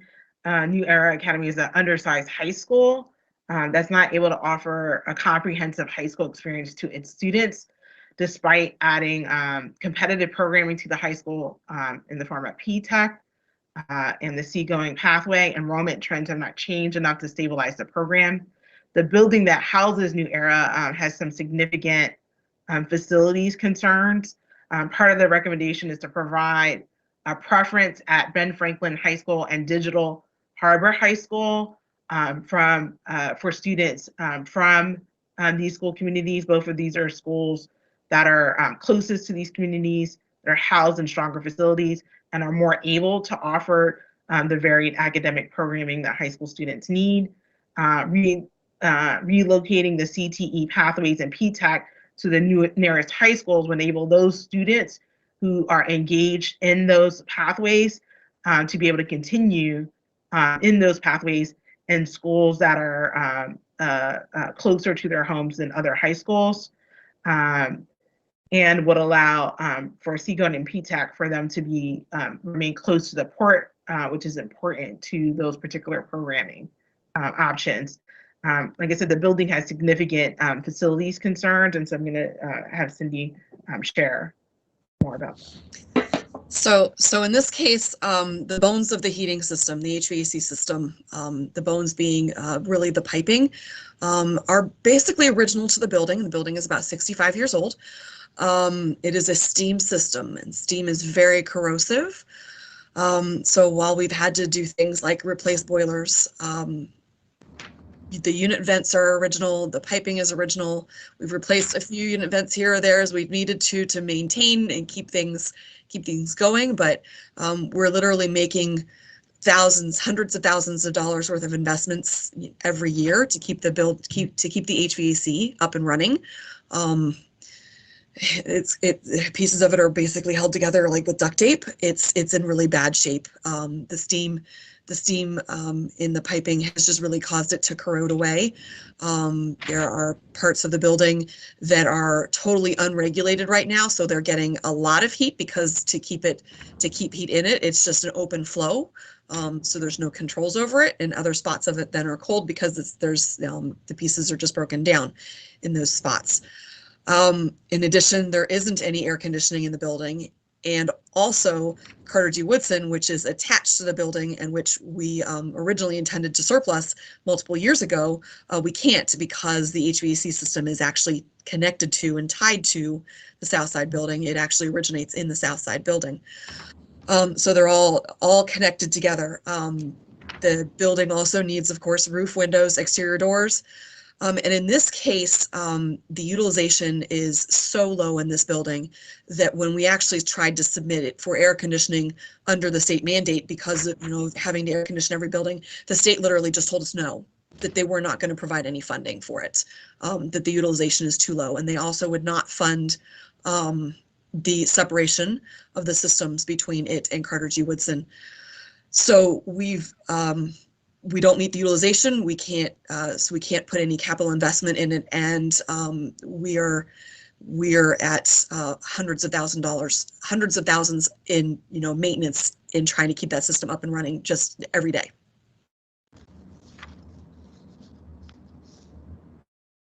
So Digital Harbor is a comprehensive high school and an air-conditioned facility that was remodeled in 2005.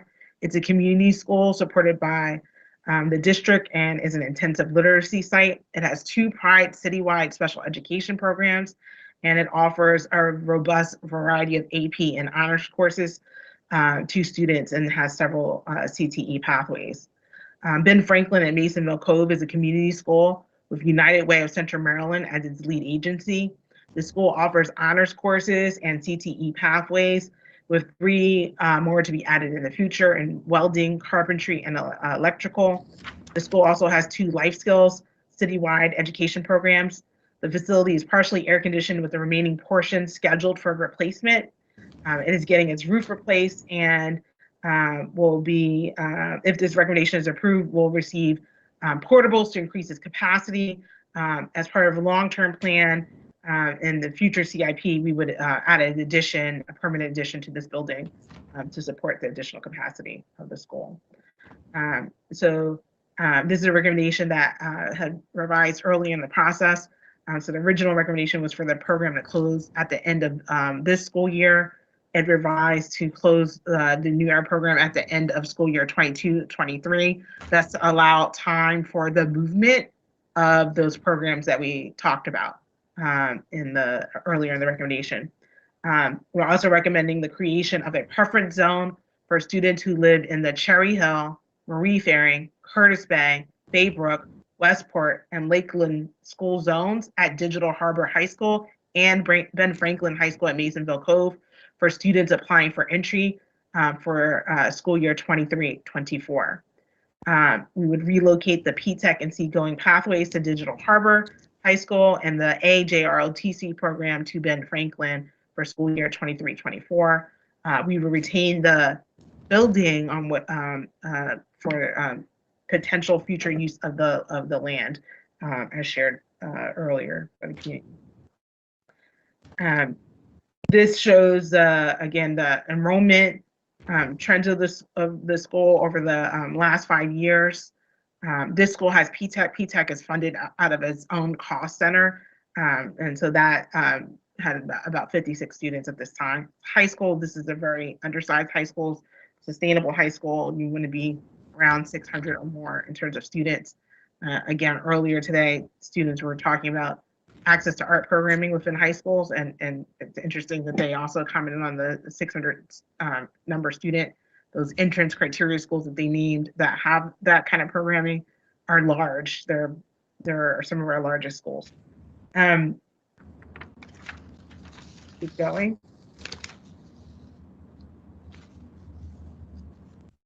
And this just shows the geographic areas that that we're talking about within this recommendation.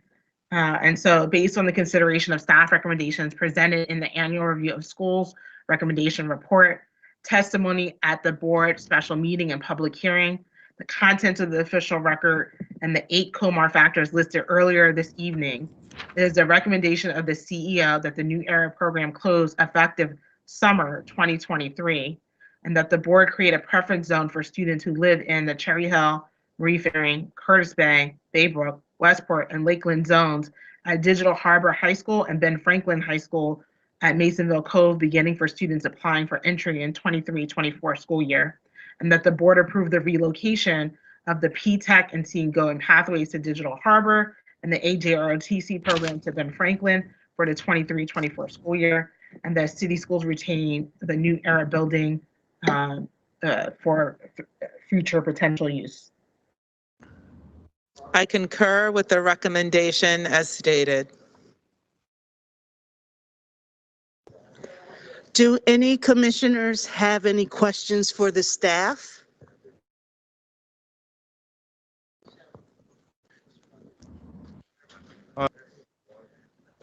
Commissioner Bondima and then Commissioner Reed.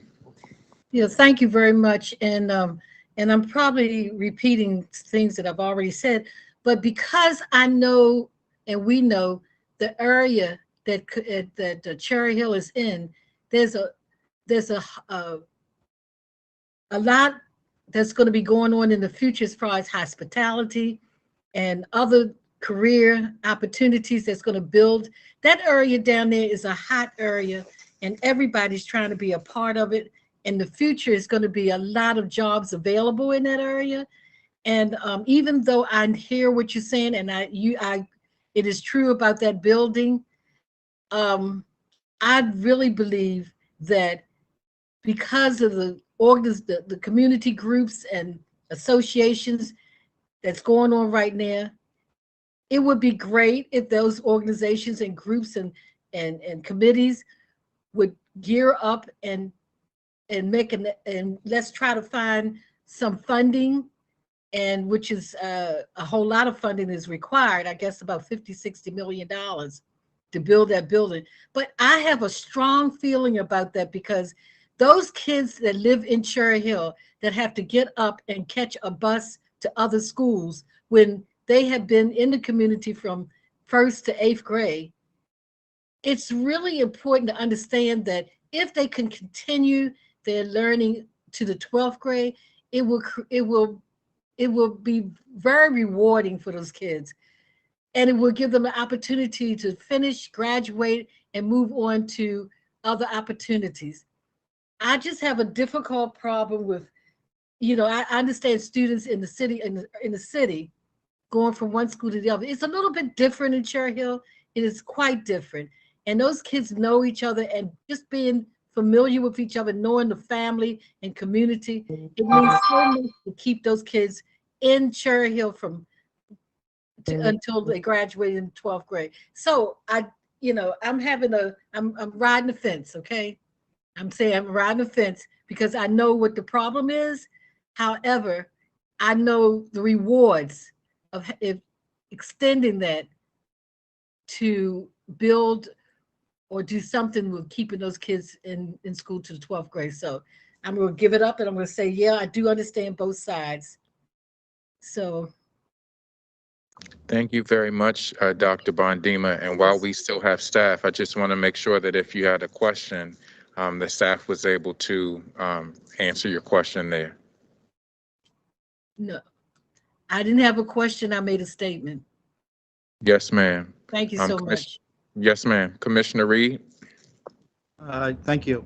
How far are the expenses for HVAC and heating out of the range of other schools? You say it's going to be really high because of the building capacity, the building size, and the differentiation in terms of heat and cold.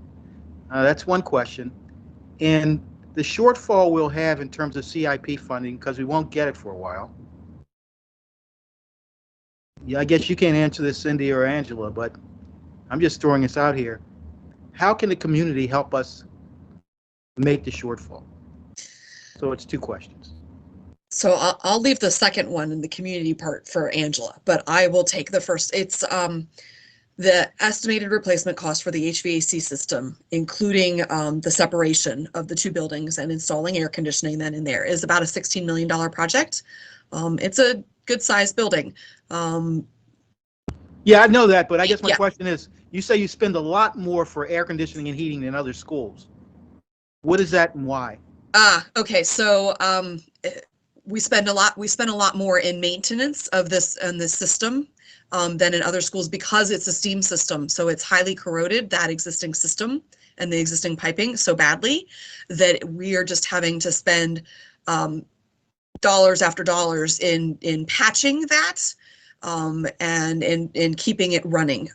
There isn't any air conditioning there at all. The building's not air conditioned. It's just the heating. Thank you.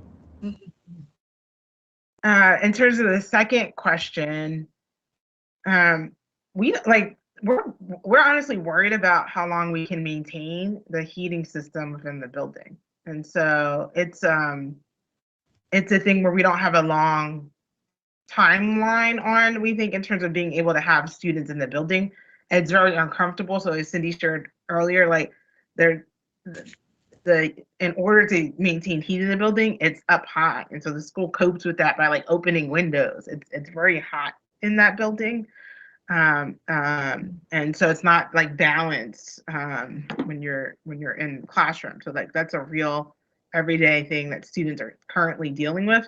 Besides our concern about like how long, so the maintenance team is basically works around the clock to keep the building going, and we're going to continue to do that through next year. But we don't think we have beyond that in that building in terms of being able to have a working heat system.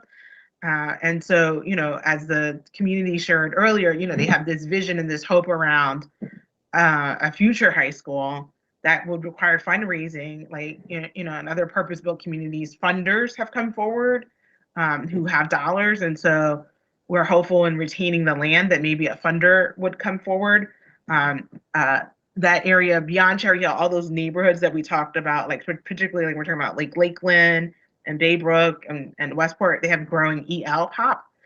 So the student enrollment trends could change over time in the years. We're probably 6 or more years away from a new building, which would be needed if you were to have a high school there. And again, that's highly dependent on some fund or someone with dollars coming forward. I think, one of the things that we've highlighted tonight, and we've talked a lot about when we, gone before school communities, like a big challenge is that we're significantly underfunded when it comes to facilities. So, we continue to advocate with our elected officials for more funding for facilities. We're underfunded at a rate of $257 million a year based on industry standards for our facilities. And so that is a real challenge. So our facilities team does the work of magicians and keeping, with the dollars we have, our buildings going and doing the improvements that they've been able to do. It's kind of quite remarkable what they've been able to do, given, we're funded, what did you say it was 1% of what we really need to really support school communities. And so we continue, and I see a lot of the comments in the chat. I hope that people continue to bring this energy with us, along with us, as we advocate for more funding from the state, because our students are entitled to that funding, as well as we're suing the state in Bradford litigation because of this very issue. We don't like having to make these recommendations. We don't like our job and our business, the work that we want to be doing is actually focusing on teaching and learning and educating students. It's not in bringing recommendations every year to the school board to close schools. That's not what we want to be doing. But we're dealing with these circumstances, and we're not just laying here. We're trying to figure out what's the best way we can serve school communities. How can we bring communities together so that our students are more fully resourced, while at the same time we are suing in court, and we're advocating with our elected officials for more funding. And we've gotten some additional funding through that, and we're going to continue to fight for additional funding, because every child in our schools deserves to be in a 21st century building. And so make no mistake, that's how staff feels, that's how the board feels. Like, we are really about this work because we care about kids. So these are not easy to do. We have a lot of sleepless nights, and we're serious about that. And we really do care about what's happening with our children. So we're not not listening to you. Thank you. Are there any other questions for staff? Commissioner Chenya? Yeah, one question I have, and in looking at the recommendations, I see the recommendation where we revised the timeline through the end of the next school year. The concern is around, and it talks about rerouting students that want to enter for the following school year, 23-24. What about those potential ninth graders for the upcoming school year? Because it would seem a little difficult to have them start, 1 year and then things are going to switch. So, I mean, is there some consideration about not accepting new ninth graders? Yeah, so we have done something like that in the past. We actually did that in this community around Southside when Southside closed. The board approved not adding additional students because it was a similar 2-year timeline when that program closed, and that ended up causing more harm to students than allowing new students to come into transition to other schools. A big part of this, like we said, is facilities, but there's also this concern around the programming side. So at a high school of this size, one of the key things that schools have to be able to provide to students is not just, it's all of the academic requirements that you need to graduate from high school, but it's also the ability to do, to re-earn credits, to do credit recovery when you haven't earned enough credits. And so the smaller you are, the less able you are to do that, and the harder it is to offer some of the requirements that schools have to, because again, the school size is connected to the school budget, and that impacts the number of classes that we can have within the school. And that community said to us, don't like that. We advocated for no new students to come, and that was the worst thing that we did. And so that's not something like staff would recommend, given our experience with how harmful it was when we did it before, because of all of those factors.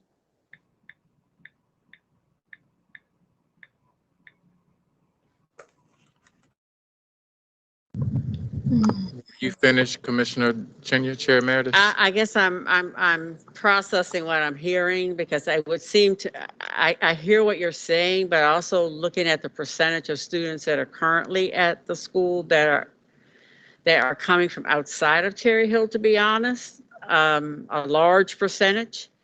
And to have them have to go through 2 years of transitioning, I mean, ninth grade is hard enough. And then to talk about transitioning again for 10th, I just think there's something we need to consider, and maybe since we've extended it, well, we'd have to know that, because we're talking about next year. That's just a concern that I have right there. No, and I think that's a real concern, Commissioner. And so one of the things we'll do, and that we have said with the community in terms of, because there has been an expression of concern about just what does transition look like, particularly for students who are in Cherry Hill. So what we'll do is go back and take a look at that. I know we are integrating past practice. I think some of it will, some of it is naturally going to happen anyway. I mean, just knowing how families select schools, if we know that a building is closing and that a new school will, there's no plans currently to have a new school in place in 2 years. People are going to make that decision, almost as part of the choice process. But I do think your point about looking at that more deliberately is a good one. So we will actually go back and take a deeper look at that. Thank you. Thank you, Commissioner Chenya. I actually had a similar concern, so thank you for flagging that. On the screen, I see Commissioner Brooks, and who's the one other? Commissioner Reed, did you have a question that you wanted to? That Commissioner Reed. Oh, that was Commissioner Reed? Okay. I'm done. So Thank we'll go to you, Commissioner Brooks. Great. So I have 2 questions. One is partially a reflection in the question. So none of you were around when I was in Southern High School while it was transitioning to Digital Harbor. And so at that time when we transitioned and we merged, Southern High School was at the bottom and Digital Harbor was at the top, partitioned by a gate, so we would not be able to sort of make contact with the other school. So there was an equitable division of labor and technology, and that we both existed in the same building at the same time.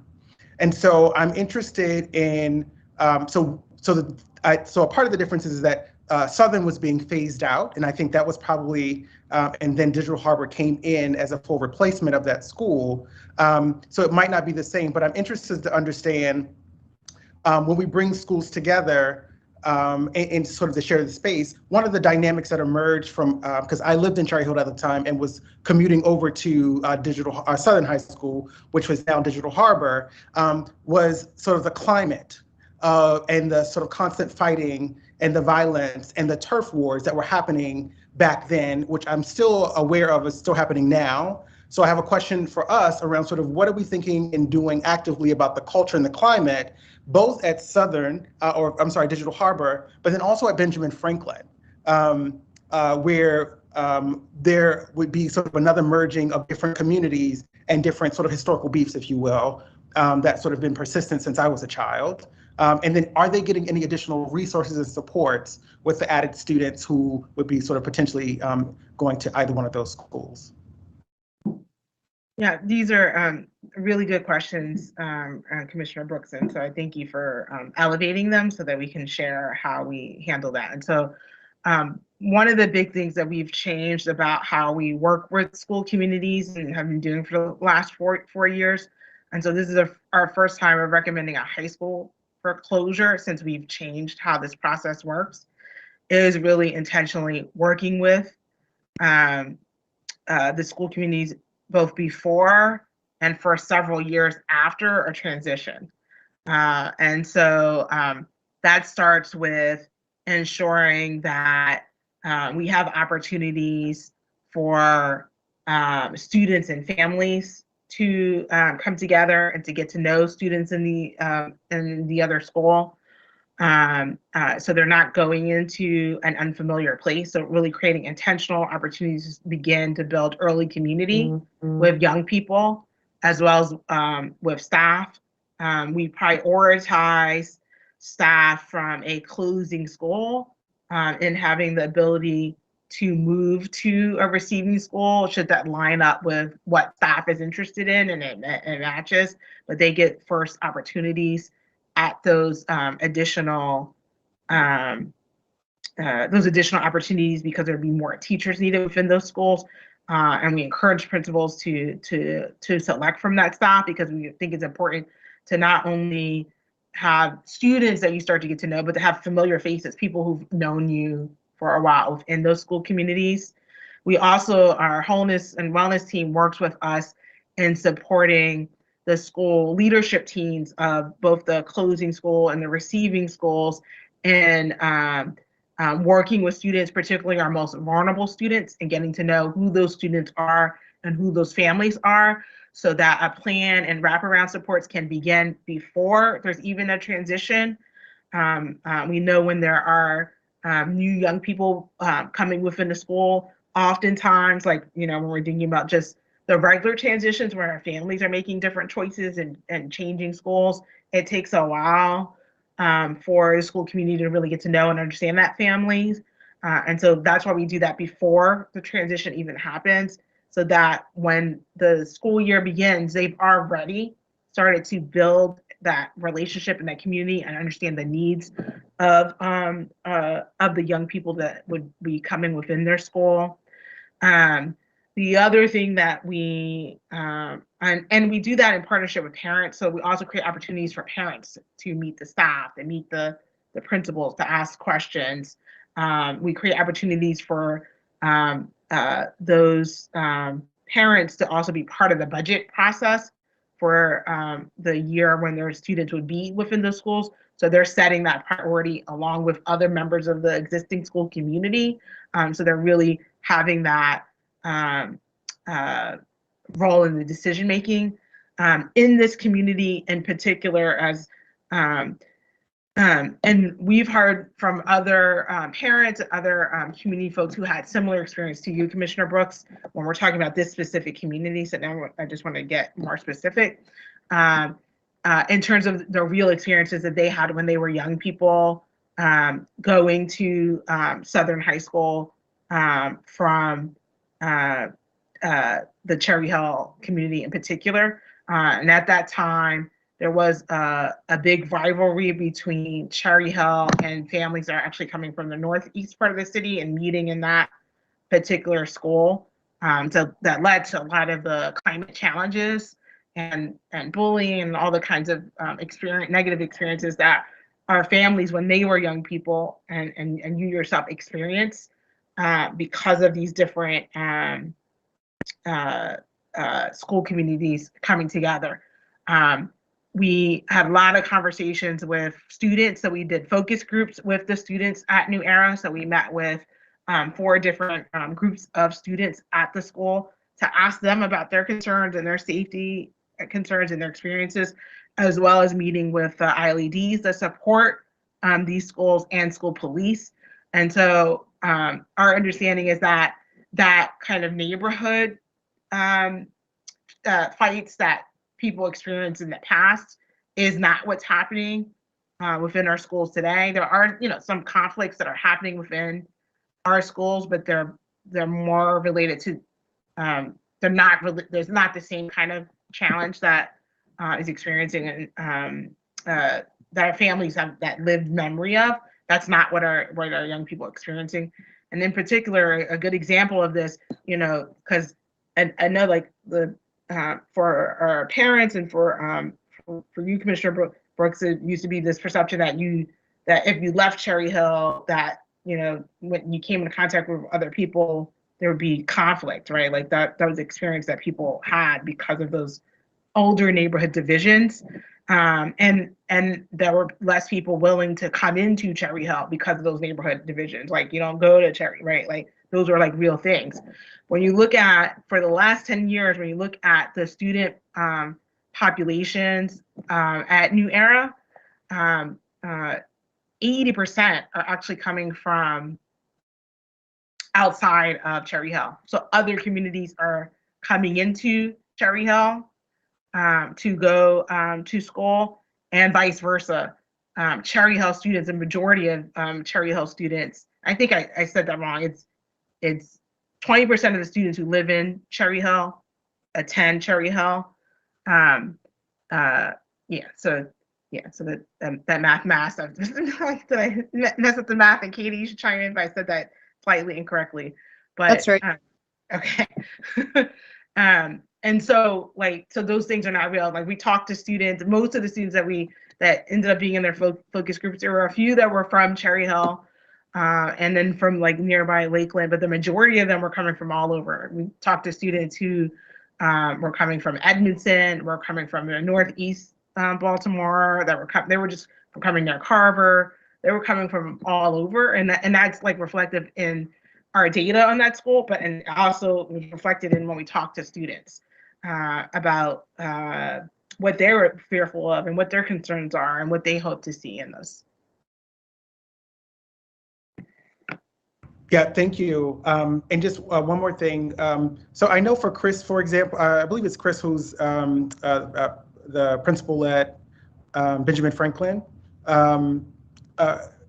So when I went and visited and spent some time there, the school felt at capacity. So is there an estimate around sort of the potential number of students who goes there, who possibly will go there? And then two, the question around with support. So like, actual material supports for principals. I'm assuming, I actually don't know the principal process in terms of when we decide to send place. I'm assuming you all have conversations with them about sort of what that might mean. If you could just explain that to me, that would also be helpful. Yep. Cindy, do you want to answer the capacity question first? Yeah, I can chime in on that one. So the school actually, Ben Franklin is actually at capacity. It's at 100% at this point. So that's part of the reason why we actually recommended to push this a year, is because we wanted to do a portable on site as the shorter term solution. And I can't get a portable by this summer at this point. It would be a year for that to happen. There is a long-term plan. We've put actually in the CIP a request for Ben Franklin for a permanent addition. Number one, to support the CTE programming that we're, to support the citywide CTE programming changes, but also to be able to support students to be able to increase the enrollment at Ben Franklin. And then there's your second question, Commissioner Brooks. I'm sorry, I feel like I blanked. No, it's late. It's late. It's about sort of the principal engagement process for when we do that. Yeah. Yes. Yeah. So for principals that are going through a school closure process, we actually meet with them regularly. So we have we stand up. So in the first part of this process, the steering committee stands up. That committee will continue to meet. It becomes a transition committee to sort of support the transition. And then we actually meet with those school leaders on a fairly regular basis, 2 weeks, 3 weeks. It depends on the length of time we have and the logistics, but we set up like a regular sort of meeting process to check in with those school leaders. That steering committee meets to help us develop plans. So that includes that includes bringing in the school community, students, and partners into helping develop the real specific plans. Like we have a template of what should happen each month to prepare for transition. We're talking about support of students, bringing school communities together, bringing parents together. All those things that I sort of talked about is sort of organized and how we handle this on a month-by-month basis. Additionally, there's the logistics of supporting the actual closure of the building and the materials and making sure that materials are allocated equitably. We believe that the materials should follow students to their receiving schools because those materials are for those students, and so they should go with those students. And so there is a month-by-month kind of breakdown of the things that have to happen. And then that gets supported by like an interdepartmental team that actually supports the school in the process of closing the school. And there's events that happen as part of that we support, as well as preparing, like some of we talked about in general, like beautification. We actually start talking to school community about what they would like to see within some of these recommendations, particularly like in the elementary schools, around what that would look like.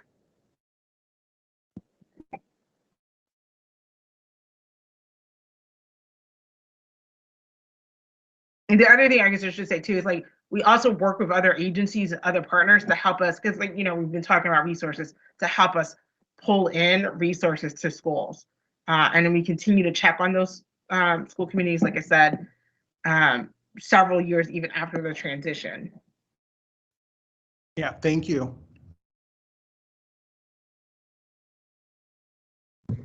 Are there any other questions? I'm looking at oh, Commissioner Griffin.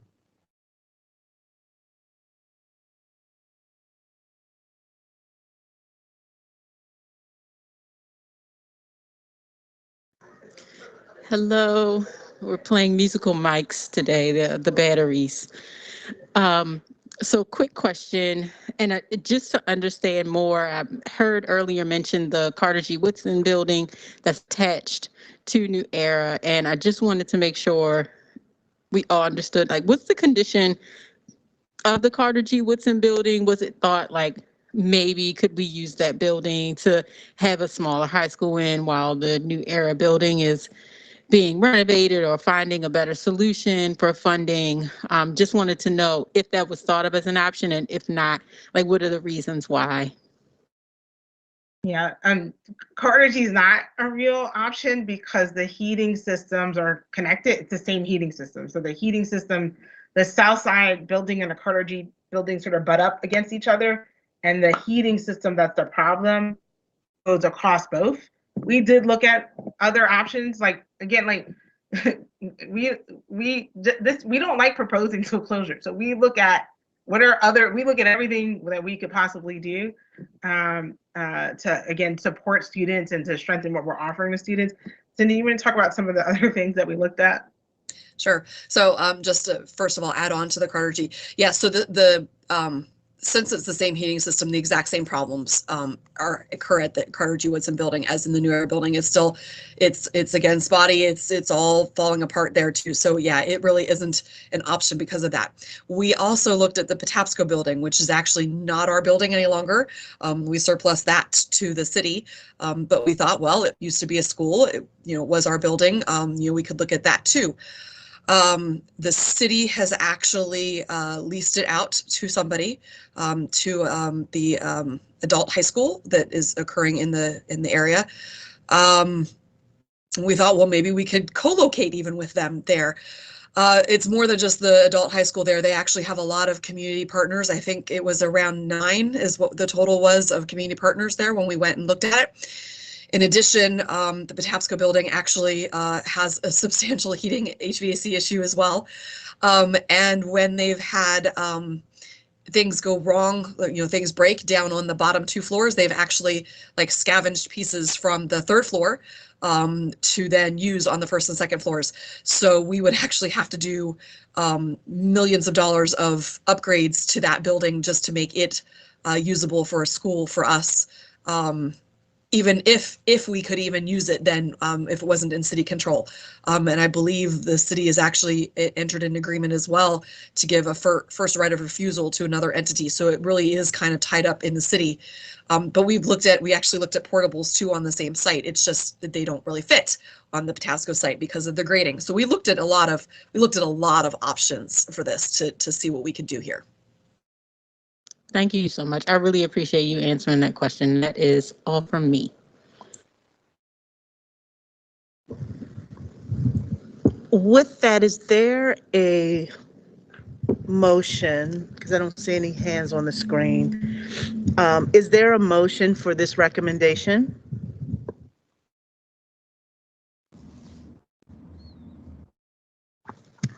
I move that based upon the consideration of the recommendations and rationale of the CEO, the annual review of schools, recommendations report issued on November 9th, the testimony given at the special session and public hearing, the contents of the official record, and the 8 COMAR factors that the board accept the CEO's recommendation as stated. Is there a second? Second, Reed. I'm sorry. Thank you. Commissioner Reed seconded that motion. All in favor? Commissioner Bondima? Okay, explain something to me that weird before I make the wrong vote. We're voting that, explain to me again. I heard it, but I just want to be sure. For sure, for sure. We are voting to accept the recommendation of the CEO. To?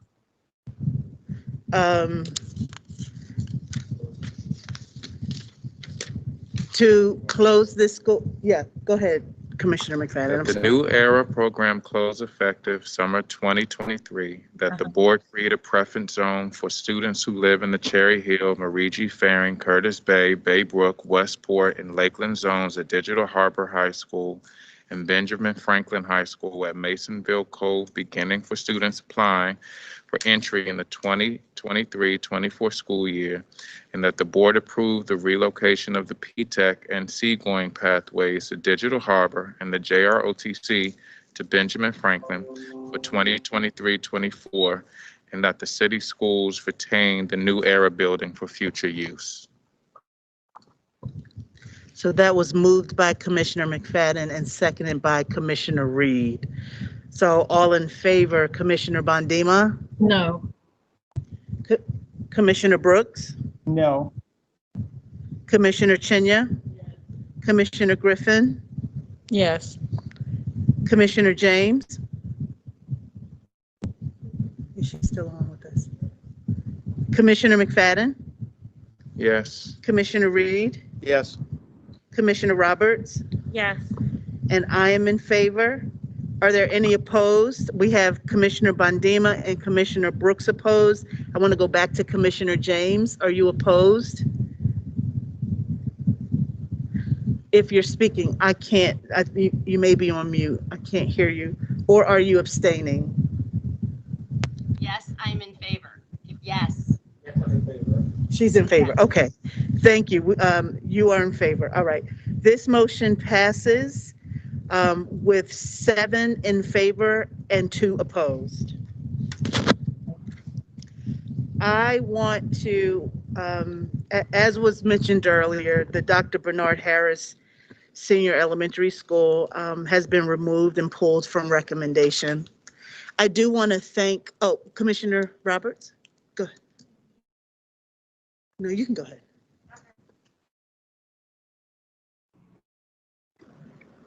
I want to bring forth a motion, but before I do that, I really want to extend gratitude to my colleagues tonight. This has been an exceptionally challenging annual portfolio cycle. We have been in this work, especially for months. So I want to thank you. I want to thank you all for coming to the work sessions and the forums and the school visits and talking to youth, talking to community members. I want to thank you for the disagreements. I want to thank you for the late night phone calls. It's really a part of the work.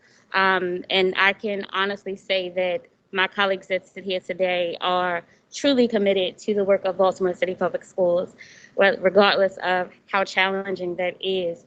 And speaking of challenging, tonight was very challenging for this board, and it was very challenging for a number of communities. And I think that one solution to that is respectfully asking for a targeted portfolio strategic plan. Madam Chair, may I bring forth a motion? You want to move a motion on the floor? Yes. Yes. Madam Chair, I move that a targeted portfolio strategy be provided to the board that addresses but is not limited to the following: school enrollment and utilization, school community rezoning, current and projected impact on communities, age or condition of facilities, and financial considerations, as well as the composition of the district's portfolio of schools prior to any additional portfolio recommendations coming to this board. Could you repeat that, please, Bondima? Repeat that.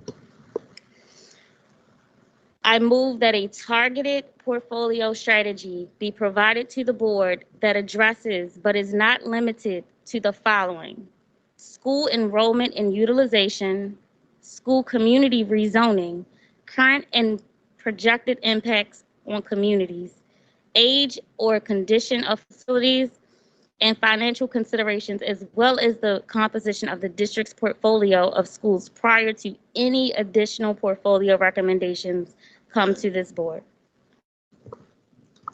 That's the motion on the floor. Is there a second? I second Bondima. Thank you, Commissioner Bondima. All in favor, Commissioner Bondima? Yes. Oh, I'm sorry. I'm moving too fast. It's 10:15 and I'm moving a little too fast. Is there any discussion before we go for a vote? Are there any discussions from other board commissioners about this motion? Just a Commissioner question. Griffin and then Commissioner Chinya. I just want to say thank you, one, for making this motion. It's really important for us as board commissioners to understand the true balance of all of the schools and city schools when we're making this decision. I really appreciate this motion. I think that it's imperative that we get this information, like you said, Commissioner Roberts, before moving on to make any further decisions about the closures of any schools in Baltimore City Public Schools. Thank you for that, Commissioner Chinya.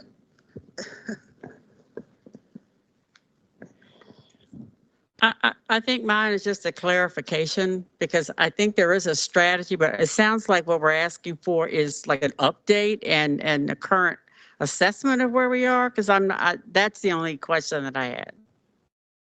Could you clarify your motion? Absolutely. So thank you for the question, Commissioner Shenya. I know that we do have the 21st century plan. We did have the 10-year school plan. But in terms of this portfolio, something that was highlighted for me, especially this portfolio review session, was every year we get recommendations for school closures. I can't tell you what's going to happen next year. And that's challenging for me. That's challenging for families to plan. That's challenging for community to plan and to engage. That's for someone that sits in my seat. If I'm here in the next 2 to 3 years, I have no idea what the holistic portfolio view should even be. And so as we say that we are a collaborative partner of the larger Baltimore City ecosystem, how are other partners able to engage with us if we don't have a targeted strategic plan?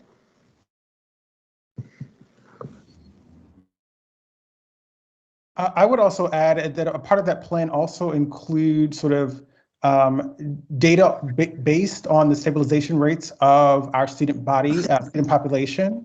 Commissioner Brooks, I'm so sorry. I'm gonna pause you right there. We're having mic issues and Commissioner Chinya was not done. Oh, I'm sorry. So Okay. we're gonna go back. Right. Sure. No, I think I'm understand. Thank you for clarifying. I'm understanding what you're saying. And it's probably just a matter of semantics in terms of what I hear. It sounds like a long range plan or an update as to where we are, so we can begin to think of how we're going to move forward. Because I think for me, when you say strategy, there is a way that this is done. There is a progression of what happens. But we just need to have some more information around preparation for the next time that we go through the cycle. So I thank you. I'm fine. You good? Okay.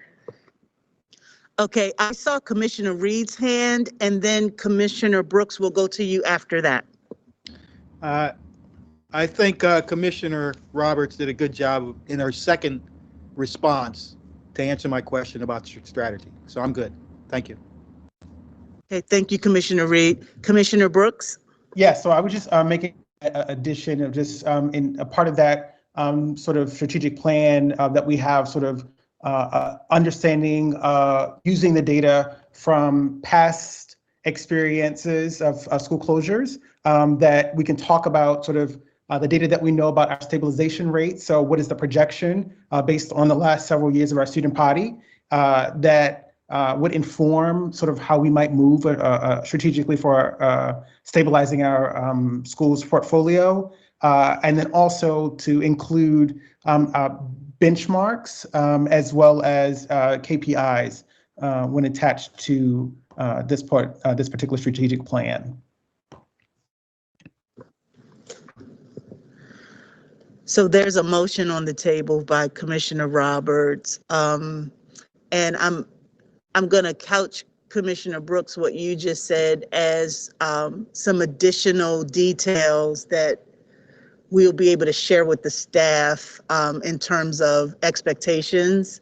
But yes. I want to go with the motion as stated by Commissioner Roberts, and I want us to vote on that motion. So the motion was moved. Commissioner Bondima, you're still seconding that motion? Yes. Thank you. All in favor, Commissioner Bondima, Yes. Commissioner Brooks, Yes. Commissioner Chinya, Commissioner Griffin, Yes. Commissioner James, Yes. Commissioner McFadden, Yes. Commissioner Reed, Yes. Commissioner Roberts, Yes.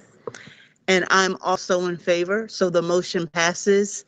All in favor.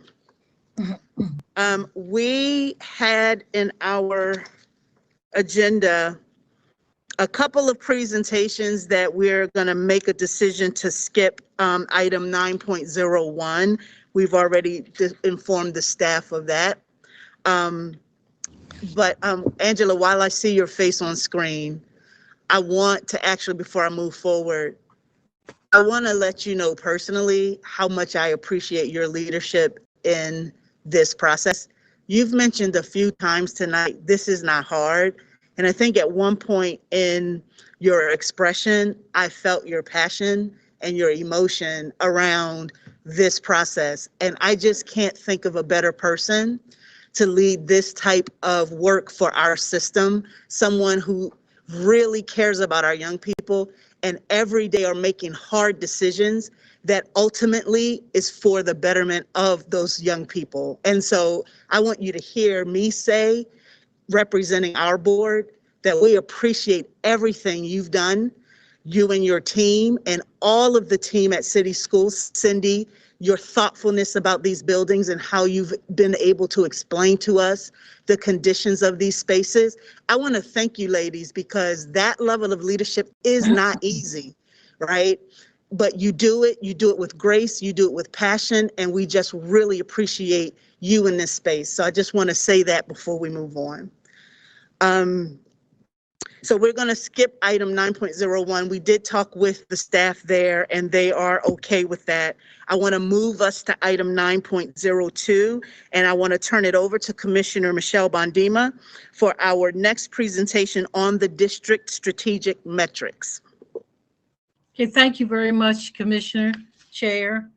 Good evening, I'm Dr. Michelle Harris Bondima, Commissioner, and I serve as the Chair of the Board Strategic Planning Committee along with Commissioners Jeanette Richardson, our Commissioner Richardson, Commissioner Brooks, and also Commissioner McFadden. And since 2019, we have been working on with the CEO and the staff on creating new strategic priorities for the district and metrics attached to those priorities to track our progress. Everybody, we've been working on it for a couple of years and it's been very intense, especially with the pandemic involved. I'm happy to share that tonight we're ready to debut the metrics. The board will be voting on these metrics on February 22nd. So in the meantime, it is very important that you send us your feedback before February 18th. And if you could write that down, put a note down, and I'm sure Christian will send you some information on what we need and what any questions that you might have. You will also have the opportunity to weigh in on our proposed dashboard for the metrics.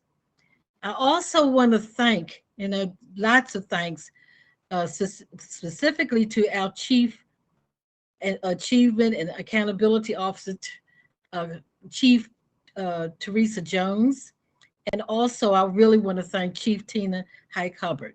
These people and their team have been working very hard for our committee and very closely with our strategic priorities that the board created.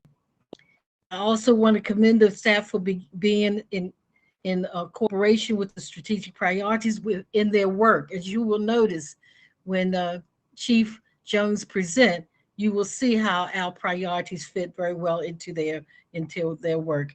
And I'll now turn it over to Chief Jones for her presentation. Thank you very much. Good evening, everyone. Thank you once again, Commissioner Bondima, for your leadership of the Strategic Planning Committee. And I know the hour is late, and so we will try to be very on point, but I want to make sure that we do take the time to walk you through the information that we have before you this evening. So again, I am Teresa Jones. I serve the district as the Chief Achievement and Accountability Officer. My colleague, Chief Tina Hike-Hubbard, will be co-presenting with me this evening. If we can move to the next slide, please. So first, I just want to acknowledge that there's been considerable work to be able to really think about our system of performance measurement as it relates to the district's priorities. So what we wanted to start with here is just a brief review, once again, for the benefit of the board, as we have talked repeatedly about key performance indicators and their role around performance measurement. The key point of this graphic is to be able to acknowledge that key performance indicators actually support two different types of measurement that are equally important for our school system.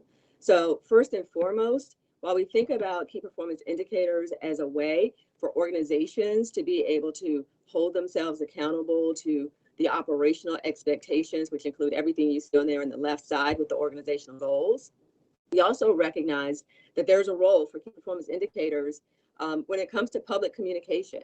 And that is critically important for us as we think about where we are as a school system, especially in the midst of our recovery and the foundational work that we started several years ago under Dr. Santelises' leadership with our blueprint. So when we think about what district goals are, they provide a variety of benefits for us. First and foremost, they do support accountability. So it's a way for everyone to understand what the priorities are for the district and how they will know whether or not we have achieved those priorities. But it also allows us to mobilize the community. And I want to emphasize this piece around mobilization of the community, recognizing that we are in this space and time where we recognize that we have a lot of recovery work to do. And so this idea of how we can foster improvement really has two angles to it. So one is, how do we think about the improvement of our operations as a district, which also relates to the organizational goals. But then it also speaks to how do we accelerate the achievement of our students and meet their needs so that they can not only be prepared for post-secondary success, but also become the engaged community contributors that we know that they can be. So again, that is really the frame for how we're going to have this conversation this evening, is really thinking about the goals of our district and how those can mobilize our community. Next slide, please. So I mentioned earlier the blueprint of the district, and I think it's critically important that we remind ourselves that while we have talked a lot about recovery and our Reconnect, Restore, Reimagine plan, the reality is we have not lost sight of our original blueprint, which is all about building a generation.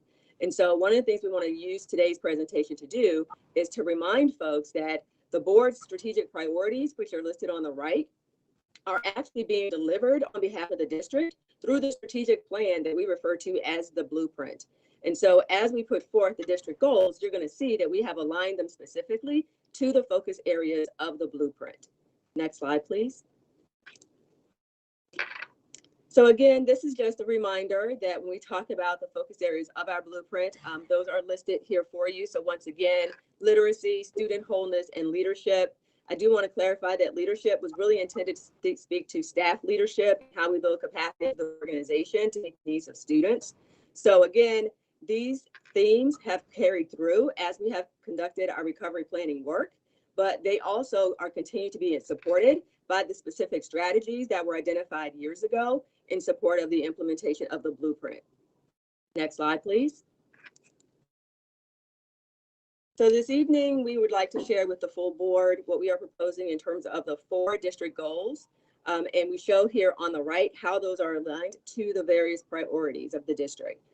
So what these really do in very user-friendly, public-friendly language is they give us a space that we can all organize ourselves around, recognizing that there's a whole host of other activities that take place that we measure as we do our day-to-day work. So it's not to suggest that that other work goes away or that it's not important. This evening, we've talked a lot about facilities, we've talked about buildings, like we've talked about a lot of things that we know are critical for the operations of the district. So it's not to say that we don't lose sight of them, but when we think about sort of the focus areas, these are the 4 that we want to bring to your attention. First and foremost, more students reading on grade level. So literacy, again, focus area of our blueprint, critically important as the foundation for how students learn. Furthermore, we recognize that within this area of student wholeness, we talk about the importance of having students feel connected and supported at their schools. We also recognize when it comes to staff leadership that having highly effective teachers and school leaders is critically important, and we want to be able to retain them because those relationships with students matter, and also the ability for us to continue to hone our craft also matters. And then ultimately, we're a school system. And so thinking about what post-secondary success looks like is typically measured in terms of thinking about on-time graduation. So we don't want to lose sight of that as we think about the focus areas. Next slide. So what I also want to bring your attention to in terms of the measurement frame, one of the things that we've talked a lot about is how do we strike that balance between how we talk about what we're doing in the short term and what are we talking about longer term. So what I'd offer for your consideration is that we have this set of what we call progress measures, which are intended to give us a way to talk about the work as it is happening over the course of the school year. So if we had this conversation before the current school year started, we would have been able to start the school year with an understanding of where we left off in last school year. And then as we think about measuring our progress, we would be looking for updates along the way for the current year. And then ultimately we would provide an update at the end of the school year that gives us a sense around how well we did. Well, in addition to that, we recognize that there's a longer term horizon that also speaks in many ways to the end of the recovery period as we think about it today. And so we acknowledge that there are some other more traditional measures that are also going to be connected to those progress measures. So again, when we think about accountability, we often use the technical term of summative metrics, speaking to the fact that they're demonstrating what has happened. And so it's your way of sort of summarizing whether you met those expectations or not. One of the things that we called out here is the relationship between our progress measures and what will also be some of those long-term measures. So some good examples of that are like the first one and the last one on this list. So when we think about reading and English language arts growth in grades kindergarten through 8, which is a key way that we will progress measure how well students are reading on grade level, we also recognize that that is connected ultimately to the performance on the state assessments called the MCAP. And with those, we only have that assessment in certain grades. And so that is why you see a distinction there versus the K-8 on the left side to the reference to grades 3 to 8 and 10 on the right side, is because those are the state assessment tested grades that measure ELA proficiency. Furthermore, I mentioned earlier in terms of graduation, one of the things that we were also very intentional about is while we recognize the importance of graduation, we recognize that there are some limitations to that measure. And so one of the things that I also offer for your consideration is the fact that we have students that we serve and we want to make sure are primed for post-secondary success that are not on the diploma track. We have students with disabilities that when they finish their schooling with us, they actually receive a certificate of completion. And we want to be able to acknowledge that within our frame as one of the ways to ensure that there's an inclusive view to what does it mean to be prepared when you leave our district. So for the progress measure, we've utilized this measure around 12th grade completion rate because it actually covers both. So it is related to our cohort graduation rate for those that are on the diploma track, but it also allows us to make sure that as we continue to do our work, particularly during this recovery period, that we continue to also keep our eyes on the needs of students with disabilities as well. Next slide, please. In terms of the numbers, one of the things we also wanted to make sure you had an understanding of is not just what would these progress measures be, but also what we would consider as baselines. And I do want to just identify the fact that when it comes to baselines, there are various ways that you can identify a baseline. And so the first thing that I want to call to your attention is that for most of the baselines that are listed here, you will see a reference to school year 2021. The reason for that is, once again, had this conversation happened before the school year started, that would have been our baseline. So before we start school year 21-22, we would say, how are we ending school year 2021? And what does that mean as we look ahead towards the end of the upcoming year? Well, lo and behold, of the recommended measures that we actually have one that is entirely new for our consideration, and that is the one around student wholeness. And so what I also offer for your consideration is this idea of utilizing our student survey results as a way to create a composite metric that actually gives us a more an understanding of the complexities around what does it mean for our students to be whole. And so one of the things that we've noted here is there's this idea of a student wholeness score, which would, again, is actually described in the appendix. And so you don't have to go there right now, but you do have it in your materials. In that appendix, you'll see the list of the specific questions from the survey that we proposed as a way of creating this particular measure. And the idea here is that this is something that we can start tracking starting this school year. So that is listed as a baseline from the 21-22 school year for that very reason. And again, the idea is that while we don't lose sight of the other wholeness metrics that we have used over the years, which do include research-based metrics such as chronic absenteeism, it does allow us to sort of elevate a more more comprehensive understanding around what wholeness looks like based on what our students are experiencing. So in the interest of time, I won't walk you through each and every one of them, but I do just want to acknowledge that we do think that baselines, are important for you to be aware of sort of where we're starting from. The idea is that there's context around each of these numbers. And so as we continue to provide updates over time, we will bring that forth to your consideration because some of this does reflect pandemic conditions. And some of this also is impacted by our understanding around where we were pre-pandemic. And so as we think about what that measurement means, we'll continue to give you updates as that work progresses. Next slide, please.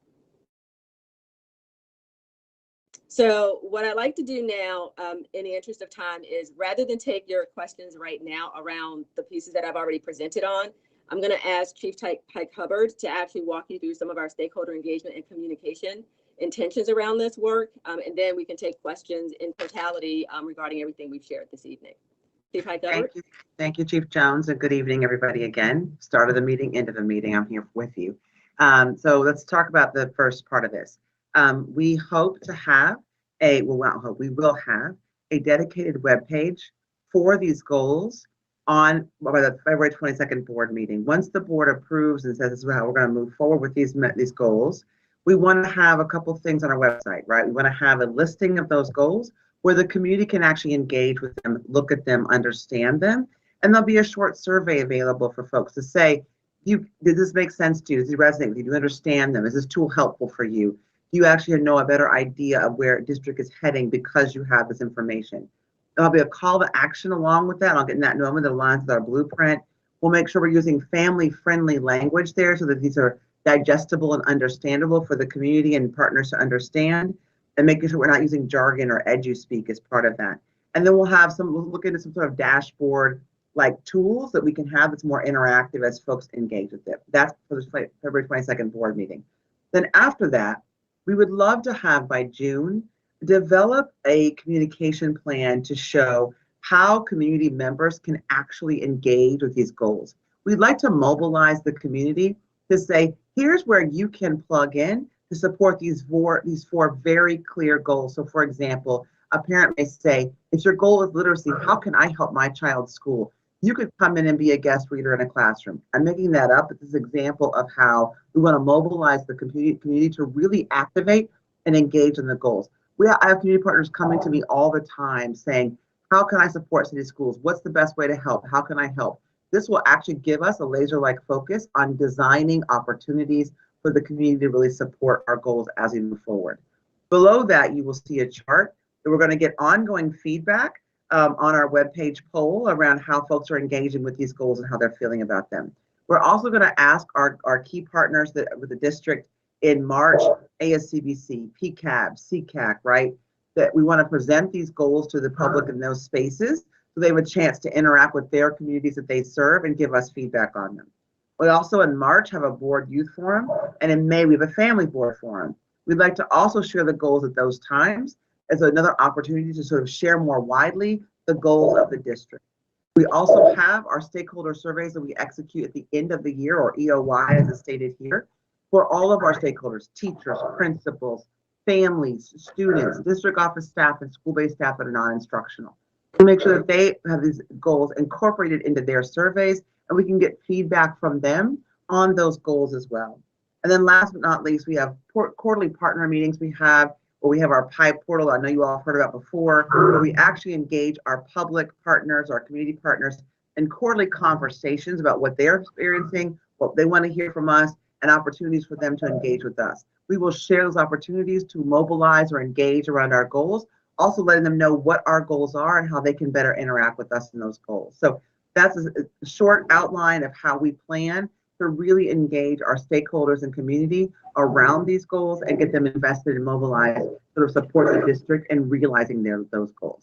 So I'll pause there. I think the next slide is just a closing slide for Chief Jones and myself.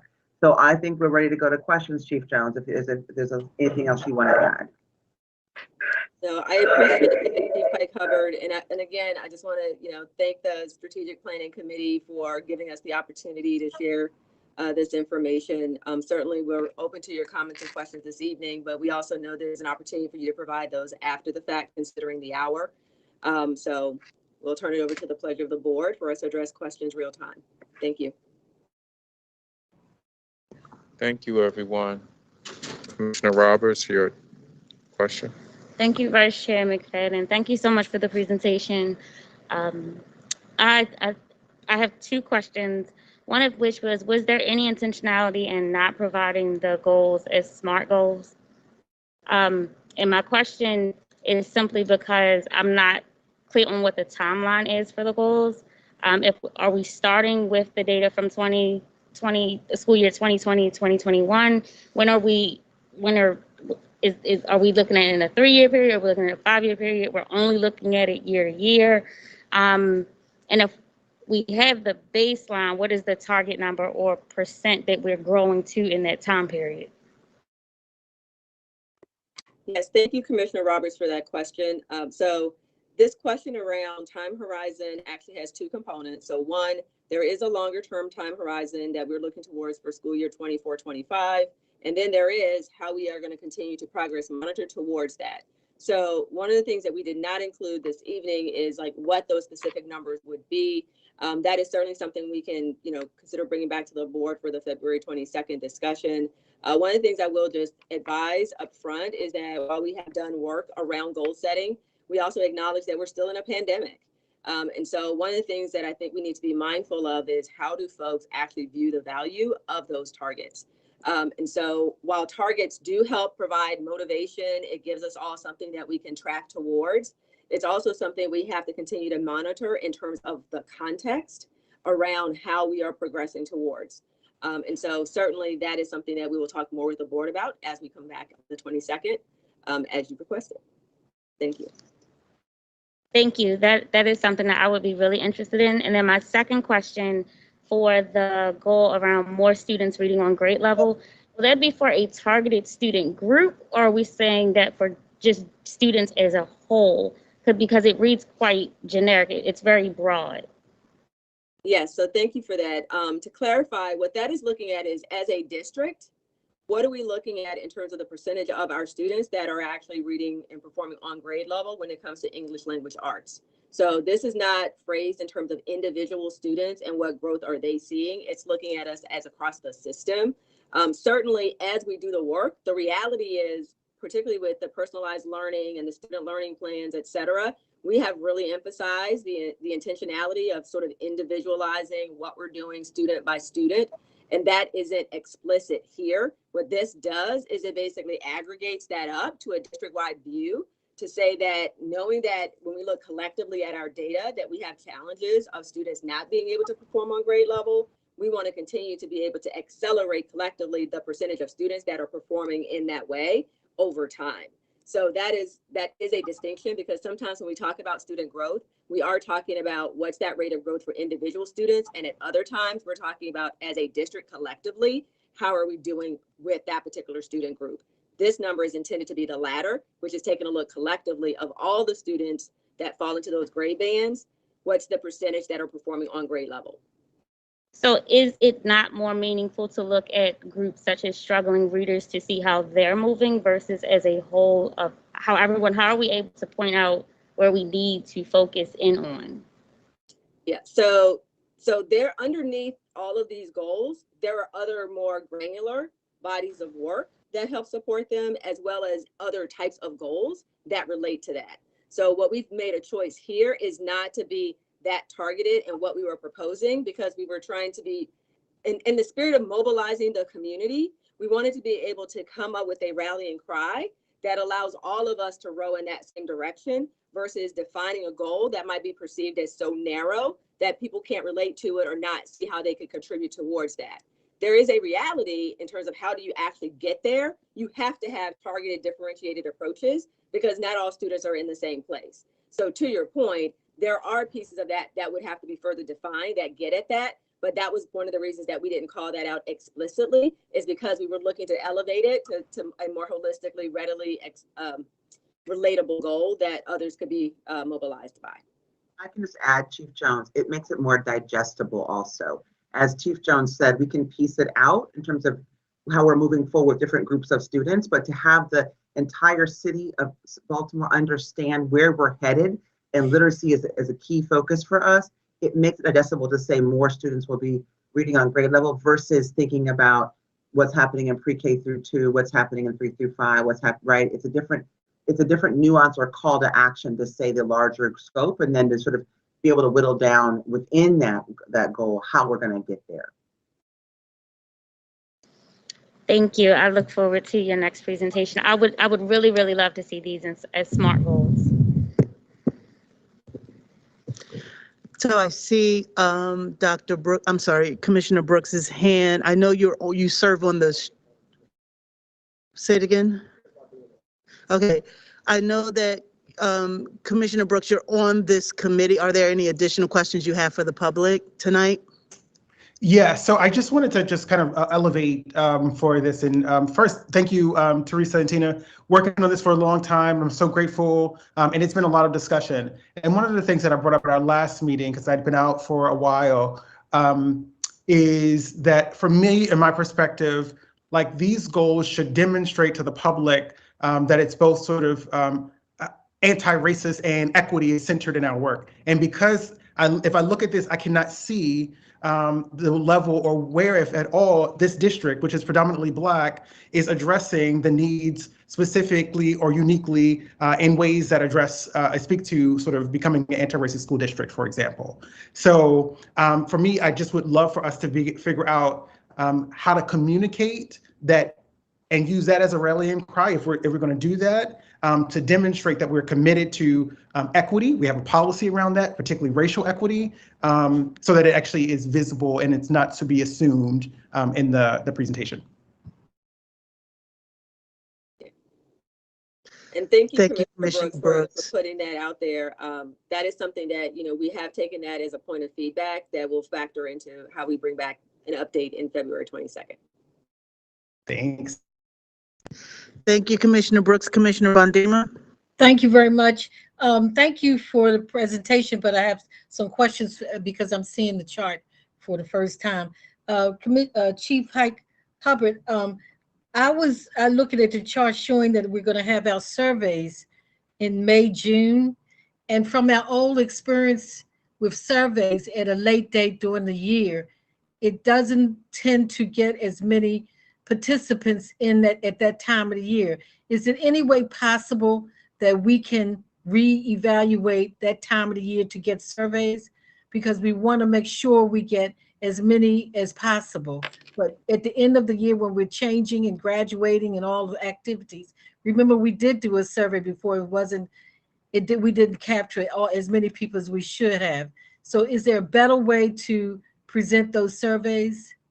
With all due respect, Commissioner Bondima, this end of the year survey timeline actually has been created since the beginning of the school year. Okay. And we looked at where we did them last year to make sure we were done before seniors graduated or before teachers left the classroom, right? So that we're honoring when folks are actually present. We also want to be able to collect, these end of the year surveys aren't just about these goals, they're about the student, teacher, family, right, principal experience throughout the school year. We want to have as much time as possible for them to experience what the district is doing in order to do that. So I hear you loud and clearly, and what I will offer is, while it says May and June, they're going to be spread out over time based on, so the student survey will be done before seniors graduate, right? The teacher survey will be done before teachers are leaving the classroom. So we'll make sure we're honoring that end of the year time frame, being really cognizant of it, and incorporating information about these goals into the surveys to get feedback from our stakeholders on the goals moving forward. Okay, thank you. If I could add, I think the other key consideration here is the learning that we've had about our strategies and how we can really prompt increased participation. So one of the other key consideration aside from time is the level of outreach, the tools that we use, et cetera. Mm-hmm. So we've already had an experience, even through our beginning of year administrations, where we've been able to see some significant improvements in our response rates, particularly around students, for example. And so to be able to carry that learning forward to the end of year is one of the things that we're going to strive towards. But we do hear you loud and clear. Like, we want to make sure that they can capture responses to real experience, and we want to be able to get as many people participating as possible. Thank you. The survey that you did where we got 14,000 participants, what time of the year did we do that? End of the school year. Oh, It was actually 15,000, and it was the end of the school year. It was the family survey at the end of the school year. Okay. And just so you know, I just want a little plug, and you'll hear about this soon in the next couple of meetings, but we are continually increasing the number of families compared to before, and students and teachers that we're getting in surveys. So for example, we have the beginning of the year survey for families is roughly over 11,000 families. That's unprecedented for a beginning of the year survey. And we always want to grow that again for the end of the year. So we are making, Teresa and I are actually co-leading the stakeholder engagement work group where we're doing the survey collection. And we're very proud of the work that that team has done to really increase the number of respondents to all of our surveys. Okay, thank you. All right, it's 11 o'clock almost, and we have one more thing we want to do before we go. So I want to thank the staff for this presentation, and I want to thank our strategic planning committee for the work that each of you have put in. And it's been led by our own Dr. Bondima. And so, Commissioner Bondima, I'm really grateful for your leadership of this work. Thank you. Tonight is both my privilege and my sad duty to bid farewell to a fellow board member and friend, Dr. Martha James. In her more than 7.5 years of service as a board commissioner, Martha demonstrated a deep commitment to the mission of the school board and city schools. As a longtime member of both the operations and policy committees, Martha was a consistent and outspoken advocate for the principles of equity in every aspect of board and district operations. Throughout her tenure, Martha's probing questions and tenacity did much to ensure that everything we did as a board and as a district adhered to our stated ideals, while serving to advance their practical application in a process that prompted a more detailed discussion that significantly enriched our deliberations. At the same time, Martha invariably sought to maintain an environment of collaboration and teamwork. She asked questions and offered alternatives in order to clarify and focus our discussions while always striving for consensus around the best way to serve the needs of our young people. We will sorely miss Martha's fervent dedication and thoughtful participation in our discussions, and we offer her our sincere thanks for the many significant contributions she's made throughout her long and productive tenure on the board. We wish her well as she continues to advance her ideals and continue to serve the cause of public education in Baltimore City and across the state of Maryland. Thank you, Dr. Martha James, on behalf of the board, Baltimore City Public Schools, and the students and families that you have served so well. I remember meeting Martha after one of my first board meetings, and I have always appreciated Martha's desire to get us engaged. If you're a new board member, she was such a good person to help connect you. She would teach you about processes and really engage you in the process. And when we would travel for board business, she was always introducing us to people across the state and across the country. I truly appreciate that, and I appreciate all of our conversations throughout the years. I want to invite my other board commissioners if you have some words to share with our Commissioner James. Commissioner Bondima. Thank you very much. I am also saddened to see my friend, my colleague, my Morgan State University colleague, and my colleague here at the board. When I came on board and sat beside Martha, we sort of kind of bonded because Martha has such a dry humor and say things that would make me laugh, or, just laugh. And someone would wonder, why am I laughing? Because of some of the things, because we kind of bonded on some things. But what I was really excited about is listening to Martha do presentations at conferences. She is outstanding, very knowledgeable, and she turns the audience on. I mean, she adds all her knowledge about education, higher education, on K through 12 education, and I learned so much from her that I would attend her presentations, and she was on many of the boards that we at the conferences that we went to, and everybody knows Martha. And the beauty of knowing everybody, Martha would get us into the best luncheons and dinners that you could get into. For example, we were at Fasashi's house for dinner, and all Italian restaurants, high 5-star restaurants, and all meetings and on boats and all over the place. And she's just a fun person, and I think she'll be well missed.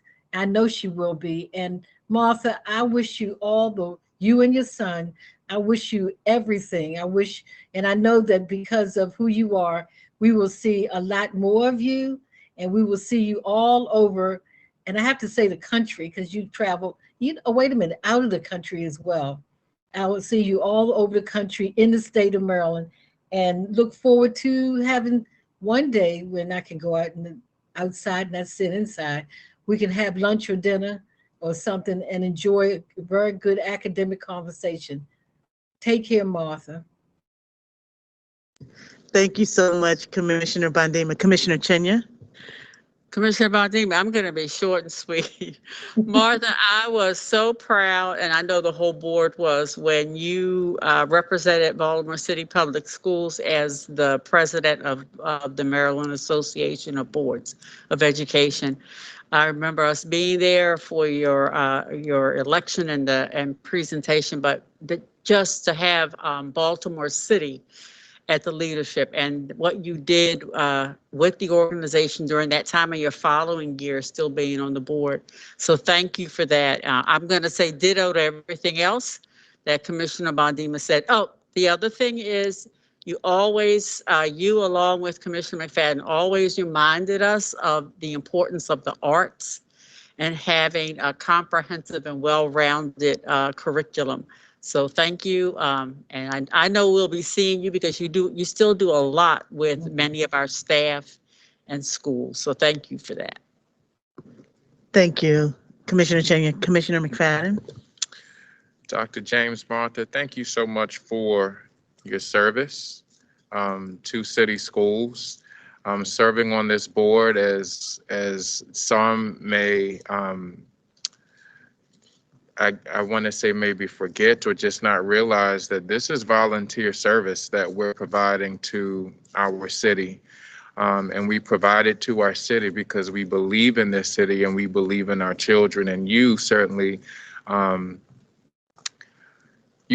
put that time in. And I just want to say thank you for that. In addition to the arts, you have been one that has highlighted the importance of physical education and health, and just raising awareness around a holistic education for our young people. You also were one to revive the policy committee at a time when the policy committee was not functioning. You were one to kind of bring that back to life. And so I just want to say thank you for your commitment. Thank you for your time. Thank you for your collaboration. And certainly, I wish you well.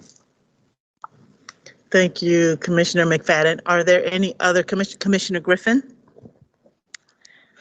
Hello, Commissioner James. I just want to say thank you because you were one of the first commissioners to asked me to come sit down and have lunch with you and just talk when I joined the board. And I really appreciate you always reaching out just to make sure I understood certain things, or if I had questions about things, I knew I could talk to you. Thank you for taking that time to talk to me, especially in the beginning, and to share your experience. I always love to sit at the feet of those who've come before me to really learn. And so I appreciate that. And I wish you well. I know you're going to go out here and do some things and shake some stuff up. So, so I wish you well. Any other commissioners? Am I missing any hands? Okay, Dr. Santelises? Commissioner James, I just want to say thank you. It's so funny when folks were going through all the issues that you were so diligent and continue to be diligent about. I was saying to myself, part of why there's so many areas that you got involved is because you always asked questions about the core work. And I appreciated that about you, still do. And also, so that no area is left unturned, I always appreciated the way that you asked questions about our students with disabilities and made sure that we realized that that student group is just as important. We love talking about equity in so many frames, but you always made sure that at the core of the work, we were looking at equity in ways that, the students that were easy to overlook would not be. So I want to thank you for that. And I want to thank you. I will tell you, when I came in and heard you had been part of the team, really led the team to get the Council of Great City Schools Conference here in Baltimore City. I will confess that at the time, I probably wanted to strangle you because that was not what I wanted to do. My, first year sitting in this seat. And when I look back on it, that was just an important event for us to sponsor as a city, as a school district. You've represented us well on the council. You paved the way for me to be on the executive committee, and that was because, frankly, of the way Baltimore was viewed. And it was viewed that way because of just how engaged you were.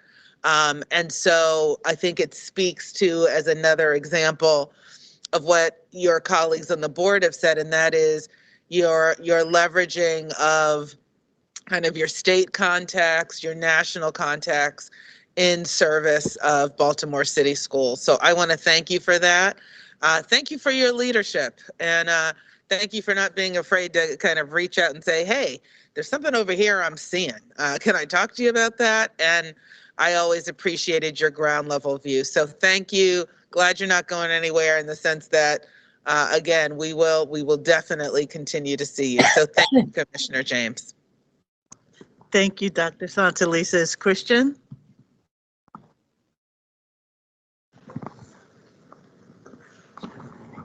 Okay, thank you. Okay, there we go. Now I have a mic. Commissioner James, this is Christian, definitely gonna miss you. I don't know if you remember, but when my cousin, me, and my cousin were kicking it in Vegas. Yes, you remember. We were kicking it in Vegas until late at night, so we had a good time. Also, I just wanted to echo Commissioner McFadden. I feel like, with the really kind of bringing back the policy committee, I really feel that you kind of set the model for what that looks like, and just kind of chairing that. So, of course, wanted to give your flowers for that. I also think, your portfolio of issues, as Carter kind of mentioned, I do think the things you kind of seeded, have bore fruit, will continue to bear fruit even long after you're gone. So once again, thank you for your service. And, we will miss you, but again, you're not leaving town. So, hopefully we'll see you around more. So with that, Martha, we have a proclamation for you. Whereas Dr. Martha James served with distinction as a member of the Baltimore City Board of School Commissioners from 2014 until 2022, while also serving on the Operations Committee and the Policy Committee, and as chair of the Policy Committee. Whereas Dr. Martha James served on the steering committee of the Council of Urban Boards of Education from 2017 to 2020. And whereas Dr. Martha James served as president of the Maryland Association of Boards of Education in 2019-2020, and whereas Martha James served on the nominating committee for the Maryland Association of Boards of Education from 2020 to 2021, and whereas Dr. Martha James has performed outstanding service to the students and staff of Baltimore City Public Schools and the City of Baltimore. Now, therefore, the Baltimore City Board of School Commissioners does hereby proclaim our thanks and best wishes to Dr. Martha James. Thank you so much for all that you have done. Thank you so much. Would you like to share some words? I'm a little overwhelmed, and it's after 11, and so that was not a policy choice on my part. But I will just say that I will reach out to each of you and express my individual thanks for your role in my participation on this board, as well as to invite anyone who's interested in seeing me present. I'll be presenting at the CSUM conference next weekend, which CSUM is the organization that overarches all the educational organizations in the state.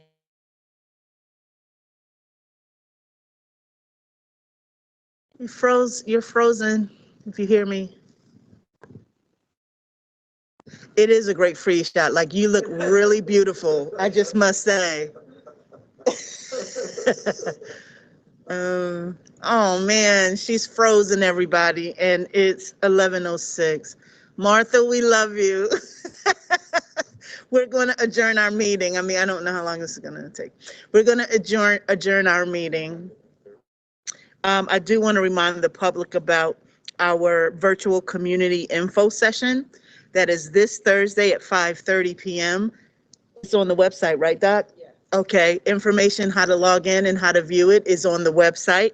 So definitely, please come out. We're really interested in hearing from the community. We have a ton of upcoming meetings. And is that on the website as well? Yes.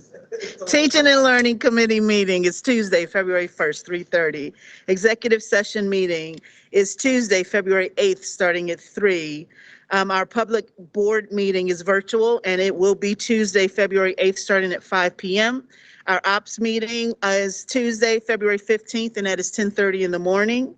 And our policy committee meeting is Tuesday, February 15th at 3:30. We're hoping to see you all there. Thank you so much. See you next time. Be safe. Bye-bye.